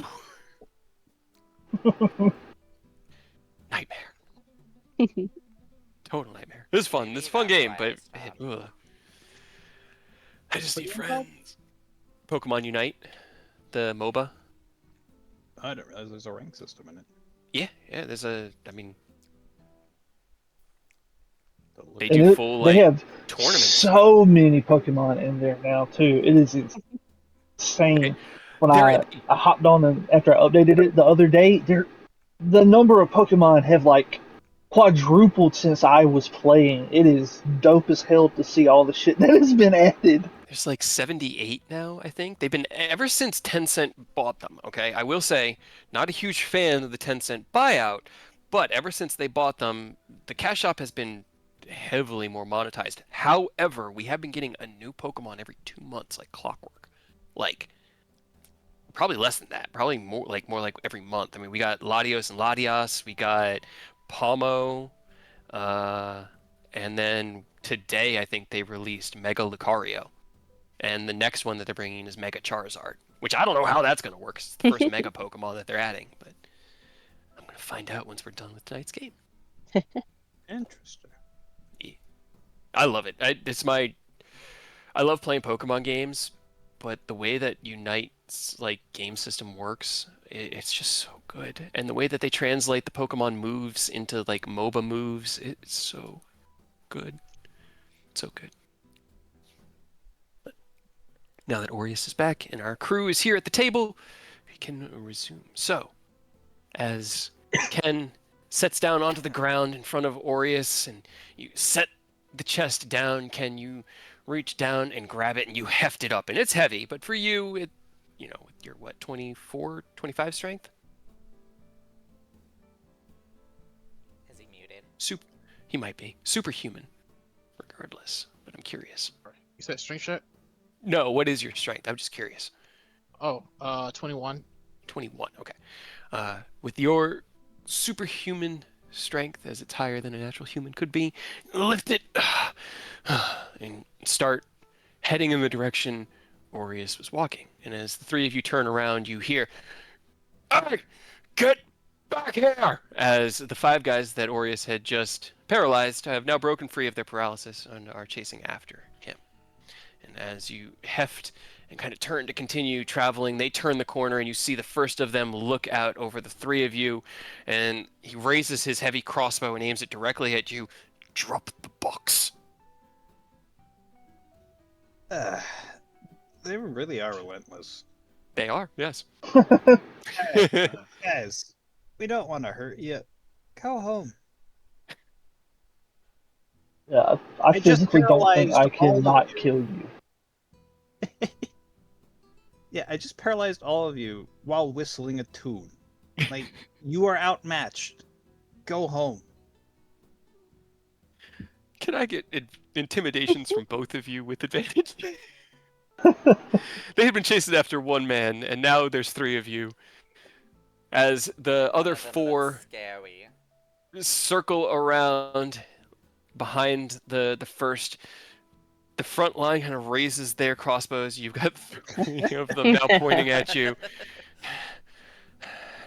They look at each other. And they kind of unready their crossbows. Back away, and the one that had been talking, "You'll regret this. Watch your back. We're coming for you." And they're going to run back the way they came.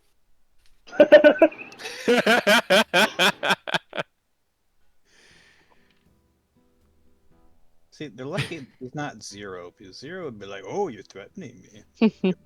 I know. I've seen what happens when he threatens you. All right, let's find Aerith, and then we can figure out how we wanna deal with these guys.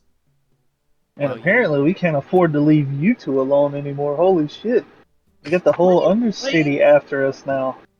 Aerith, I have been trying to I avoid didn't this do stuff as much anything. as I. You got your bag stolen. How is that my How dare you? fault? I'm not saying Neither it's your one of fault, you but it noticed was your bag. either. It's not my job to check your stuff. But you didn't see anybody steal it. It's everything you could have wanted. How is me? All right, listen. I'm not saying it's anyone's fault. I'm just saying it was caused because your stuff got stolen. So then Yeah, it's not nobody's my at fault fault. here except the victim. Exactly. While they're having this conversation in your head, Aerith, you've been standing at the edge of this dock. The night has taken full hold, the stars are out, and above you, you see as the three-quarter moon begins to illuminate the river and docks behind you. The captain grits his teeth, sitting kind of crosses one leg under the other to elevate the wound in his thigh, and just stares up at you defiantly. What do you do in the midst of these little interjections from your party while they gather together behind you? Find the key. I'm asking him, he's not telling me. I mean, be nicer. I'm not killing You him. just gotta want it. How much more nice do I have to be? You gotta make it think you're not that strong. Hey, Sitting on a too late. broomstick, levitating above him. Mhm. I think I'm failing at that. I mean, is it? It's gotta be an honest person. Like, does he have pouches? Did he keister it? Like, Only one way to find out. Did he have enough time to keister it? maybe that's why he's limping, not because he was stabbed in the leg. All else fails, I could just break this lock, right? Or at least pick it. I mean, true. Yeah, you look down. The lock is built into the box itself, but so it couldn't be like broken off, but you could potentially pick it. Yeah, I could probably Probably pick just break this. the hinges too. Yeah. Yeah. So key is optional, but information that's the real good stuff. We'll be with you shortly. Yeah, you could keep digging in his mind. I know it's not the nicest thing, but it is an option.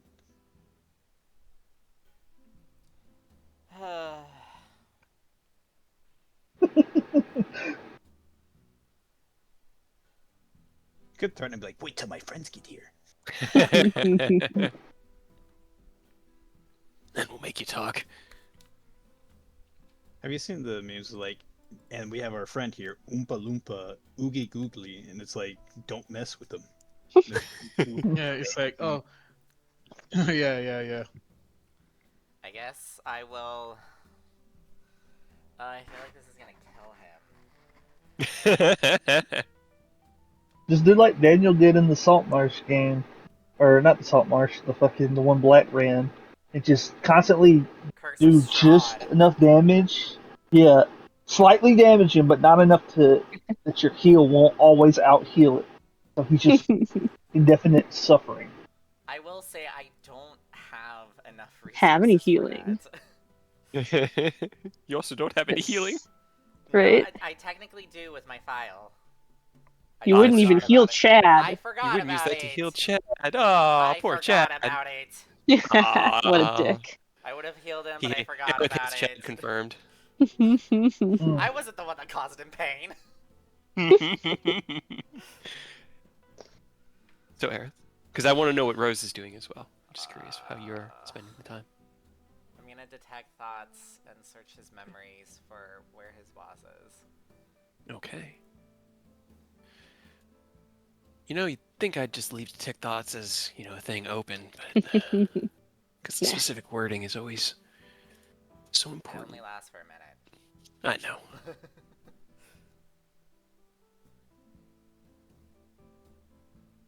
Comes up so much with our game. The fact that two different people can just molest someone mentally. You know.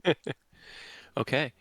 You cast Detect Thoughts, and you reach into his conscious mind. And in the forefront conscious mind, he is.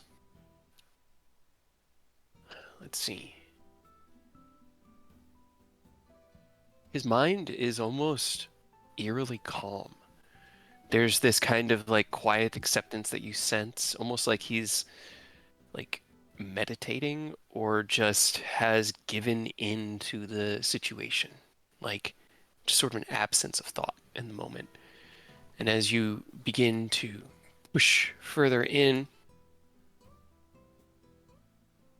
his wisdom save does not work, and you manage to dive into those memories.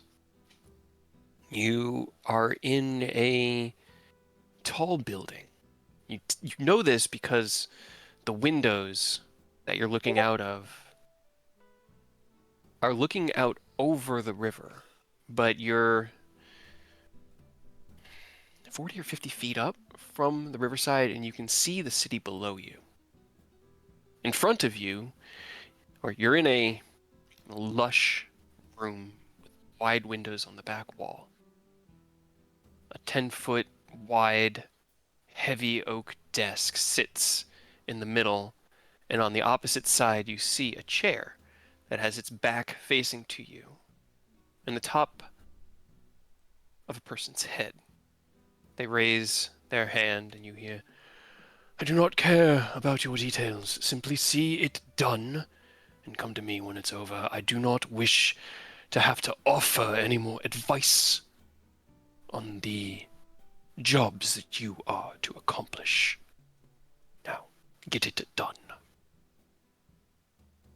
You feel the frustration, the kind of anger within your own self, within this memory, as this person was not used to being disrespected or dismissed. And as you feel it bubble up within you, you feel your own pride having to get stamped down. "Yes, sir. We'll see it done and get back to you shortly." And turns and heads out of the room into a tall, wide hallway with a lush kind of red and green rug.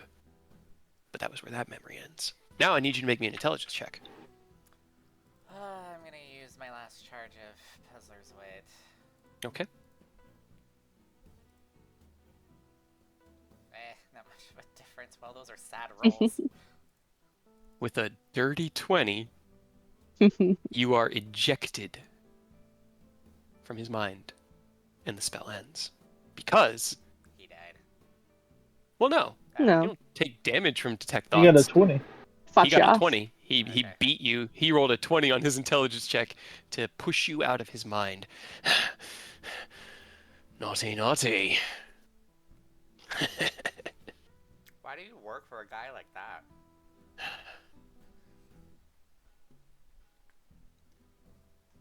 I'm pretty sure you can do something better. Alliance of convenience. For the time. Trust me, I've got plans. Shit. That's really hurt, you know. Oh, Yeah, and you stealing my things didn't?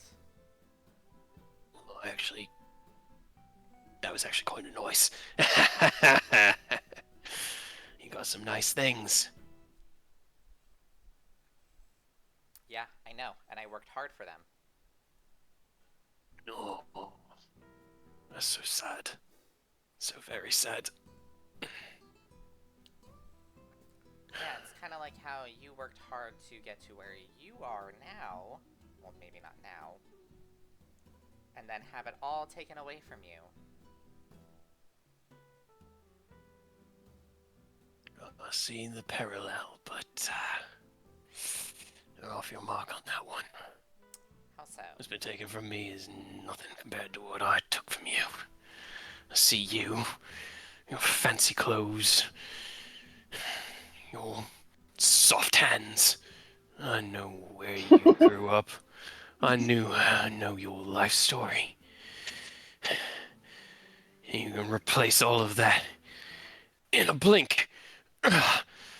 For me, the risk I took, and I'm taking right now, is the hardest I'll ever work. But it'll be the biggest payday I'll ever see. Have you died? Yeah. Not yet, for some reason. I As he get off says my that, broom and I walk towards him. Okay. Well, I have. Twice. And am I supposed to feel sorry for you? No. Just, I'm pretty sure that wasn't in your idea of how I lived. You're back, ain't you? If I were to die, I'd stay that way, so it more enforces what I believe.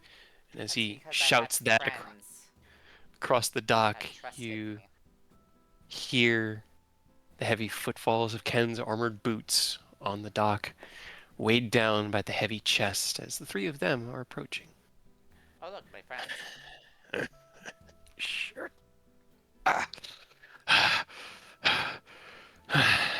Just makes my job harder. Doesn't make it any less worth doing. Meanwhile, Rose.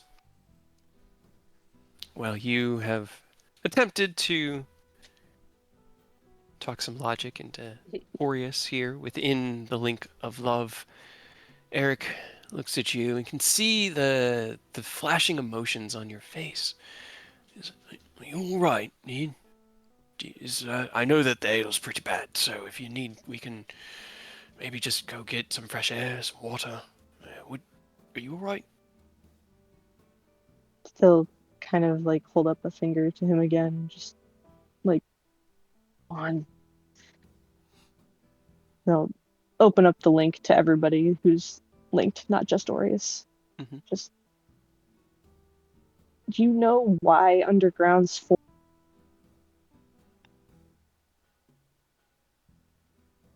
Yeah. I heard underground's form. Yeah. That was Do it. you It know kind of cut why? out for me. Do you know why undergrounds form? For a variety of There's a reasons. wealth instability. That's part of it. Exactly. It's also criminals who just want their own personal gain. You think they do this for fun? Some do, and I'm not saying it's a good thing that they have to be like that. And I'm not saying we go and kill everyone. I'm saying we get the stuff back and we stop. By the way, did you know they're part of the cult? Probably should have put that in there. The cult of the dragons. The ones who aren't here are part of the cult. $5. 5 gold pieces. Some of them are. You gave me this whole lecture about And I'm not here to instability. try and Stop. kill people. Listen to me. You never listen. I could say the same. You want me to talk to you all, but you never listen to me. Everything that I say is wrong.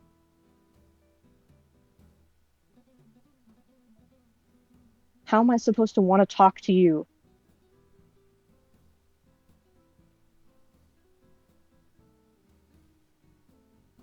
No, I don't want to do this. I don't want to go around and destroy only means that some people in this town have for living.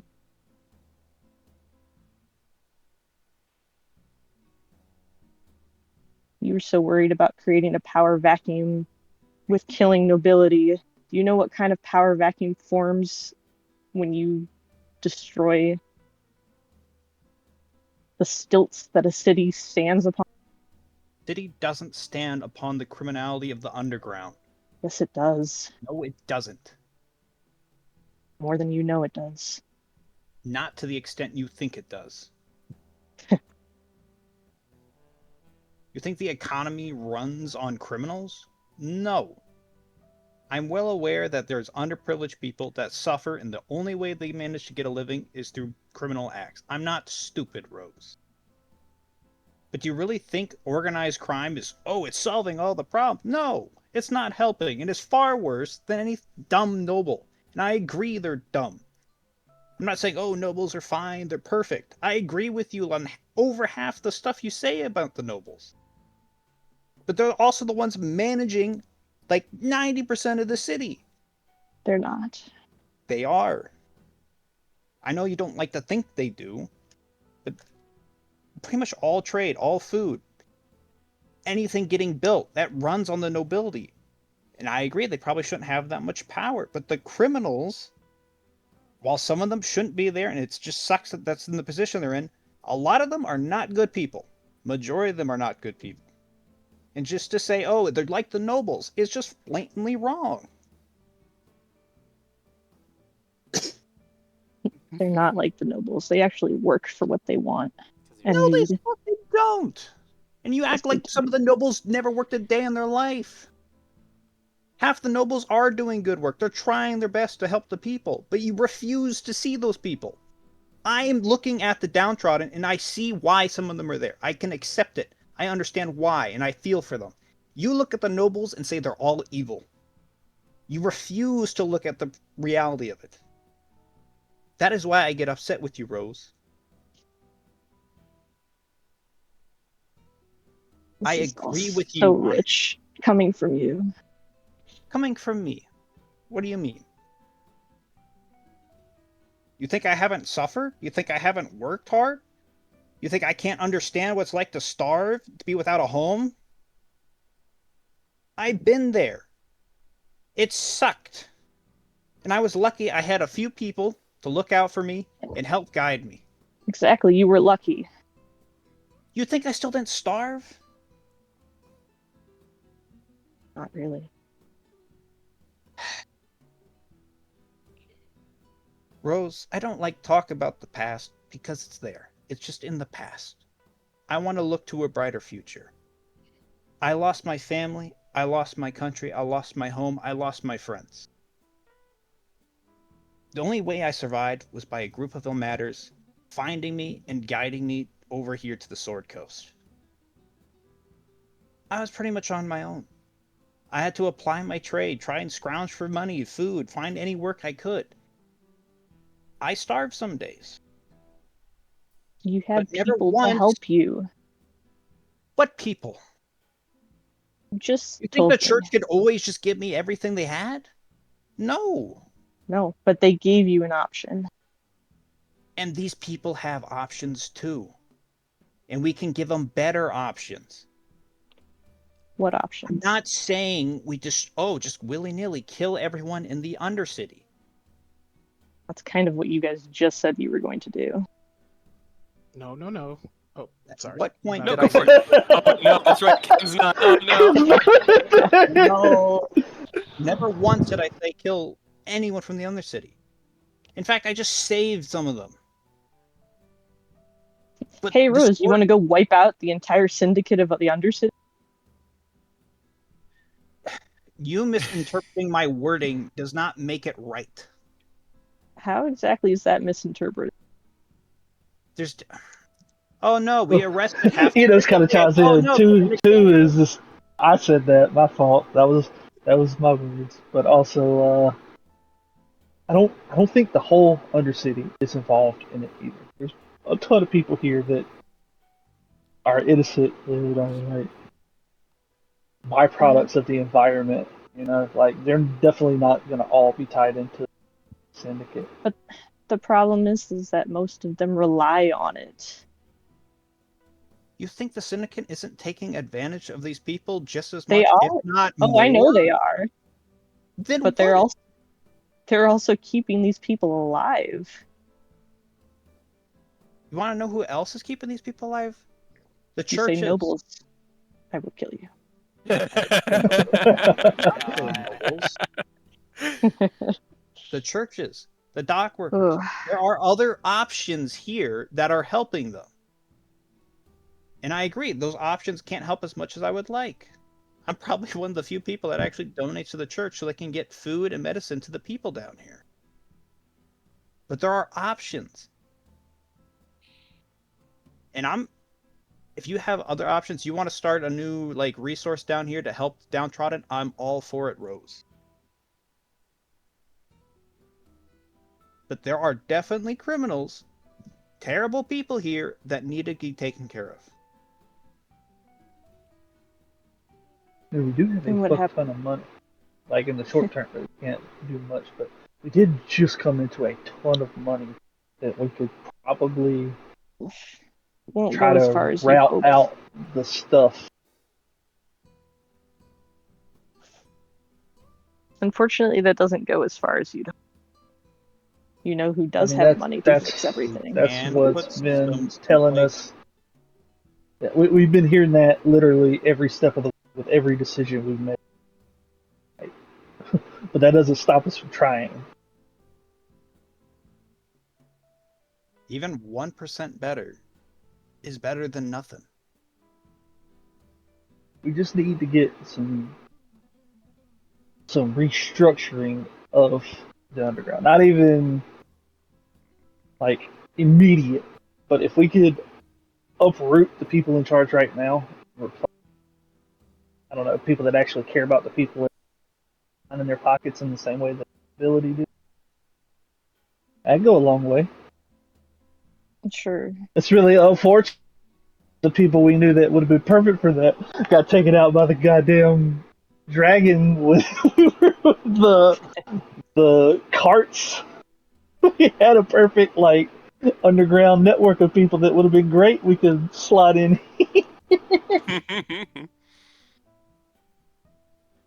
Look, I'm not saying they are without fault, but I want you to understand that the people that you defend, Aureus, also know better. Rose, I agree with you on 90% of the stuff you say. Yeah, you I agree. keep A lot of fighting the me. nobles are fucking dickheads. But I'm not stupid enough to believe, get rid of them. That will cause so much more chaos and death than you realize. And why does getting rid of this part the same? We're It not is the other side of the getting rid of same all of it. goddamn coin. No, it's one, it is not. Two, I Yes, never it said we're is. getting rid of all of it. It is not. People are better than just being a criminal in the Underdark, just stealing and doing murders and all that in the back corner of the city. People are better than that. You have to give them a chance, though. And to think, oh, it's just how it is wrong. I agree the nobles need a fucking change. The Underdark needs to, or the Undercity needs to change. Then push for that change. That's what we're You doing told me right to now. just That wait is for them to exactly get what we're doing. better. No, I never said, Yes, oh, you just did. sit and wait. I said you have to do slow changes. Rose, I agree with you on so many things, but you are so blind and you want to change things so fast. You don't understand that it won't work like that. Things have to go slow. And granted, you always live in the moment, and that it gives you some insight in things that I can't even understand. But here, things have to move slow. Why? Because it's the material plane. And sadly, that's just how it is. And It you're would be okay. great if things could instantly change and be like, hey, everyone, be friends. Yeah. And have everyone see how not to be a dickhead. Yeah, it'd be fantastic. But people have to live, they have to eat, they have to provide for their family. And you can't just uproot all that.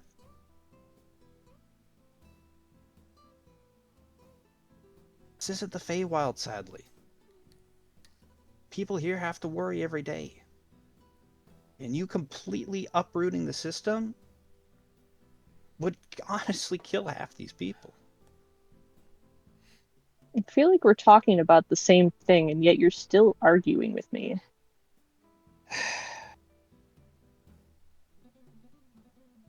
Rose, it's just we agree on the same thing. Yes, it's how we get to the end that we disagree on.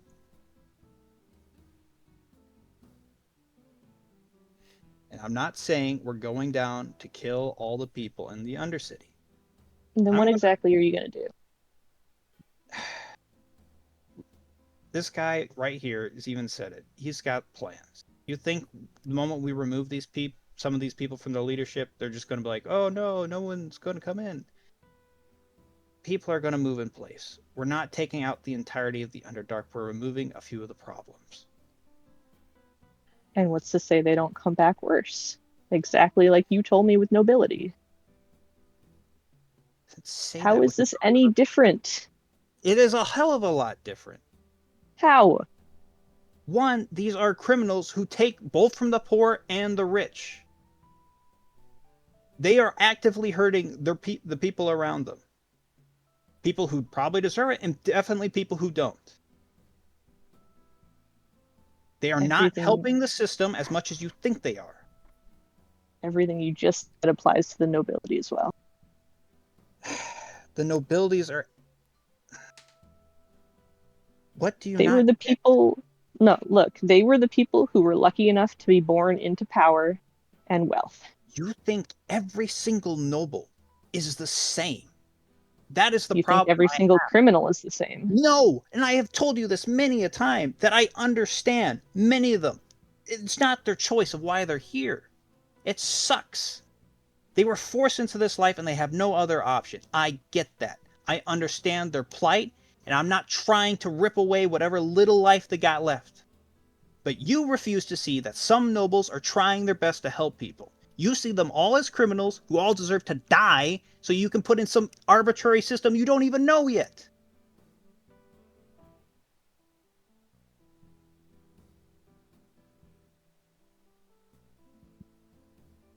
Don't want anyone in the Undercity to die, Rose. I'm going to point that out right now. What are you gonna do? Hug them back to good? Rose, the worst of the worst will probably just be sent to jail. And then what? We're going to get Eris' stuff back, and we're going to move on because, frankly, we have bigger problems. We do. So why After are the we doing entire this? adventure is over, I'm more than happy to come and try and solve the damn city's problem.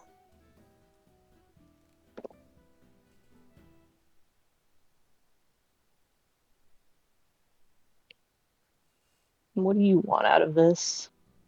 Right now, I want to get Eris' stuff back, take out whoever this collector is, because honestly, he just sounds like bad news, and I'm guessing there's connection to the Cult of the Dragon with him. And then I'm planning on the trip to the, was it Shadowfell? Shadowfell.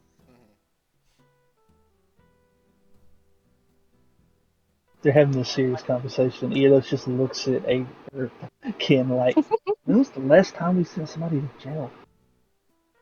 That would be That one to group that mugged that one woman when we got drunk that one night at a party. Like months ago.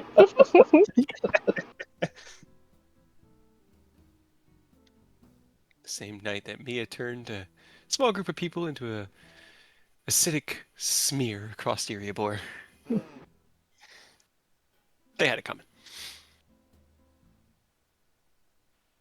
But as you stand here on the river dock, the gentle current of the Chiantar moving ahead of you, a slight swaying of boats and buoys, the wind and the smell of water and fish in the air.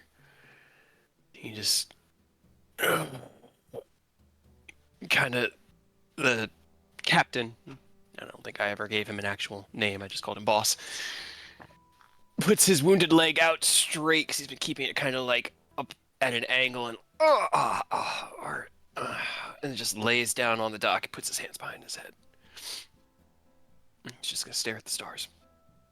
Hey, boss. Yeah. What you got going on? what's what's all this with the collective? I realize I haven't had a chance to check in with you. Neither has my friend here. You mind filling us in while they chat? He looks past Aerith at the three of you. You're a spooky one. Well, like I told your friend, nothing I could say. Sorry. Ah, look at that shooting What if we star. offered you his position? But not even like what his whole deal is and what he's trying to do. Not even specifically like his machinations or anything. Broad strokes. Yeah, is it just like unifying you guys? What's going on? He kind of like looks over and rolls his eyes and like sits up again. Something like that. Winds are changing. Got all sorts of new folk rising to power, new players in the game, and, well, the collector believes that it is time for us various disparate parts to unify, just to ensure we survive. You heard about what happened north of here, right? The roads. You know that devils walk our world now. Yeah, little bit unfortunate. That not the best. Not the best. When hell comes for Erebor, you really think Lord Braun is going to protect us down here?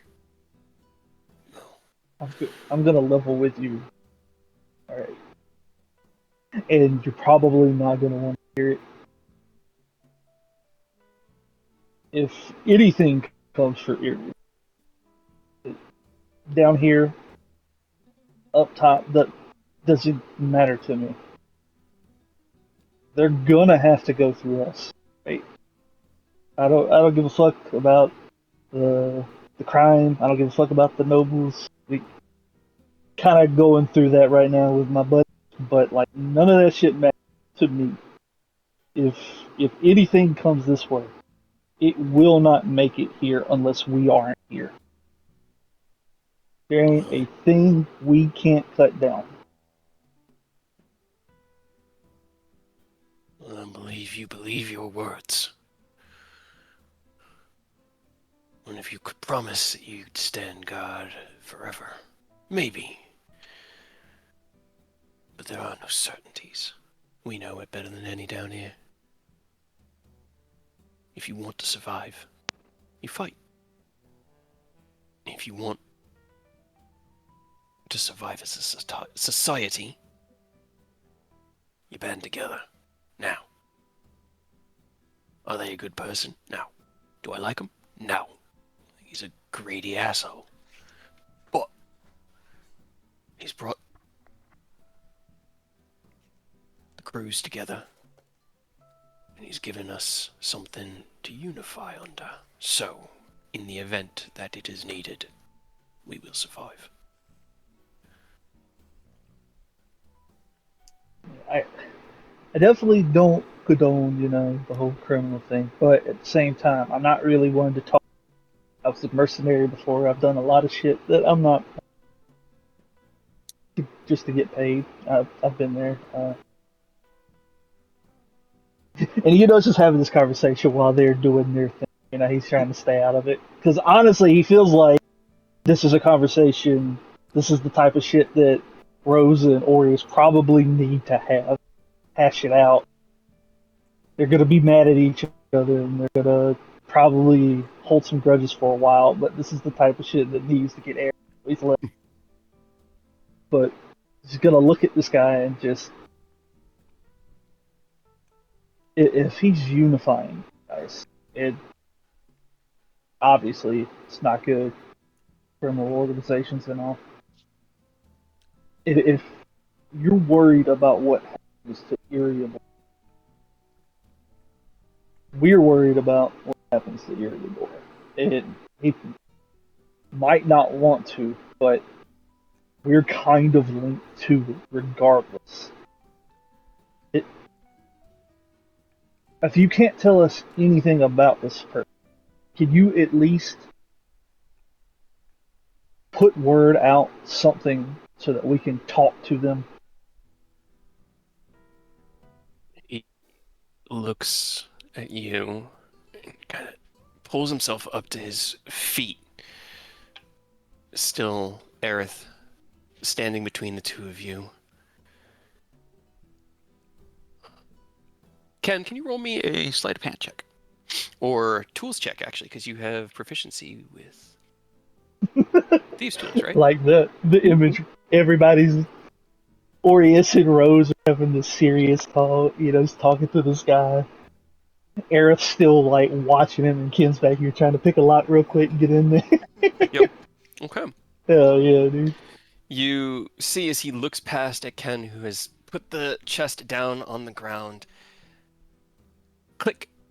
You feel the final pin pop into place, and the hinge lifts ever so gently off the top. You see as the leader's eyes kind of narrow, and he kind of makes that like disgusted face as you open it and see a good sum of gold. You'd have to count it to know exactly how much is here, but it does seem like everything that was told was pushed into here. You're seeing at no point was the chest swapped out with a double fake. This is the one that he did put away. He looks at it and goes, "Listen, I'm looking at the four of you. I've seen what your friend here did to me and my boys.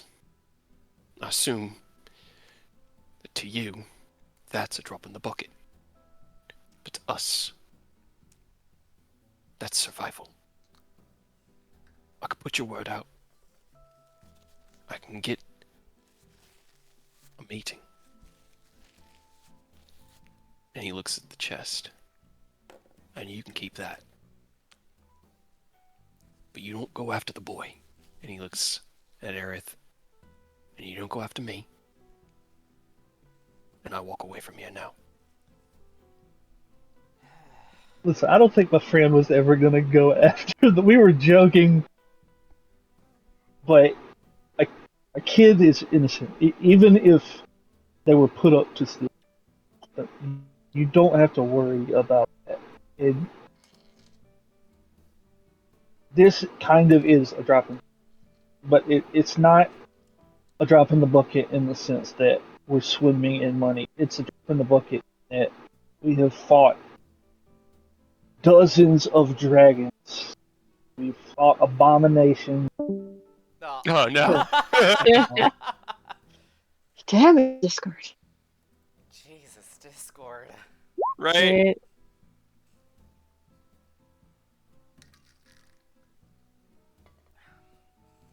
He was talking so good too. Right. He's Agree. doing so good. Dragons and abominations. You love to see it, Discord. You love to see it. Yeah. But it was just we've killed dragons, abominations, devils, demons, celestials, giants, everything under the sun at this point in an effort to stop the cult of the fucking dragon. And that that necessitates a certain amount of resource, but it's not a certain amount of resource we are trying to hoard or keep away from people. I'm going to be honest. I don't even care about taking back this money if you can guarantee it goes to people that need it here. If that's the case, I'll give Aerith money out of my pocket to make up whatever he loses. That doesn't matter to me. What matters is this divide that is being created that is becoming more and more apparent that right now we cannot afford to have even in something as small as Erebor in the grand scheme of things. Because you're right, there's going to be a time where shit hits the fan and things will come. You're going to have to fight.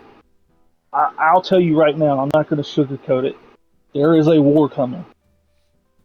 And while this is important for your survival short term, it's also important that everyone is healthy and ready and willing to fight in the long term. That's why even if it's criminals, even if it's not ideal, we need to talk to this collective because if they're going to cause problems, we've got to get that sorted. Not to crush them, not to kill you guys. None of we have to have everybody on the same page. We have been going around everywhere trying to do this. He listens to you intently and looks down at the chest as you mention it. We can make sure it gets to the families that need it. Make sure that we take care of those we can, and I can get you a meeting. He looks at Aerith. I feel like we're fighting on the same side. We all want the same. We're all just trying to make the best of the world we were given.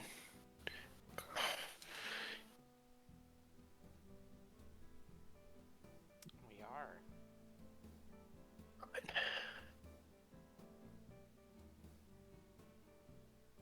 Good.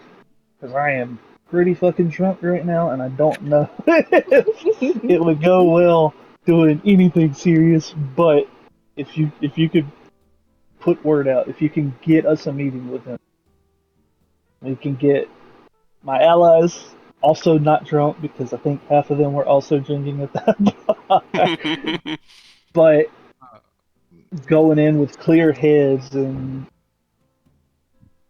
like honest eyes and try to figure this out.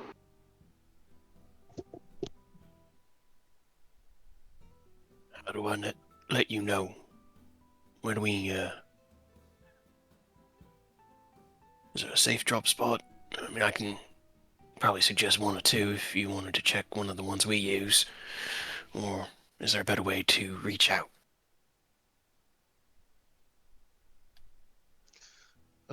Up towards the upper levels, uh, there's a redesignated Adventurers Guild, the Coalition of Independent Adventurers. You head into the main gate. There'll be a nice little kid by the name of Chad. Leave him a message. Leave him a message for us, and once we're back in town, we'll make sure we'll receive it and prepare properly. Alright. I'll send the boy with the message when I've got the information. When and where to meet. Give me a couple days to put together. And, he kind of like walks past Aerith a little bit tentatively.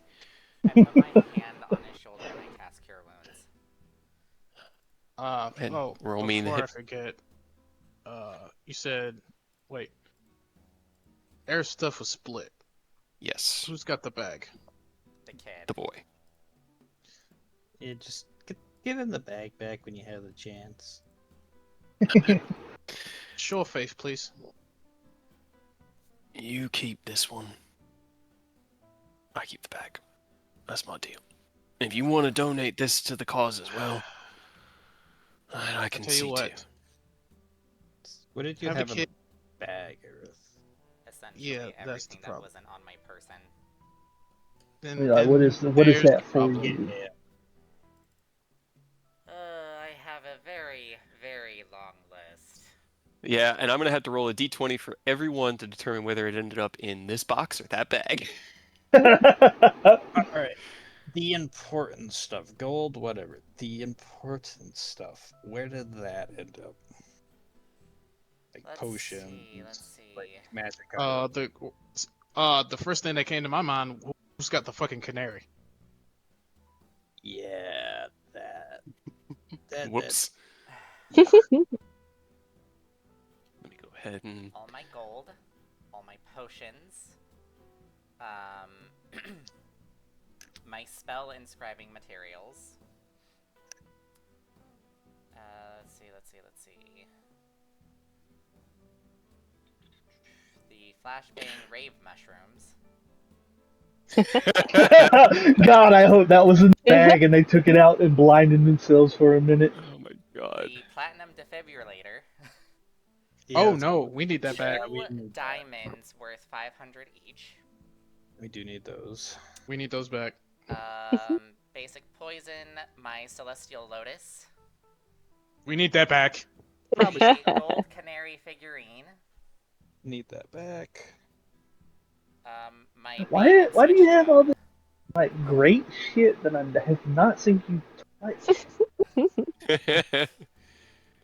My bait and switch tome. My deck of illusions.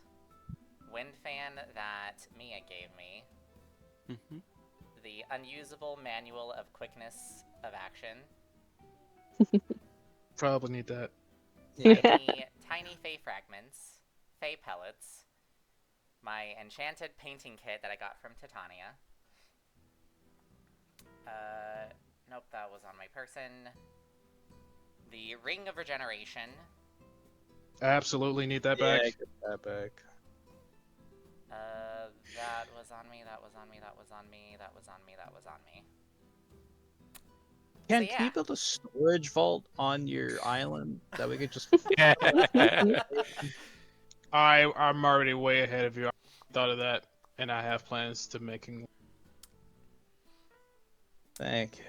By the way, boss man, your 2 bodyguards, they're fine. One of them might have died, but he's alright. The fuck does that mean? I appreciate that. And as Aerith puts his hand on his shoulder and heals 17 hit points, gets him back over half. But yeah, man, just the items we list out as needing back.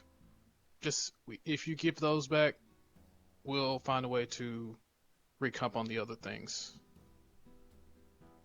Roll me a persuasion check. Oh, Can no, I I have don't the- have clear thoughts. The things he listed are basically like life or death type shit. Unfortunately, literally like the diamonds and the defib. We in our line of work we risk our lives a lot. I don't think any one of us has not died like 2+ times yet.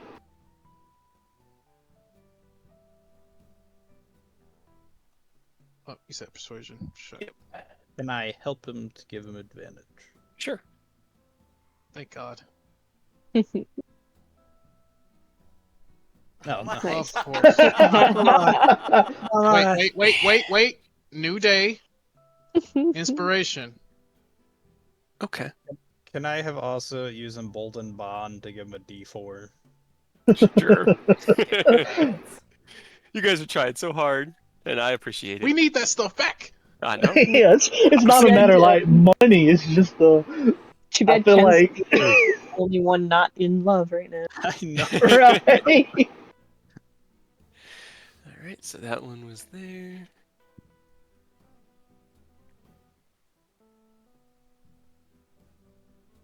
Hey, that's much better.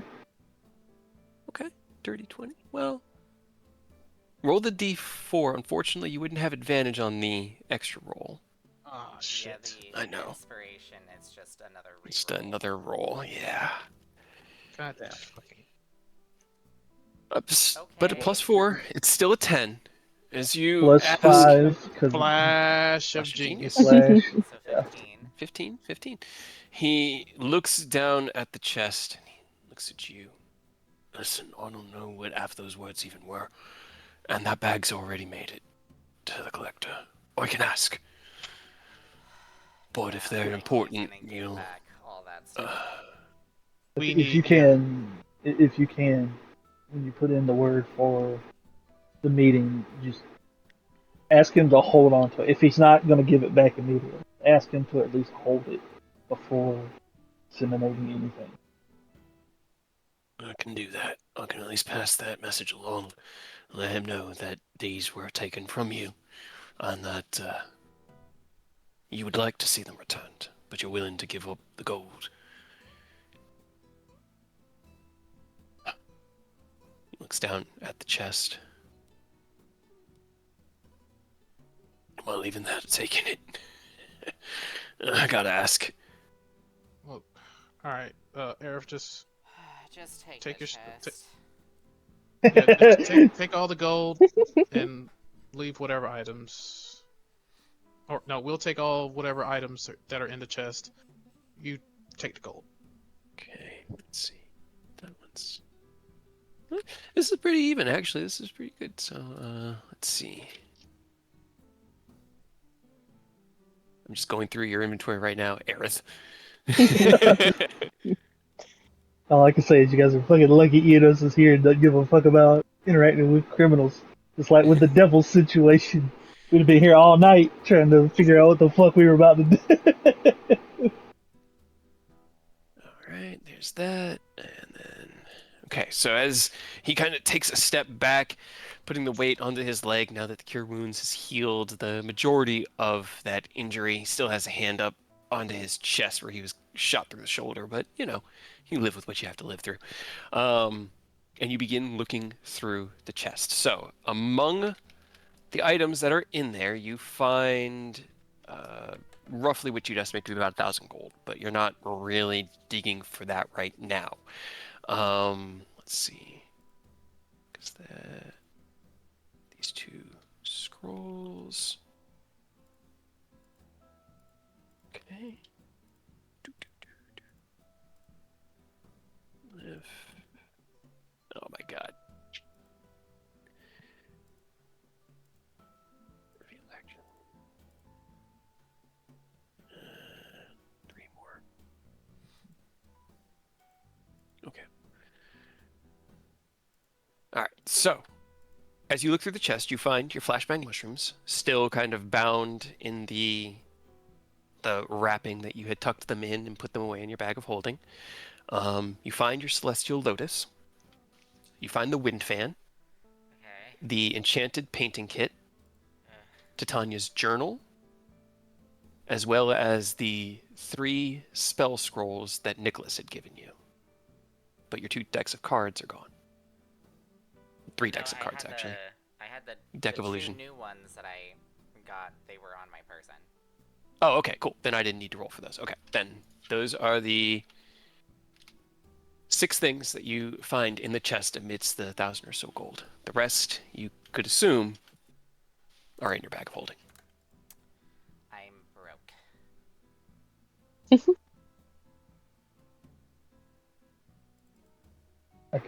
Like I said, I'll give you 1,000 gold. I have no problem with it. Literally, I'm all topped up on my gear, items, and attunement, so I have nothing to spend it on but potions. I got you, dog. Thank you. Well, in terms of big things, I mean, my spell inscribing materials. Oh, I Healing. didn't roll for those ones. Hold on. Oh. Okay. No, they did take those. So my spell inscribing materials, the 2 tomes that I had, the Tome of Clear Thought and the Tome of Quickness of Action, the Platinum Defibrillator, and the Diamonds and the Gold Canary.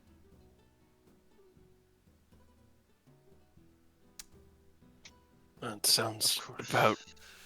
Oh, that sounds familiar. Yeah, that sounds right. As much of the gold as I could scoop into there while you were blowing the door down.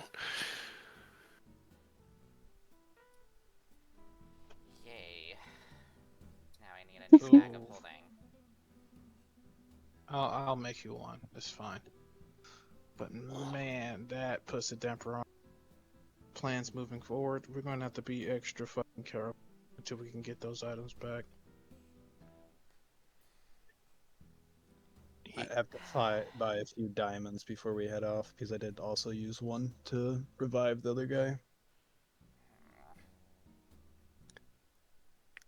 He closes the lid of the chest after you had finished picking out the items. Right.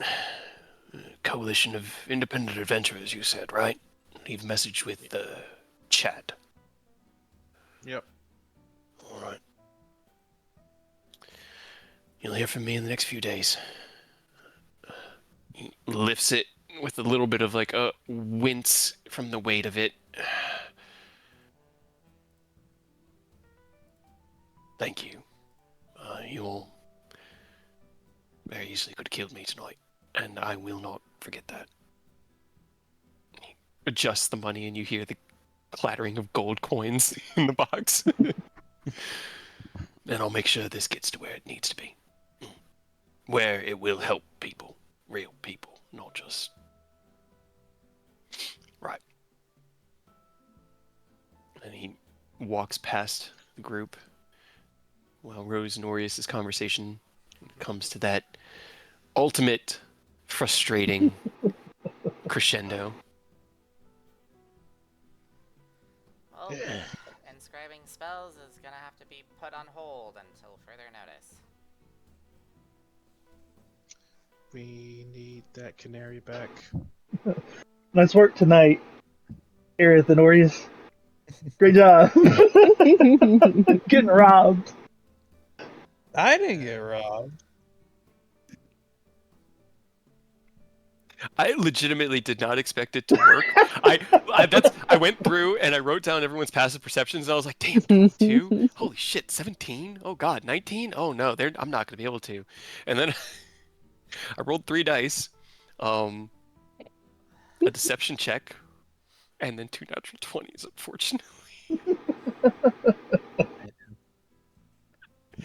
But as you look over at Orius, who's kind of got his head in his hand again and is shaking his head back and forth, Aerith and Eidos, your internal ear retunes into their conversation, and you hear the end of the conversation from Rose. What do you want to do now, Rose? I feel like you've been kind of background through a lot of it, and I'm curious what you want to do.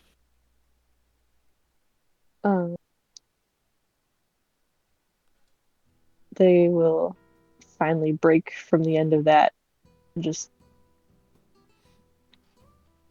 let their head hit the table. You all right? Really?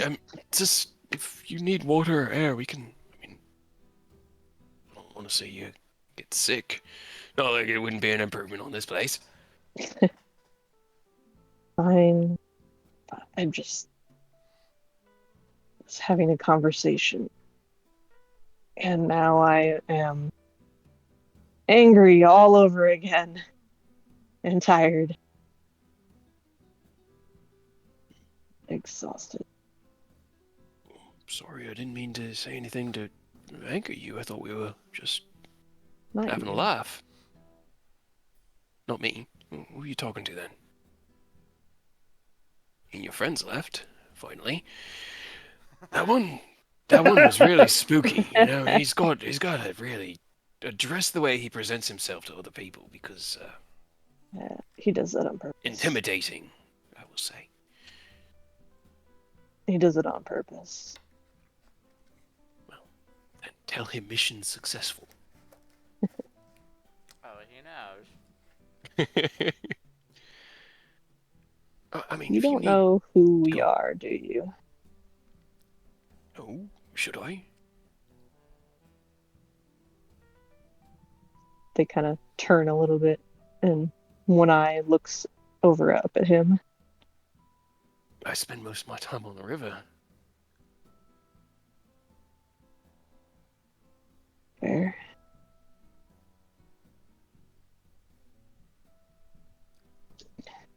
Listen, if you need to call it a night, I've had a great time, and as much as I'd like for this to continue, see where it leads, if you need to rest, I understand.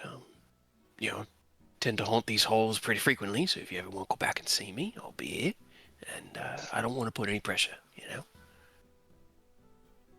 It's likely we won't be here in the next couple days.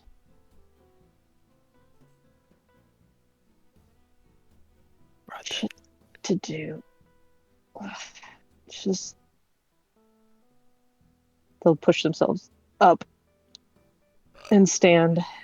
The world spins around you as you stand a little too quickly. Damn it.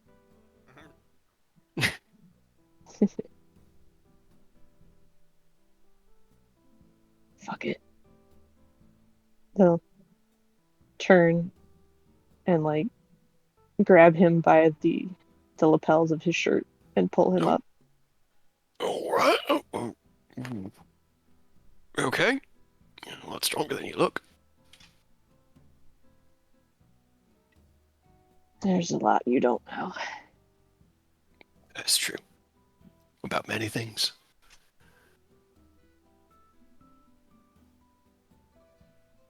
Lead the way. He holds out his elbow. After me, my dear.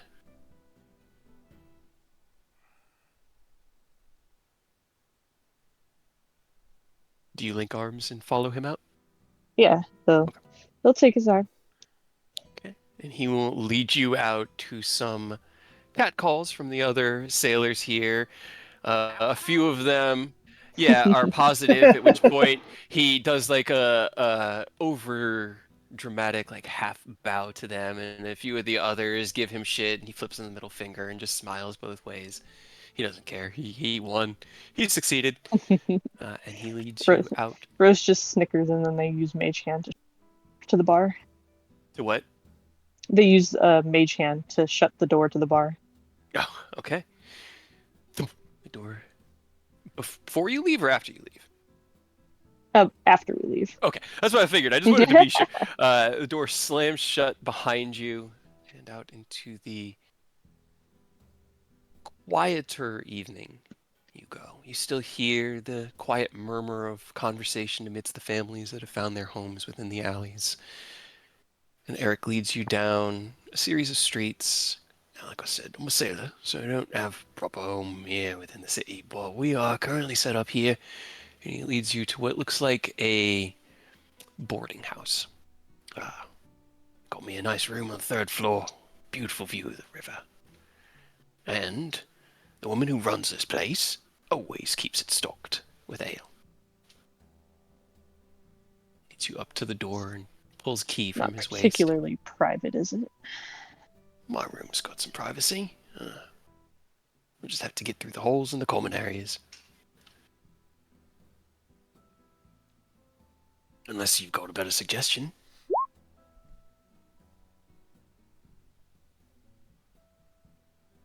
Hmm. Yeah. It's actually figured it'd be fun to show you something, but I don't think I have the capability right now. You can't let him into the mansion. I don't have a 7th level spell. And no one here to cast magic with you, unfortunately. Nope. You look down at the key and see the 7 gems. He looks at you. Slice it. Right? Kind of half expectant of anything, you know, whether you say yes or no, however it proceeds. He's just watching you.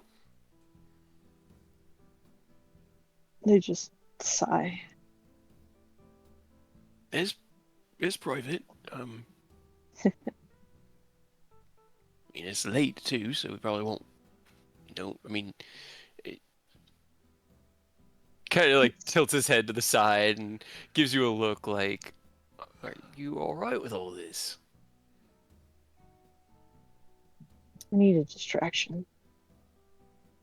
It can be quite distracting, but I just what I'm want to make hoping. sure. All right then.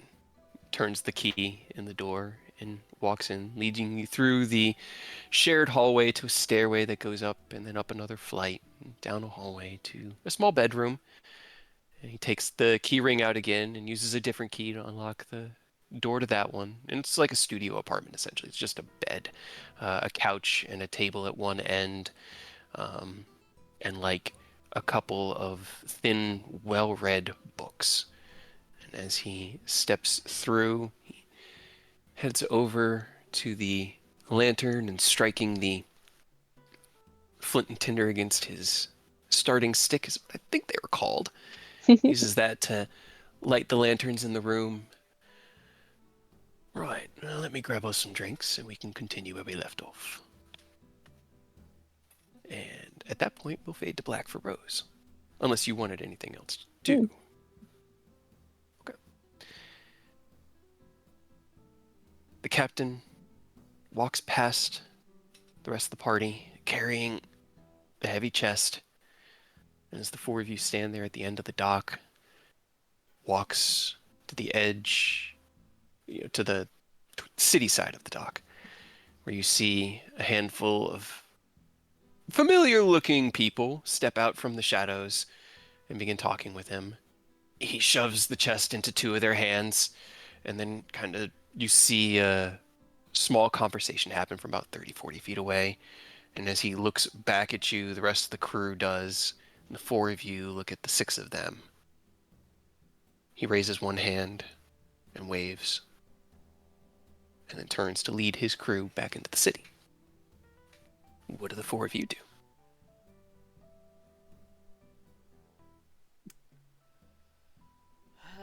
Hey, What it's left do we really have to get done?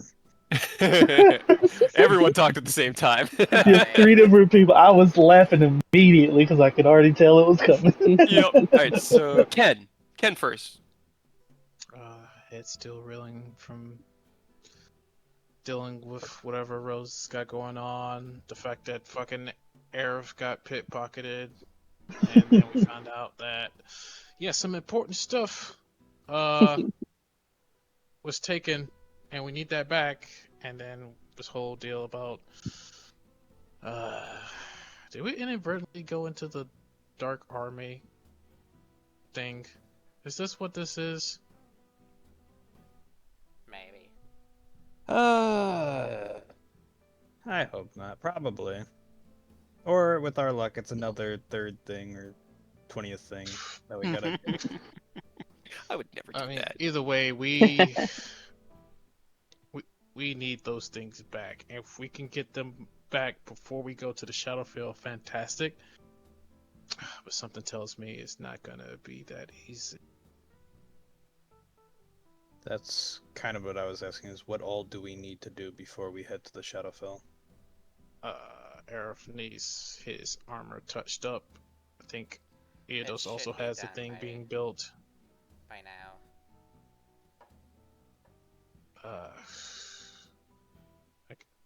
I mean, I can't think of anything in mind save for asking you, Eidos, to at least give me a quick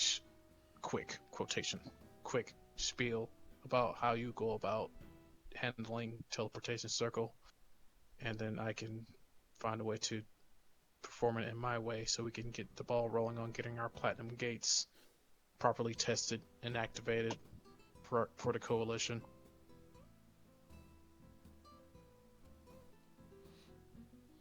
I don't mind. Show you how I do it.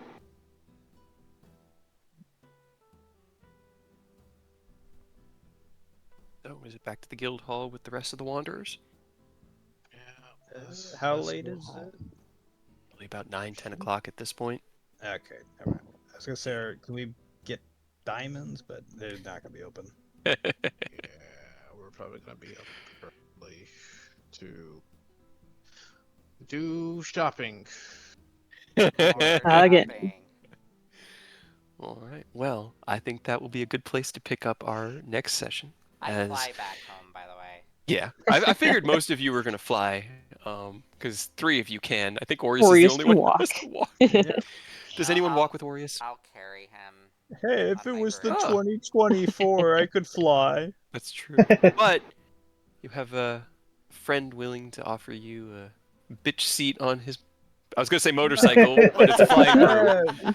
Man, It's now kind that of you like a put it like motorcycle. that, I'm gonna walk. Oh, it Oh, doesn't that's the need to be bitch put seat. that way. It What? doesn't need to be put that way. But No, either I way, appreciate Cade was it the one though, that put it Aerith. that way, not me. I know. yeah. I'm not blaming It's you. just what it's called. No, I appreciate it, Aerith, but I'll take a nice stroll through the city and whistle as I go. Alright. You whistle through the city as you make your way up through. I keep an eye on him from a distance. I What are figured they you gonna would do probably to be me? close. I don't Through know. the Steal your docks. stuff. Nah, they wouldn't do that to a priest. They wouldn't do that twice in the same day. I mean, they would have if I'd rolled a 5 or a 6 on that d6. It was just unfortunate it was a 2. Unfortunate for Aerith. I really think that if Ken lost his bag of holding, that would have been more problematic. Oh, So I would have been fucking livid.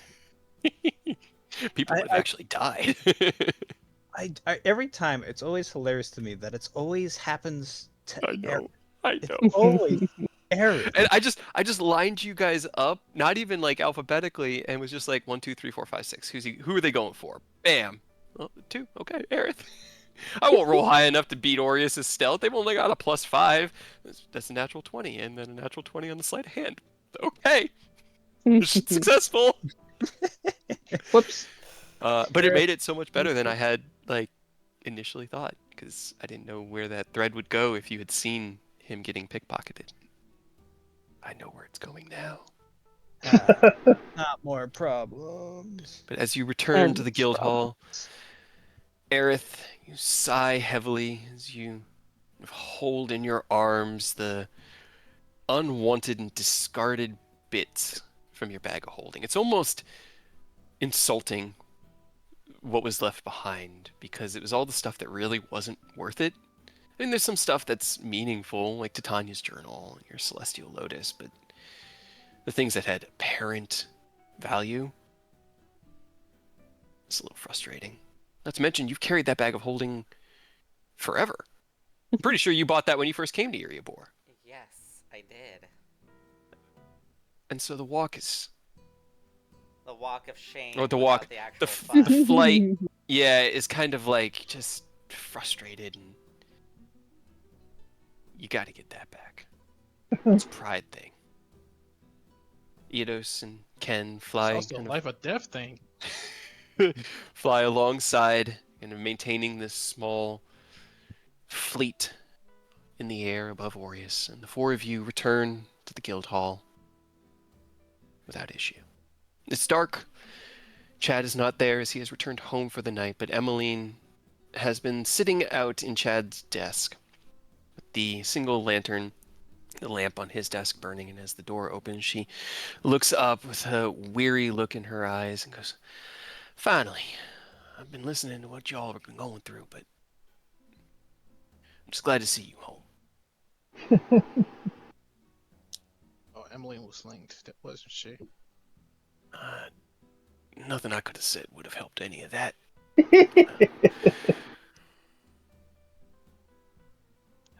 Eidos, if you could stop with Eris' brother, that would be fantastic, though. I can't promise anything. I'll try to exclude you, but I appreciate Rose that. presented me with like a live grenade, and now it's my duty to pass that on to everyone.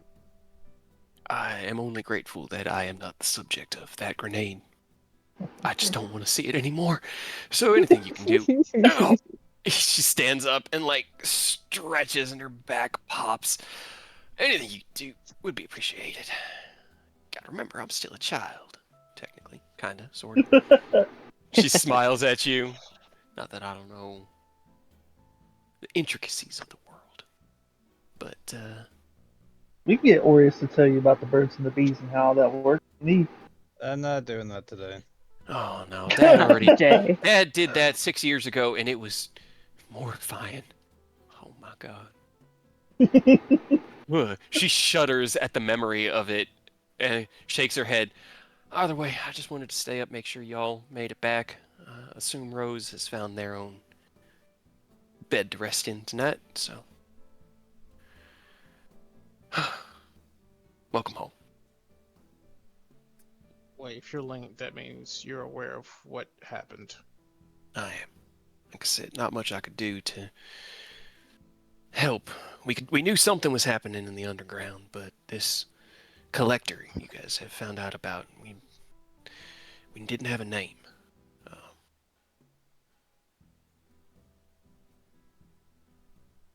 Well, I guess expect a message like next coming days. Ah, man. I got to adjust planning, extend our shopping list. Your fiance's also waiting for you on the airship. She got dinner Oh, a couple God hours ago damn it. for you, and yeah, I Oh, told yeah. her that everything. She seemed to understand, but I'm immediately bolting to yeah, go find just her. sorry, didn't. Looks at Aerith and Aureus and Yedos and just sort of nods. I'm gonna go to bed. You guys have a good You night. too. Um, You as well. Good night. thank you. To the corners. Again, run out into the yard. You climb the ship. You don't need to roll an investigation. You head straight for the captain's quarters. You see a tray sitting on the table with a metal cover over it. Another smaller tray next to it with a similar kind of like platter cover. Mia's curled up in bed. Rathu and Albert are curled up with her. And just she's kind of got like her arms wrapped around Albert like a stuffed owl, but he's kind of like settled himself into this is my life and everyone seems to be asleep. Damn it.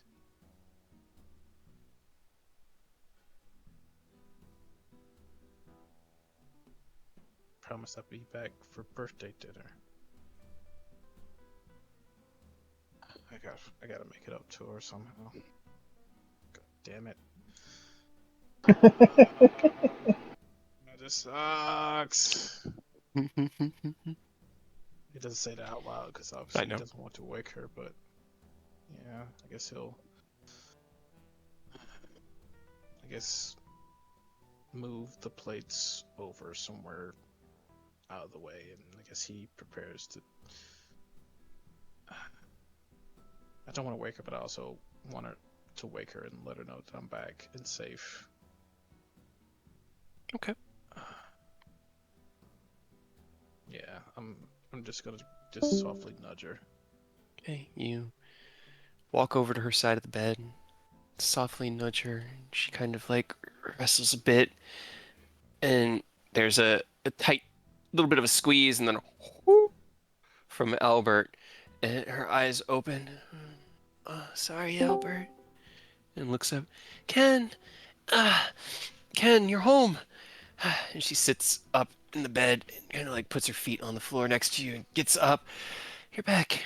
Puts her arms around you. How'd it go? Is Rose okay? Yeah, they're fine. Star, I am so sorry. Some stuff happened and I didn't come back for dinner. It's okay. We can do dinner now. Come on. Come on. It might not be hot, but it was what I thought you would like the most. And so she takes the top of the bigger tray off, and you see two plates with nice cuts of steak next to a plate of mashed potatoes and green beans.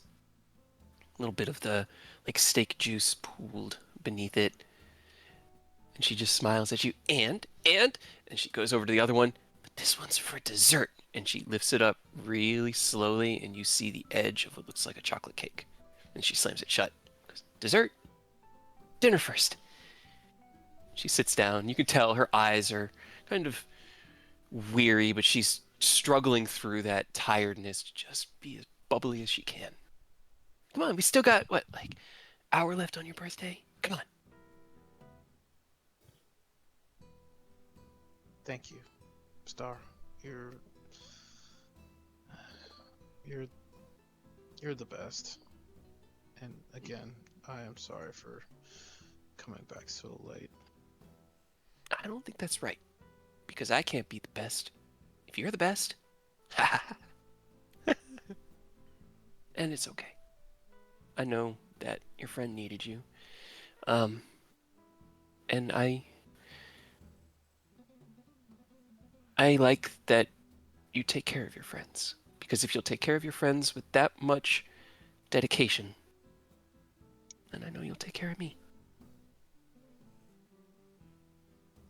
Now, dinner! Come on!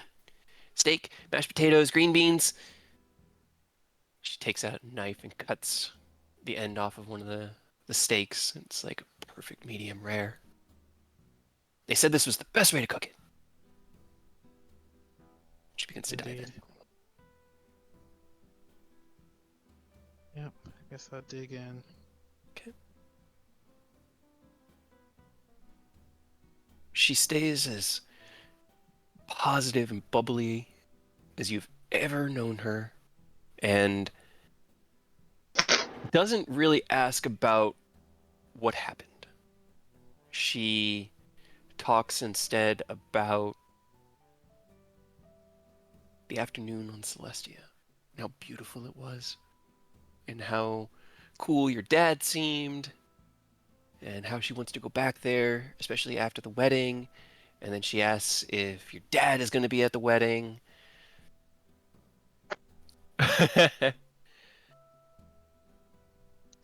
I mean, we can try to see if he's able. She takes a bite of the steak, and her eyes go wide. I've had steak before, but this is really good. She starts like devouring into it almost ravenously. I didn't even feel that hungry, but keeps eating with great fervor. But you know what? He Let's see. Ken's not saying anything. Sitting She there goes, looking at her, smiling. the best thing. I got an idea. Oh yeah. Idea. She cuts a piece of her steak. Close your eyes for a second. Okay. You hear what sounds like metal scraping against metal. And then again, you open your eyes and see she's got her piece of steak with a large glob of chocolate icing on the top of it. Oh, Oh, yes. Oh, that's really good. Is it wrong to do dessert and dinner at the same time? you know what? We'll save discussion about proper food balance later. Let's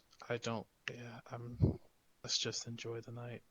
If Okay. you want to do dessert and dinner at the same time, go for it. I think I have to. There is a need for steak chocolate. No. And she takes the top off the chocolate cake, and you can see there's a smear along the side where the icing has been pulled out, and at the top, you can see written in colorful, like blue and green icing, "Happy birthday, Ken." Oh, I'm so It's sad. it's not a big one. It's only about like 5 inches in diameter, but she like cuts it in half and puts half on her plate and put half on your plate. She says, "You have got to try it. So good. I wonder if the potatoes be good with it too. Probably." And she starts just mashing all of her food together into a big plate. Oh no. She's gonna be so sick. Let her learn. Mm-hmm. Roll me a medicine check really quick, Ken.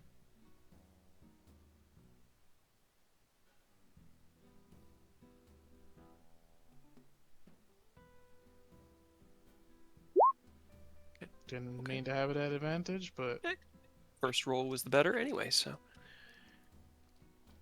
Okay. So, as you watch your beautiful, lovely fiance devour a very strange combination of steak, potato, green beans, and chocolate cake, you have a thought in your mind. I'm going to send it to you in a message.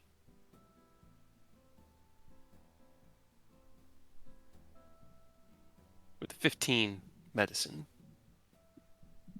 a tiny inkling in the back of your mind makes a connection, and you look over at her, and she is radiant and glowing, even with her mouth filled with food and chocolate cake smeared across her face. She smiles at you through a stuffed mouth. This is really good.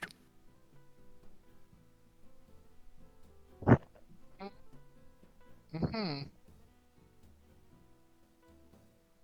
Can I take a peek in my mental library real quick? Kind of what the medicine check showed. Oh, That was your mental library on what okay. medical knowledge you may have in that moment. I guess, since it is wisdom, I always forget medicine is wisdom instead of intelligence. Roll me an intelligence check as well.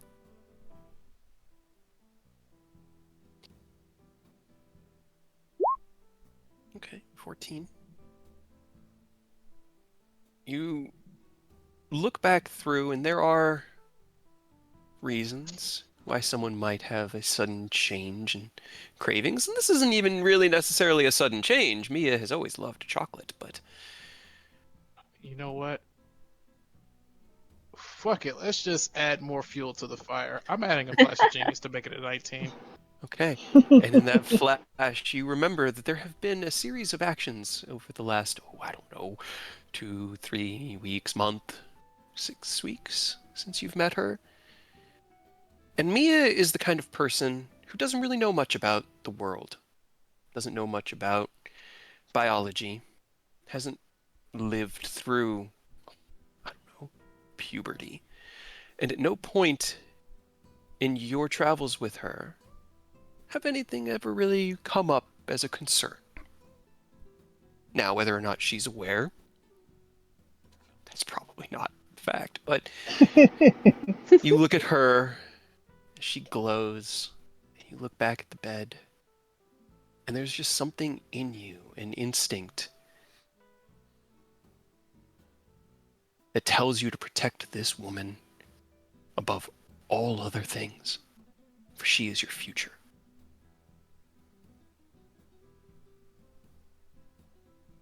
As you look at her and your eyes begin to fill with tears, unbidden by the happiness that you're kind of coming to in your mind, she just sort of smiles. What? Swallows a big mouthful of food.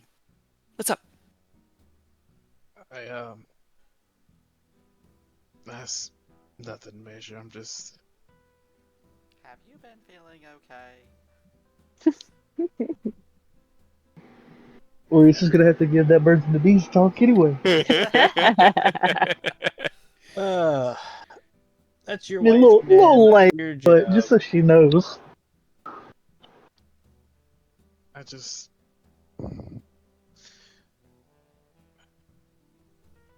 probably gonna have to have a talk in the morning. Um, It's good, right? but yeah, it's good. Okay. Um, Okay. but I just and then he stops himself, and then reaches over and gently grabs her hands. You kind of like take her hands as she's heading for a piece of steak, and she's got the steak on the end of the fork. As you take her hand, she's like, "Oh, wait, hold on." She dips it into the chocolate. Hold on. And she puts the fork and knife down. Okay, and she gives you her hands.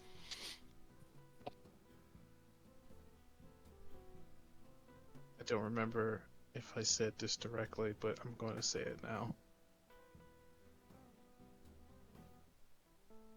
You are my guiding star, now and forevermore.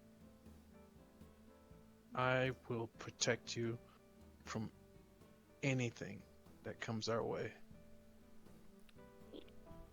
She swallows the mouthful of food and clenches your hands tight.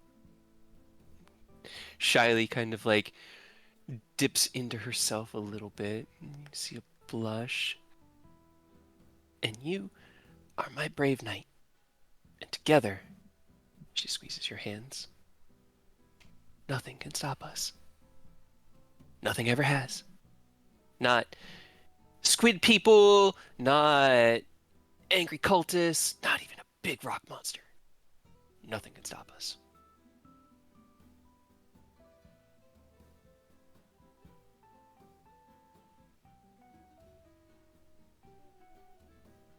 He is totally out there. Yeah, you got that right. She tightens her hands on yours once more. Can I have my hands? Food. Yeah. Okay, Sorry. thank you. Gets back to eating. You should eat. Try it with the cake. It's really good. As you dive into your steak and potatoes, it's unfortunately cold, but delicious nonetheless. Well seasoned, and it was obviously cooked with a lot of care. And do you mix it with the cake? Uh, I probably logically no, but Okay. in this moment, I just want to make Mia as happy as I can. So I will try to push that logic out just for the time being. It's a weird combination of flavors. Real weird. Cold steak and chocolate cake. You kind of like have to chew slowly and give her a nod, like, yeah, it's delicious, as she's just ravenously devouring the plate. And just turn around and go, But as you finish dinner, finish your cake, Mia stretches. Oh, that was so good. She kind of like yawns and closes her eyes as she sits back in the small chair. There's like a little table with two chairs here in the captain's quarters for meetings and dinner and essentially this exact thing. Her breathing gets a little shallow and she yawns. You finish your meal and look over at her. Is there anything else you want to do this evening before the two of you turn in for your long rest?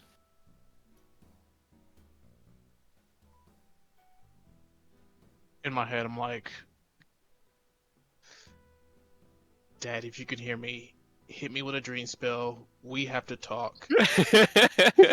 Please. Like, the one time, please. Like, I know we had plans to talk about something else, but I need you right fucking now. Okay. As you hide the panic that is building within your heart, not a fearful panic like you're so used to, the threat like of a- the world. It's like a positive despair. Is Right? the It's best way I can describe it. exactly. As this positive despair fills your heart, this fear of the unknown, you reach out as you look over and see Mia has fallen asleep in her chair, her head kind of tilted to the side, a Oh, light snore. oh, Star. And he immediately like goes up, scoop her up, and then get her settled in bed. You settle her in bed where Rathio and Albert return to their comfy places.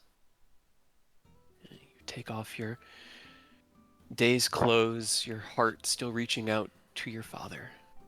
And as you tuck yourself into the sheets and the warm comforter, wrap your arm around her, rest your hand on her stomach, and fall into a deep dream. But that's where we'll pick up next game, because I think that's a Rose, beautiful place to start. Rose will head back to the guild. For Okay. them. Okay. So you have your fun, and do you have your fun, or? It's probably not as good, I guess. They're very drunk. They're both very drunk. Taz is much more affectionate, and Thorn's honestly just much better. But he gives it his solid, like, A game, and you can Sure tell gave it a try. he's giving it his A game, considering the alcohol and the emotion and the kind of state of mind that Rose is in. But as you look over and he is drunkenly snoring in the bed, stand up and get dressed. Do you leave a note? Anything along those lines, or just out? No, no. Okay. Like two ships passing in the night, you return to the streets of Erebor, stepping out onto the midnight, probably 2 in the morning cobblestones. Not a lot of people out at this time, and you catch glances, but each one is met with a look of, don't you even try. And anyone knows that walking around the lower docks at 8 o'clock, that's not necessarily crazy. But anyone that's willing to walk around these docks out in the open alone at 2 in the morning is either beyond dangerous or insane. Both. Yeah, right. You make your way through the central district and are stopped at the entrance to it by the guards that man it as it's past midnight. Talk your way through. It's not difficult. You have your guild tag. You've got a reputation, at least amidst the middle and upper classes here, as though, although you have now found that maybe your story hasn't reached the lower classes yet, the people in the taverns, although you never did identify yourselves as the Wanderers, simply as Rose. You walk through the main entrance into the guild hall, and it's quiet and dark. You pretty much make it to like the front benches there before they just sit down and then lay down. And you lay down on the benches. And that is where Rose ends their day and begins their long rest. So, anything else anyone wants to do before the end of tonight's game? I go and pick up my finished armor. Erodia is not there at 11 o'clock at night. Fair enough. She is in bed. Although you do see it sitting in her tent, kind of on a rack. You can see your armor sitting there. You have no idea whether it's completed or not. Oh, check back with it tomorrow morning. Okay. You sigh, turn on heel, and return to your barracks room, entering into the rhythmic sounds of Eodos and Aureus sleeping. I was going to say sneezing, and that's not right. I wanted to go between snoring and sleeping, and so I ended up on sneezing. Sleeping, you make your way over to your bed, cross your legs, and close your eyes, and hope that the homework you have prepared will be sufficient to restore yourself to your true power. But those dreams will come, if they do, next game. That was a lot of fun. I didn't. Yeah, I didn't expect all of that. Said more shenanigans. Always More shenanigans. Another side quest added to the journal. So does Kyle realize that Rose and Aureus are talking about the same thing? Yes. Okay. So fucking funny. You guys are arguing the same goddamn thing, but like the other side of the coin. Yes. Uh, You got to remember, he is lawful good. He Yeah. believes in the law. He understands that it is quite flawed, and he thinks it should change. He doesn't think you should change it by bashing it in with a hammer. Yeah, see, that was like the main like argue point from Aureus. Rose didn't really. They were kidding when they said they were going to kill the nobility. You did go and attack them, though. That was one time, and you weren't even there. To be fair, you don't have the greatest track record. If you cut You hair don't know. one time, are you a barber? Come on. Exactly. And Aureus wasn't even there. She shot the shit out of me. Move Aerith up as well. Oh man, that was a lot of fun. Well, now we have to deal with the collector. Right? Yeah. Apparently. Oh, okay. But at the New same side time, plot. like, a couple days, like, we need to go do shit. Yeah, we need Yeah, to. we also have to get our shit back to go do the shit. I mean, we Yeah, don't we need- need it. but it I would be rolled nice to 2 have. natural 20s to steal Eric's bag. I think I earned it. And you never insight checked Simon, the young boy, at any point in his conversation with He was you. just there. Did you think Had to your try to stuff. see if he was deceiving you? He was just a young boy. It's so funny. I called it the classic. Yeah, it is. Oldest trick in the book. That was Oh. You a fun. magic man? You're a magic man. You cast seeming in the middle of the slums. Right? Just out in front of everybody. It was really funny, and honestly, I could not ask for the story to have gone in any other way because these kinds of revelations of how the lower city lives were necessary. I felt it was so funny every step of the way. I need Or- You know what? I gotta give Eric some props though. Right? I really thought he was being introduced just gonna be like a douchebag in a bar, right? but he kind of knows ball. Yeah, yeah, no. He from the very beginning, he was just interested. Yeah, And, he definitely took everything a lot smoother than Rose expected. Yeah, well, that's how you do it. I mean, I could have just burned the entire building to the ground and gotten my stuff, so. I mean, But I was trying If you to be had hit things with, rational. yeah, if you had done it with Fast much more issue. force, you could have got there in time. Looking right at you, you might have been able to do something. Oh man. But you also could have killed everyone you didn't. Right? well, I mean, you killed one of them. You tried not to, I but you're tried learning the not to. Sicarius can't really hit non-lethally. It's unfortunately it's like the Fate Render when you're not dealing that slashing, piercing, bludgeoning damage. It's difficult to narratively have it be non-lethal because force damage itself is inherently magic, like kinetic magical damage. So it's a little bit more forceful. That's fine. Yeah, we have a few spare diamonds. They Like, made I off. can make used one of another them. I can make another defibrillator, and that's can give a shit less, honestly. But I also want it back. But the main thing we need back is that fucking canary. The canary and the fucking diamonds. Right. Yeah, well, Really, yeah, really I need mean, them back.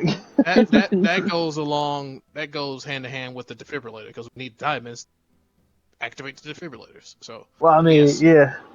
But even without the defense, we definitely any diamonds we get, we gotta hold on to those fuckers. Yeah. I got 1 300 diamond, 3 100 diamonds, 2 diamond dust, 1 diamond worth 1,000, and then I got the encrusted gem bowl. So I have Oh, and some. Aureus's. Should have taken Aureus's. I got, Right? yeah, I got, By the way, that's like the only valuables I have. It's I just the know. diamonds. yeah, I But those are got, pretty valuable. No, they are very valuable. Don't get me You know wrong. how funny it would have been if they took Eonos's bag and just had a bunch of fucking monster parts? Monster Like, stuff. what the fuck is this? Why is this here? Why? Is that still beating? Why does that smell like Ew. cheese? What the fuck?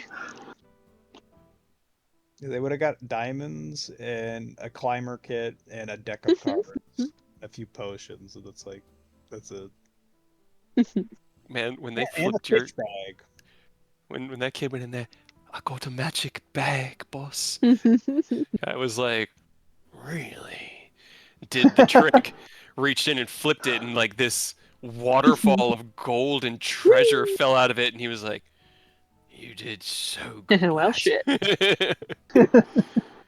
But you were not far behind him, so I did not have a lot of time to work with. Where's the money, Lazowski? Yeah, I was expecting someone to try to rob Rose. That's what I was But- expecting, and I thought you would just straight up kill him, but nope. either Yeah. try to rob them or try to fight them. I thought if somebody flirted with Rose too outwardly, that might incentivize them. But then as Eric started to talk, I found his character to be more stable than I had Right? intended him to be, so I had to pivot. Definitely wasn't what you were expecting. No. But it was fun. And an interesting story. And I'm sorry that I had to hit Ken with the sadness on his birthday, but when I looked at it, I was like, you've gone so long. She said to see you at dinner. Yeah. Baby. I know. It's okay. Well, I guess all but confirmed, but babies, plural. Right? The signs are beginning to show. Uh-oh. She's been exhausted for the past few days. She keeps taking long naps out in the sun with her animals. There have been signs. Now we all just have to make it to the end. We can The do goal. it. No one dies. Not even the thugs, apparently. Like, I'm not gonna kill them for just being poor bastards. Like, it sucks. I'm not gonna kill you for it. That's fair. Aerith I mean, I might, don't. but I don't know when we just like, yeah, let's wipe out the underground. What did you think? when What? I say that, I don't mean it like kill them all. I do mean like. What exactly do you mean by that then? So my thing was with the collector. That's very concerning. And then also the hint that the dragon cult might be involved in some way. Well, I will say, Yeah. Well. what he said was that they had issues with the cult when they came through. It like took all of their guys when Yeah. they started Yeah. recruiting, which we Anybody knew who was- about already. Yeah. No, Anybody who was I did get gone was the ones who joined them. The ones Yeah. who were left did not. No, You didn't sense any allegiancy there in what he was saying. Ah. It was he was more dismayed at the loss of possible like people to help their ends because of the cult's recruitment. Gotcha. And then that was why he followed up with what happened with Robert did, because then Robert went and killed more of Yeah, more his bandits people. and more Yeah. Right. questionable guys. Right. So, for them, it's been really rough, and that's why they're kind of banding together to try to unify to stop the extermination of their people, essentially. Right. That was the point he was trying to get across. Good. He just was kind Which- of dumb because They'd have a smooth process of not being exterminated if they would just stop committing crime. then they'll But then they from starvation. die. He made it out with like 1,500 gold and a whole bunch of like fancy doodads to hand over to the collector. That'll help a lot of people, and him, and a lot of people, and him. But that's fine. You guys can It's just part of the follow game. up with it. Yeah, we got another side plot going. I always Oh, love boy. side plots. I wish we had like a journal tab that we could pop up and be like, all right, here's all our side quests. Let's mark off. Write down all the journals. Yeah, all the side Might quests. be able to set something up as like, because like Don't do it. The second you do it, I'm gonna want to do literally, All of them. and there's no shot we can do everything without Yeah. ruining the whole campamping. I promise you, if you give that list, You do it. I will not be able to not. Don't put it into writing. You have to put it into Just writing. do it. We're going for No. the perfection run. We're doing the perfection run. We want 100%. what say you?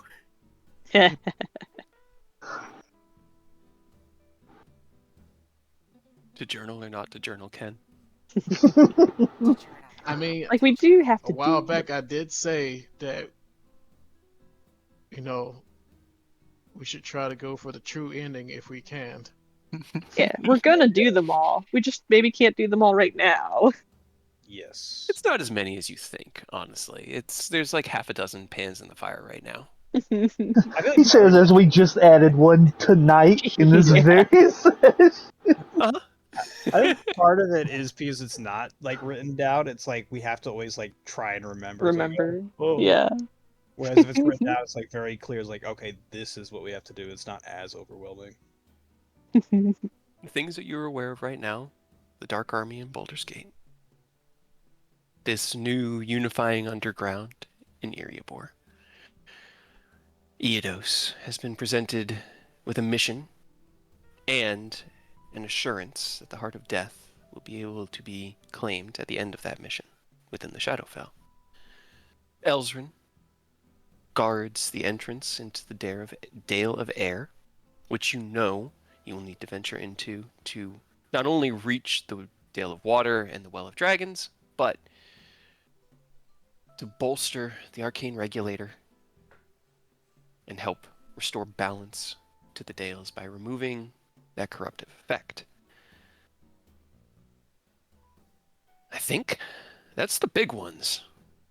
So it's I really know not as that many there's as you think. more. Yeah, There's a there's lot of We, little. we gotta do what's her name's possess sword. yes, yep. Phelan has a sword that is sentient and Right. possessed.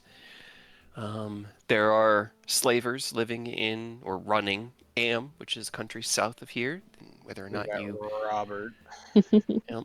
There is Little Avernus, Robert, and everything he's endearing to accomplish, and what all that may mean. We'll kill And him. then the big one, stop the cult. Yeah. Right. Takashi and Oni are doing something. They're That's with doing the Dark Army, though, right? That's the most recent blurb in that side quest is Yeah. Takashi and Oni have been dispatched to investigate these claims and to try to determine who may be leading them. There is a new entity. Adrian and Jaeger too. They're Yeah. there I too. think that's Probably want also to part check of the in Along Dark with with Army them. thing. Yeah, along with Aureus's helping hands are there Yep. to support. So you've got a good foundation of people working together there to keep each other safe. There's a new entity identifying itself as the god of magic that has begun to grant power and advice to the clerics and priests that used to serve Mistra. Man, I hope it's a good god. I doubt It's it. just a pyramid scheme, multi-level marketing. Just I'll teach you how to do this, and then you recruit 10 people and teach them. Then they'll recruit 10 people and teach them. Have you Yeah. seen the meme about the Warlock pack where it's just that? It's a pyramid scheme. Yeah. Yep. Oh, there's so many problems. Right. I still feel like that's not everything, but I don't. Yeah, that's what I'm thinking. Like, there's got to be more. There's more problems. So Right. we gotta Yeah, burn what a are they? lid so we know how many's Yeah. left. It's these two are tied in with the rest of the Dales, but we are getting close to. We gotta find the rest of Bahamut's artifacts. Oh There is yeah. Yeah, there's one more one artifact. Yeah. artifact out there.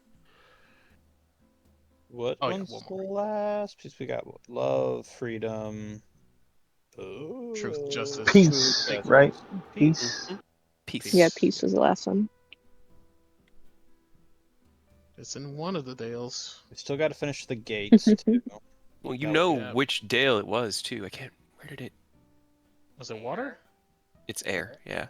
Okay. So, Um, okay. So the next one, or Yeah. second There to the was. next one. God, when was it that you heard when they were being dispatched? I can't remember, but it was like truth to water, peace to air, love to fire, and freedom to earth, and justice to walk the world of men.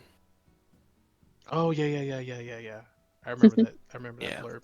I don't It remember was. where from. I improv'd it in the moment, but it was basically a dictation of where everything ended up, and truth you got from Dark Kentoji, who had Yeah. been given it Mhm. after it was corrupted to his ends. Yep.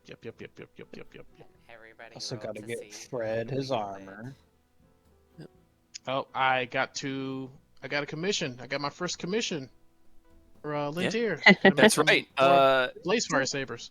You have a 6. commission for Lintier for Blazefire Sabers. Right. You have an He promised agreement a with lot of shit. with Baldur's Gate to finance and build a lighthouse, as well as to work solely through them for outfitting Yeah. Starfall. also Aerith has an agreement with the Trinity Academy to provide a spell scroll for. Which one was it? Nicholas. unique think it- spells. I think there was like 2 unique spells that you were Yeah. gonna do, I or think- 3. yeah, I One think- was a Find my cantrip. notes. Was it Nick's quick aid?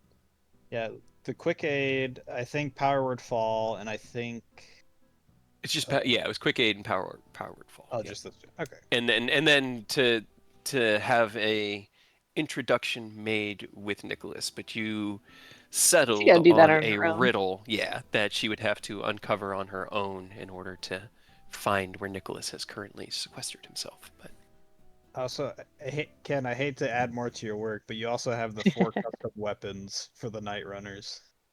yeah, I promised custom weapons for the tournament. You promised a winners. lot of people a lot of Yeah, things. in a very short amount of time too.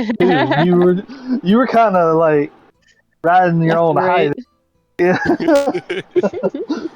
We gotta get you like an industrial grade like printer and just start printing out. 3D printing magic weapons. Yeah. I mean, you got to fabricate. You can Right. imbue that into some Essentially. stuff and start fabricating it. Yeah, at least fabricate like the proper like non-magical components and then fucking build them and then fucking install Enchant the from there. fucking magical parts. Mhm. Outsourced That's what Minoms. that's what I'm doing with the Blaze Fire Sabers. I think just go ahead and just build out the fucking base materials and then carve in the mana circuits and then put them together. Start shipping out little boxes, and it's just like a Gundam model kit. How it's like the pieces in It's all the, Put it's it like together yourself. yeah. Somebody's sitting there like, yeah, I mean, my Blaze Fire Saber, I didn't really follow the instructions as well as I should have. It's got these weird little bits that poke out of it every now and then. It Fine. works fine enough, though. I mean, see, yeah. Oh, man. All right, well. What else are we missing? There's got to be more. Right. There has to be Gotta more. be more. I mean, you have Can't allies remember. out there at work. You've got the Cloud Giants who are willing to assist you, but have taken basically to the skies for right now. Maggie is out there seeking out the other mines to try to bolster your forces with some friendly neighborhood illithid. Let's see. Emmeline is helping build Starfall. Taz is helping coordinate with Baldur's Gate. Bastille. Still owes a favor. Get the Yankee owe you a favor as well for overthrowing their established government and appointing Okra as the new despot. Yay. Aureus wasn't there for that. So. Nope. But that's what makes the game so interesting. Is it's gone for so long that there's so many things that So I many need to actually things. think about it for like an hour to find them all. And especially not after 7 hours of D&D. My brain. I can't is wait like, to see what Fred can do after his boot camp. Right. We gotta build him his armor too. So excited. Just gonna be the coolest, like, you know, at the end of Lord of the Rings, they bring together all the armies of the free people, and Aragorn leads them in against the dark armies that are coming out of the gates of Mordor and all that, and it's just such a dope, epic scene with all these different banners flying and peoples and weapons, and that's what it's gonna be like. For Frodo, And it's gonna be I mean, so like, dope. Yep. For Shrek. For sure. Yeah, God. Well, on that note, I'm gonna go make some dinner so that we can eat because I'm feeling a little Peckish. spazzy. Yeah, well, it's like I don't really get hungry while we play. It's like my brain blocks out all those signals, but I get that kind of stressed, weak, shaky feeling. Yeah. Yeah, so that's where I'm at, and I'm gonna go get something to eat. But that was a lot of fun, Eat. and I'll catch you guys next time, and I will see you tomorrow, Ken. Yeah. Oh, shit. What time do you want me to swing by? Or plan to? Fox is going to come with me, and I figured we could get lunch before we head down the hill because there'll be nicer places to eat. Actually, there is a place I want to go back to for like quote unquote. It doesn't really isn't really classified breakfast, but it can be breakfast. Okay. Uh, So do you want me to do you want us to get there like noon or would 2 or 3? Like what works for you? yeah, noon sounds about right. Okay. I'm trying to remember if the resort has a designated time for check-ins. It's probably 3, but even if we get there at noon and do lunch, we won't be back down here till 4 or 5. You'll be good. Okay, that'll work. Yeah. Yeah, because it's like a 2.5 hour drive down the state. Yeah. 2.5, yeah. Hopefully my air conditioning holds out. It did just come back out of the shop. So, Again. Oh Lord. 8 times now. Eight wonderful Ooh. times it's been in the shop trying to figure. I just keep the guy that's looking into it, he's really nice and they keep doing the diagnostics without charging me extra diagnostics. And like this week they flushed my coolant twice. They took apart the whole engine and checked the head gaskets and all sorts of stuff, and they didn't charge me a dime. But over the last 3 months, I have spent $2,000 fixing my car, and I am very, very tired of not having a car that fucking just works. Would be nice. Yeah. Double So check the value of your vehicle. it's more than that. My car is valued at like 7 or 8K, and right now, you do not buy used cars, and you do not buy new cars because the new car market is being fucked by tariffs, and the used car market is being fucked because the new car market is being fucked by tariffs. So, like every car I was looking at was minimum 22 to 24 grand, and these are like, this is like me trying to get a 2012 Prius again. It's still going to be 22 to 24 grand. Not a good time for a new car. I know. It's such a bad time for a car. So I have to make this car work. And I just really hope that getting the coolant flushed fixes the damn problem. How old is your Yeah. car? It's a 2010 Subaru. Oh. So it's got 156,000 on it. So it's not like prime condition, but Subarus will run for a long time. You take care of them. I was gonna And, say, like, check to see if you qualify for mechanical breakdown with your insurance, but given its age, I don't think so. I don't think so. I don't think at this age, but that's a good thing to look into, and I should look into that. I need to call my I mortgage looked company into next it week, and then I should myself look for into my that. car when I had my check engine light turn on, and Geico doesn't cover it. Oh, well then Well. I'm screwed because I have Geico as well. Oh, then sorry. It's okay. I like Well.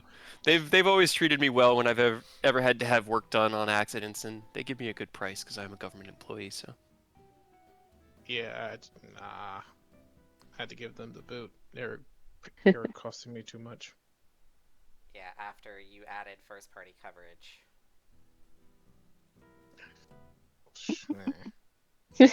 Yeah, when I asked Ken, he didn't have first party coverage. He didn't have collision or comprehensive for his car. I mean, you don't need it. You kinda do. Oh, the only thing you really need is the other person. That's all you need. You just have to be willing to But what if say the other goodbye to your person- car at a moment. I was about to say, what if the other person doesn't have insurance? Mm. Yeah, That's the at any moment. Happened to my sister. Or what if the I- other insurance is taking too long and your car is still at the shop or at a? That's tow what I yard? had happen. I had my Prius got sideswiped at 4 in the morning out front of my house by a kid that was driving home. He was 17, and he was driving home from work at 4 in the morning after working a double shift, and he fell asleep and slammed into my car, and like he slammed into it, and it woke me up, and I looked out, and I couldn't really see anything, but I could see my lights on, and the horn was flashing, so I was like, oh fuck. Put on my pajamas and walked out. He made it about